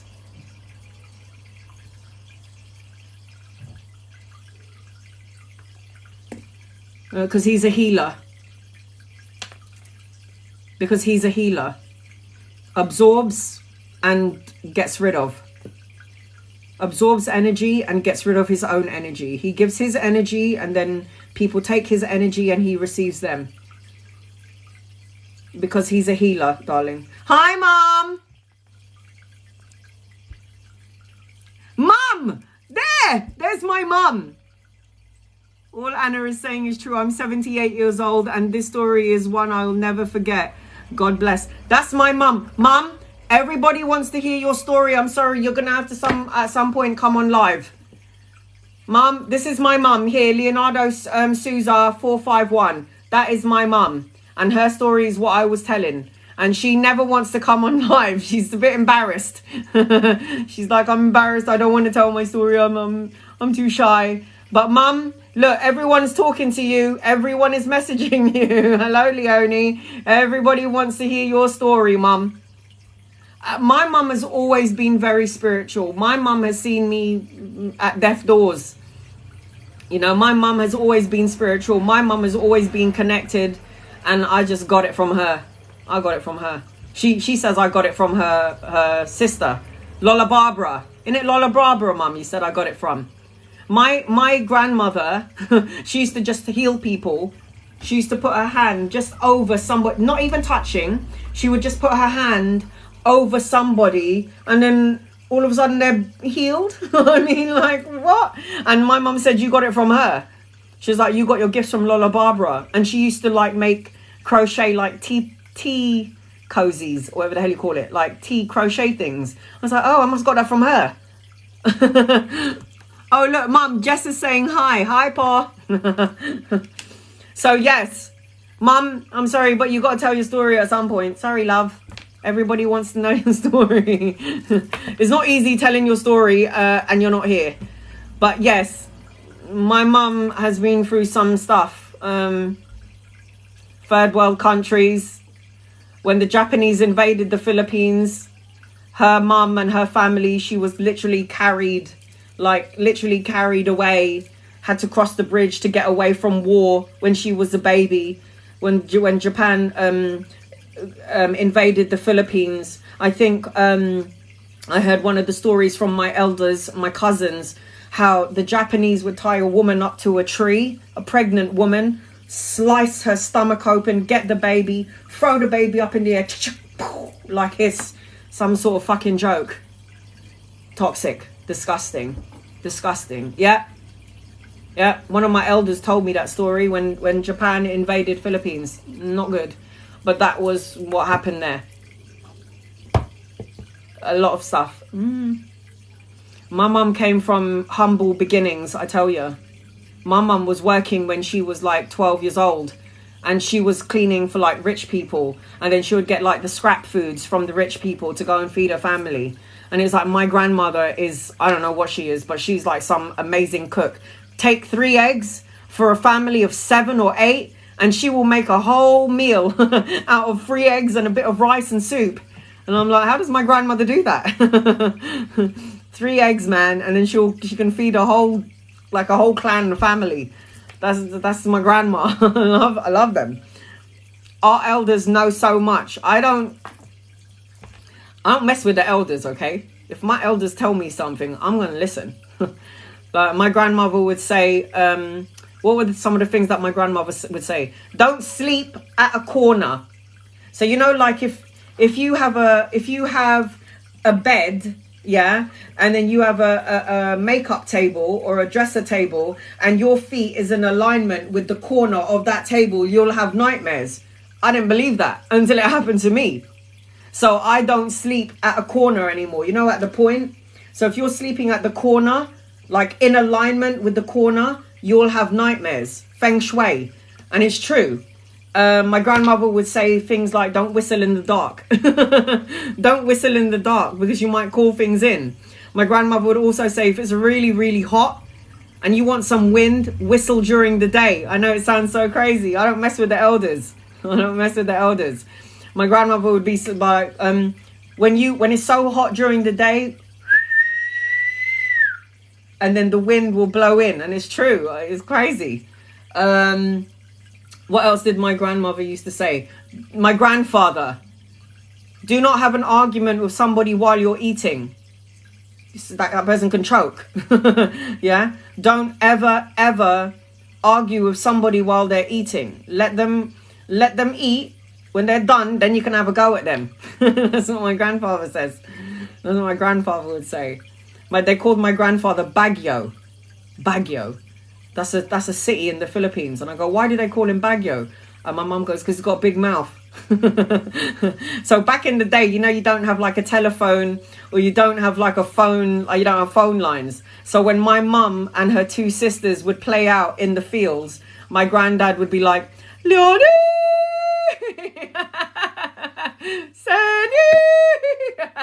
And then they could hear their dad calling from miles away, and they're like, oh, there's the phone call, we gotta go home. And then my mum goes, you must get it from your granddad, because you got a big mouth. And I'm like, yep, that's me, I'll take it from my granddad.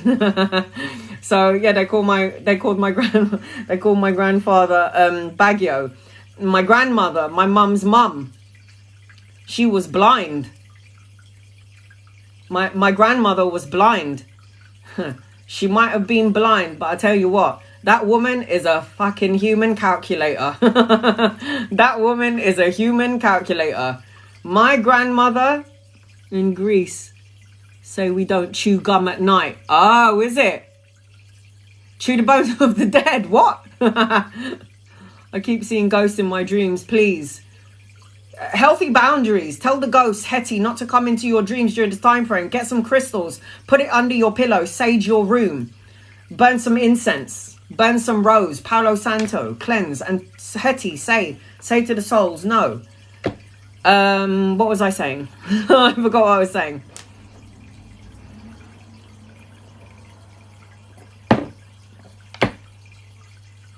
But yes, so just little things. My mum says don't sweep at night.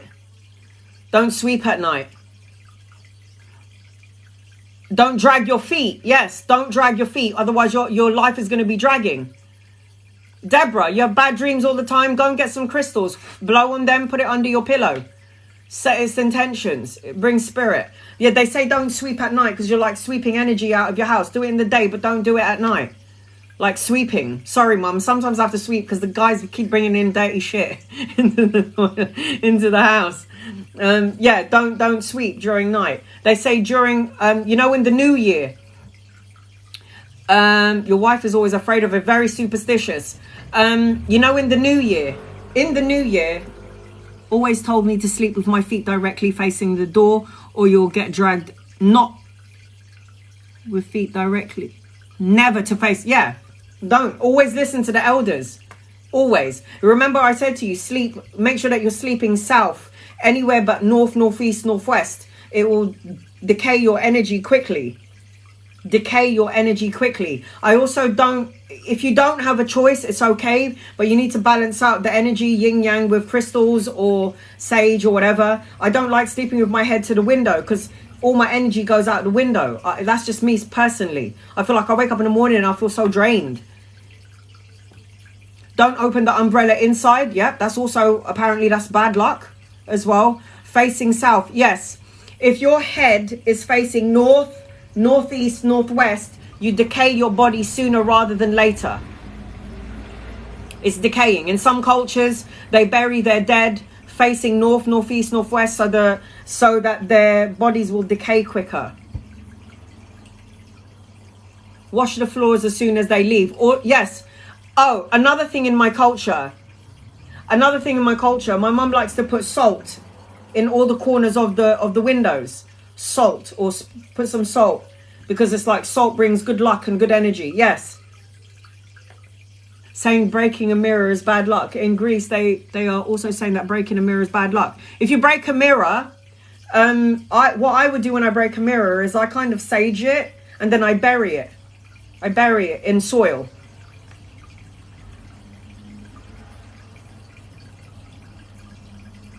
And you, Maria. Have a blessed day, honey. So that's what they say. That's what I would do. Under my bed. I love that. Cindy, I love that. Himalayan salt blocks, brilliant. 7 years bad luck. I rebuke bad luck. Listen, sometimes you break a mirror, you don't do it on purpose, you bloody break it by accident. It is what it is. Cleanse it, sage it, and then bury it under the ground. Bury it under earth. If you feel like you've got a garden where you feel like there's a lot of souls or spirits, you can get a crystal. Get a crystal and you can bury it inside the ground and it will cleanse the energy. Throw salt over the shoulder, yeah.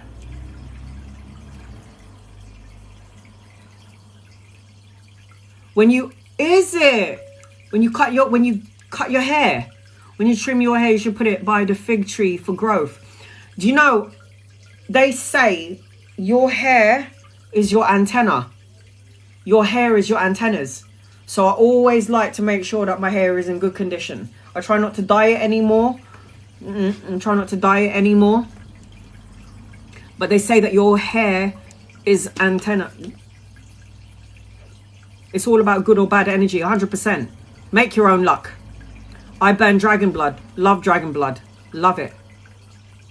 Love it.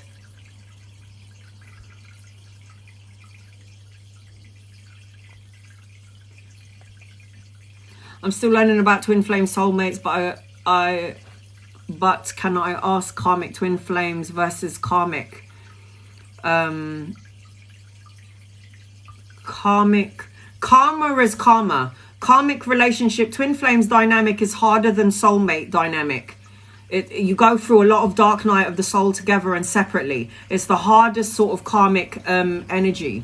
Sometimes you might not complete your karma with your twin flame in this life, so you might meet them again in 10 lifetimes. Thank you. My hair is so beautiful. I try not to dye it. I'm trying to let all my white hairs grow. I don't want to dye it anymore. I want all my hair to be white.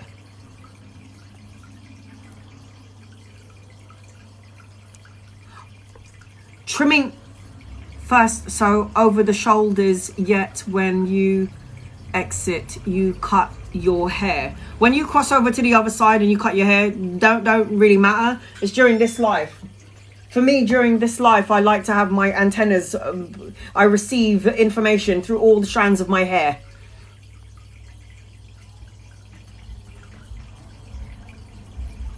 Broken mirror on the sand means death. That's what they say in Greece. I welcome death. Anytime it's my time, I welcome death. I'm going home. I'm not doing any readings, guys. Sorry. I welcome death. Death is like life. It's a consistent flow of life. Broken mirror on sand means death. You know what else means death? Missing teeth. You know when you dream of missing teeth, they say that someone's going to die. An elder will die. What does it mean if you spot a small creamy brown snake at your home? Is this in your dream or is this real? Karina, is it in your dream or is it real? Snakes represents the shedding of the old you and the beginning in real. Oh, well, it depends on where you are. Snakes are about, if we look at the meaning of snakes, what do snakes do? Shed their skin. Shed the old in order for the new. So the universe is trying to tell you to shed your skin.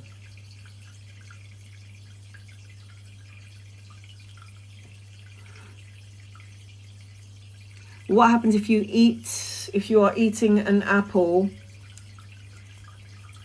with some bugs?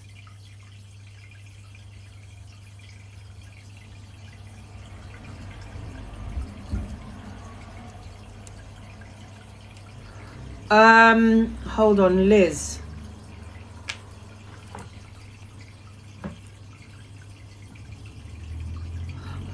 I feel it's totally brought me back to Snow White. Be careful. You know what I do when I eat? I always pray over my food. Always. Thank you, God, for the food that I'm about to receive. God bless the hands that made the food. I pray over my food, always. And I've just sent white light into it. Anytime I eat anything, I always send white light into my food.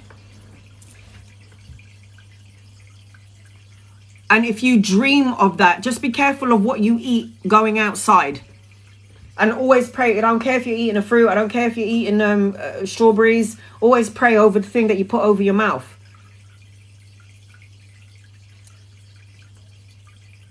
The snake entered my house when my dad stepped inside, and the snake went to the kitchen. Oh, so it followed your dad. So your dad's going to be shedding some skin.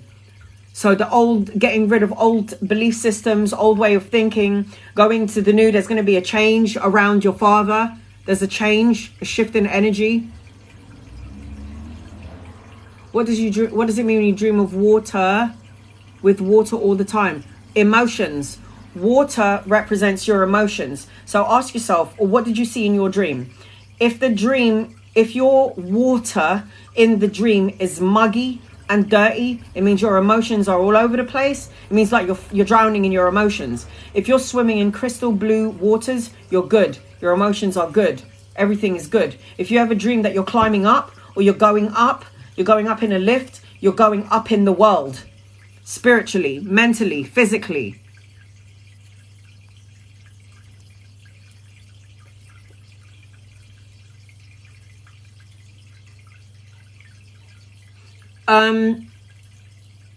Yours.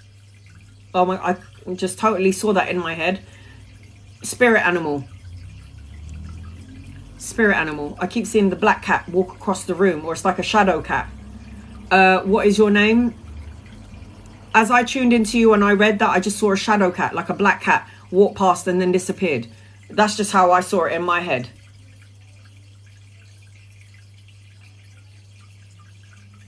So you would have a connection to cats.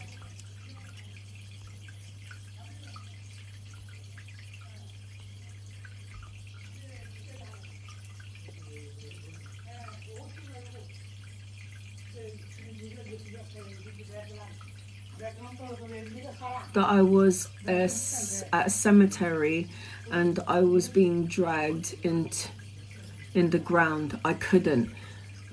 You got a lot of worries. You're holding on, Gianni, you're holding on to something that you need to let go of. You need to bury what doesn't work for you anymore. If anyone dreams that they're in a cemetery and being pulled down into the ground, the universe is trying to tell you through your dreams that it's time for you to bury the shit that you don't need in your life, and it's time to let it go. Anytime you dream about cemeteries or burial or coffins, you got to let go of something.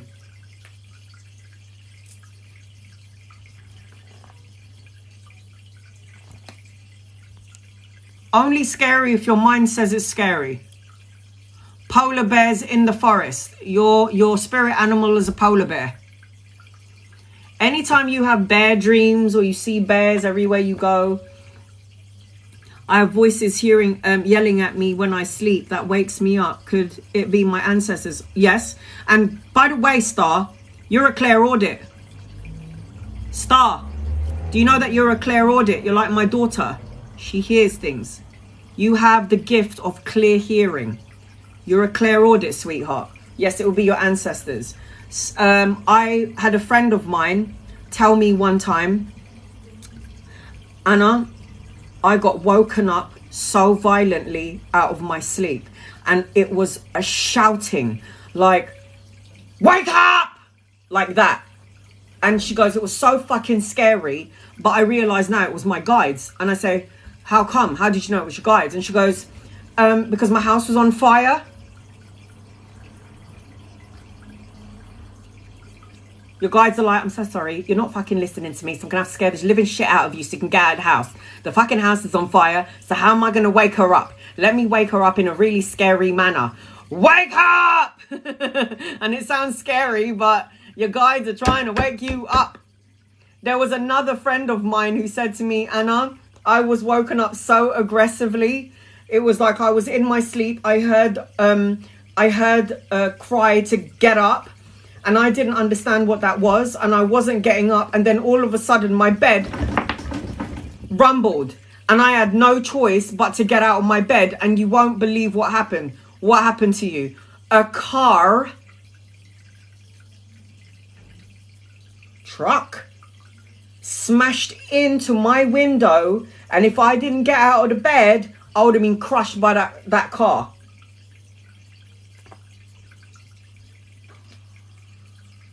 Put that in your pipe and smoke it. Fucking hell. Do you see what our loved ones tried to do for us? Yeah. There was another story I heard. Another woman was woken up violently from her dream. It's a miracle. It's not scary. It's a fucking miracle. Exactly, Star. So, a woman, and it was actually a story. I can't remember it. I saw it years ago. She was woken up violently from her sleep. She literally thought it was evil entities, but it was only her ancestors trying to get her the fuck out of bed. Because what happened was there was a storm coming. And when the storm came, it snapped the branch of a tree and it landed in the roof of her house on her bed. And if she didn't get up, she would have been crushed by the tree branch. I mean, come on, man. Just saying, you can't make this shit up. It's all real. It's so divine. It's so divine. It's so real. Like, this is not a joke. Anytime you guys feel like you're hearing like, oh my God, there's a voice, I can hear a voice and it's really scary, it's probably your bloody ancestors going, get the fuck out of bed. Something's going to happen. If you feel a need to get up and get out, then get the hell up and get out. That is what I call a fucking miracle, right? Miracles happen all the time. Miracles happen every day and we never ever see the miracles. I'll tell you, my mum's got so many stories on miracles and saints. It's like, oh, I need to write a book. How to connect your guides. Meditation. I always say this. I connect to my guides through meditation. And then one day they showed up in front of me. High Priestess energy, Vanda Perry. Cats are drawn to magic people. People who are majestic. Healers. Cats, anytime you dream of cats, you are majestic. You have magic attached to you. Anytime you see a crow, you have magic attached to you. All magic.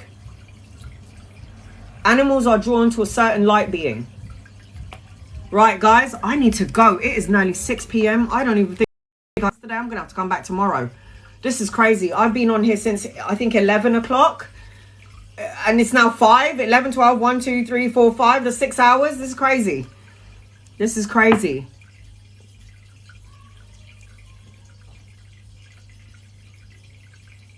To attract love, you have to be love. It was good. In my dreams. No. You were a mermaid like me in another life. Sammy. You and me were mermaids, honey. I dream I can breathe underwater, but really I can't even swim. I am a brilliant swimmer. You know, in the Philippines, my cousins call me Serena. And in the Philippines, they say Serenas are mermaids. Now, when I go home to the Philippines, my cousins are like, where is Anna? I'm under the water. I ain't coming out forever. I don't know what it is, but I have to have a fish tank. There is something about the water. I'm so drawn. I feel like I was a mermaid in another dimension. I don't know what it is, but I love mermaids. I wish I was a mermaid. I'm not doing any readings at the moment. Sorry, guys. A time I hear a man's voice and I'm not sure if it's a god or a spirit. It could be both, my love. It could be both. Could be both.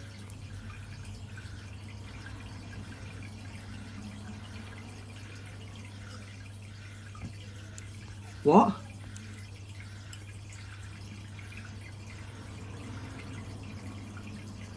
What does it mean if I'm a demon killing my loved ones in a dream?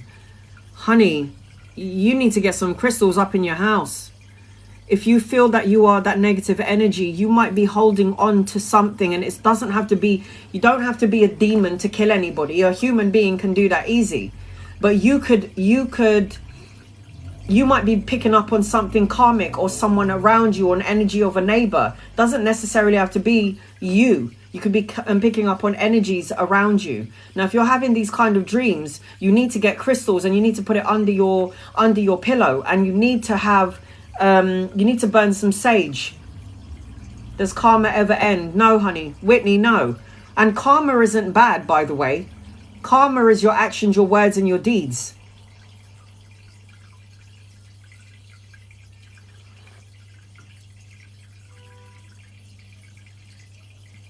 Karina, I had a dream that my daughter's dad was chasing me, and he was a wolf in my dream. So in my dream, I was running away from this wolf with red eyes, and I knew energetically that wolf was him chasing me. And the only way to survive the grasp of this wolf or getting captured by this wolf was to go into quicksand. So the dream was saying to me that basically in order to get away from him, it was like the dream was saying to me that I would have to die. But what I realized was that dream was trying to tell me I cannot be the Anna that I once was when I was with him, a doormat. I was a doormat, and that old Anna needed to die. I either go invisible or fly when I'm being chased in a dream. I love that. Those are superpowers, yeah? You can be invisible or fly. The woman was protecting me with crystals. Love crystals, man.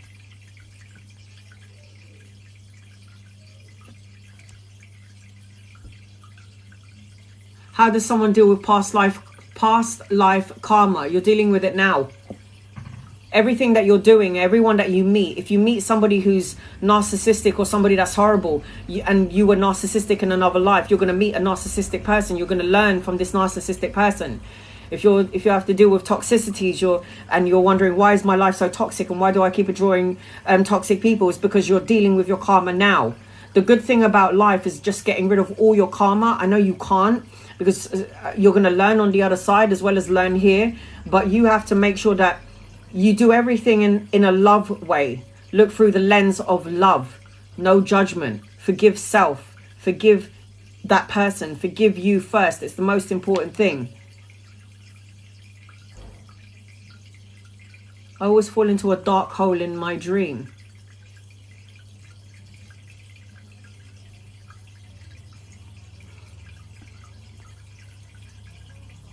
I feel karma is bad because my ex and I keep coming back, and it hurts. Third party. We are karma. I was third party. This is hard. This is a hard one. You all three have karma together. Maybe the reason why you and your person keep coming back together is because in another life they did it to you, or that person did it to you. You're all going to have a good fair go. All going to take turns. It's all going to happen that way. Everyone has to take their turns getting their karma.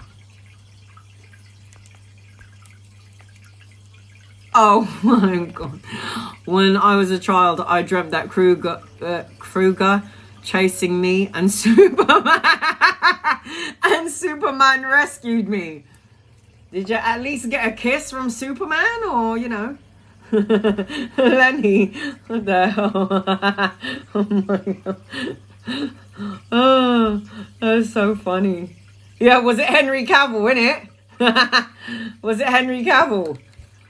Because if Henry Cavill was my Superman, I'm telling you now, man, I'm taking him to bed. I'm just letting you, just saying. Ooh, that man is fine. And he's one of ours. He's a Brit. Ooh.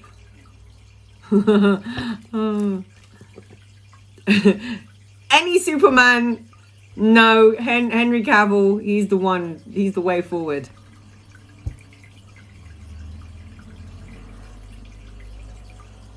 My daughter keeps on having dreams that I'm gonna have a baby and I'm done with kids. Oh no. Wear a condom. That's all I'm saying. Wear protection. Any thoughts on ear ringing? Yes, that's your angels talking. Pee! That's your angels. Your guardian angels are trying to communicate with you. I go near tarot cards. They go on and off. And the minute I get the near tarot. Same as me, hun. Yes, I'm going to wrap it up. Okay, I love you. I will see you tomorrow. I am so drained. I haven't had any breakfast, lunch or dinner. I only had a coffee this morning. I've been on here for hours. I love you. I hope that this will load because it's been on here. I've been on live for hours. I will be back tomorrow doing more readings. I don't think I'm going to do it tonight. I'm so tired already. I'm drained. I love you. I appreciate you. Thank you. For those of you who stayed from the beginning, I bloody well salute you. Thank you for listening. I love you so much. I will see you tomorrow. I will do more readings tomorrow. I love you. I love you. God bless you. I'll see you tomorrow. I hope I helped you in some way. See you later, guys. I love you.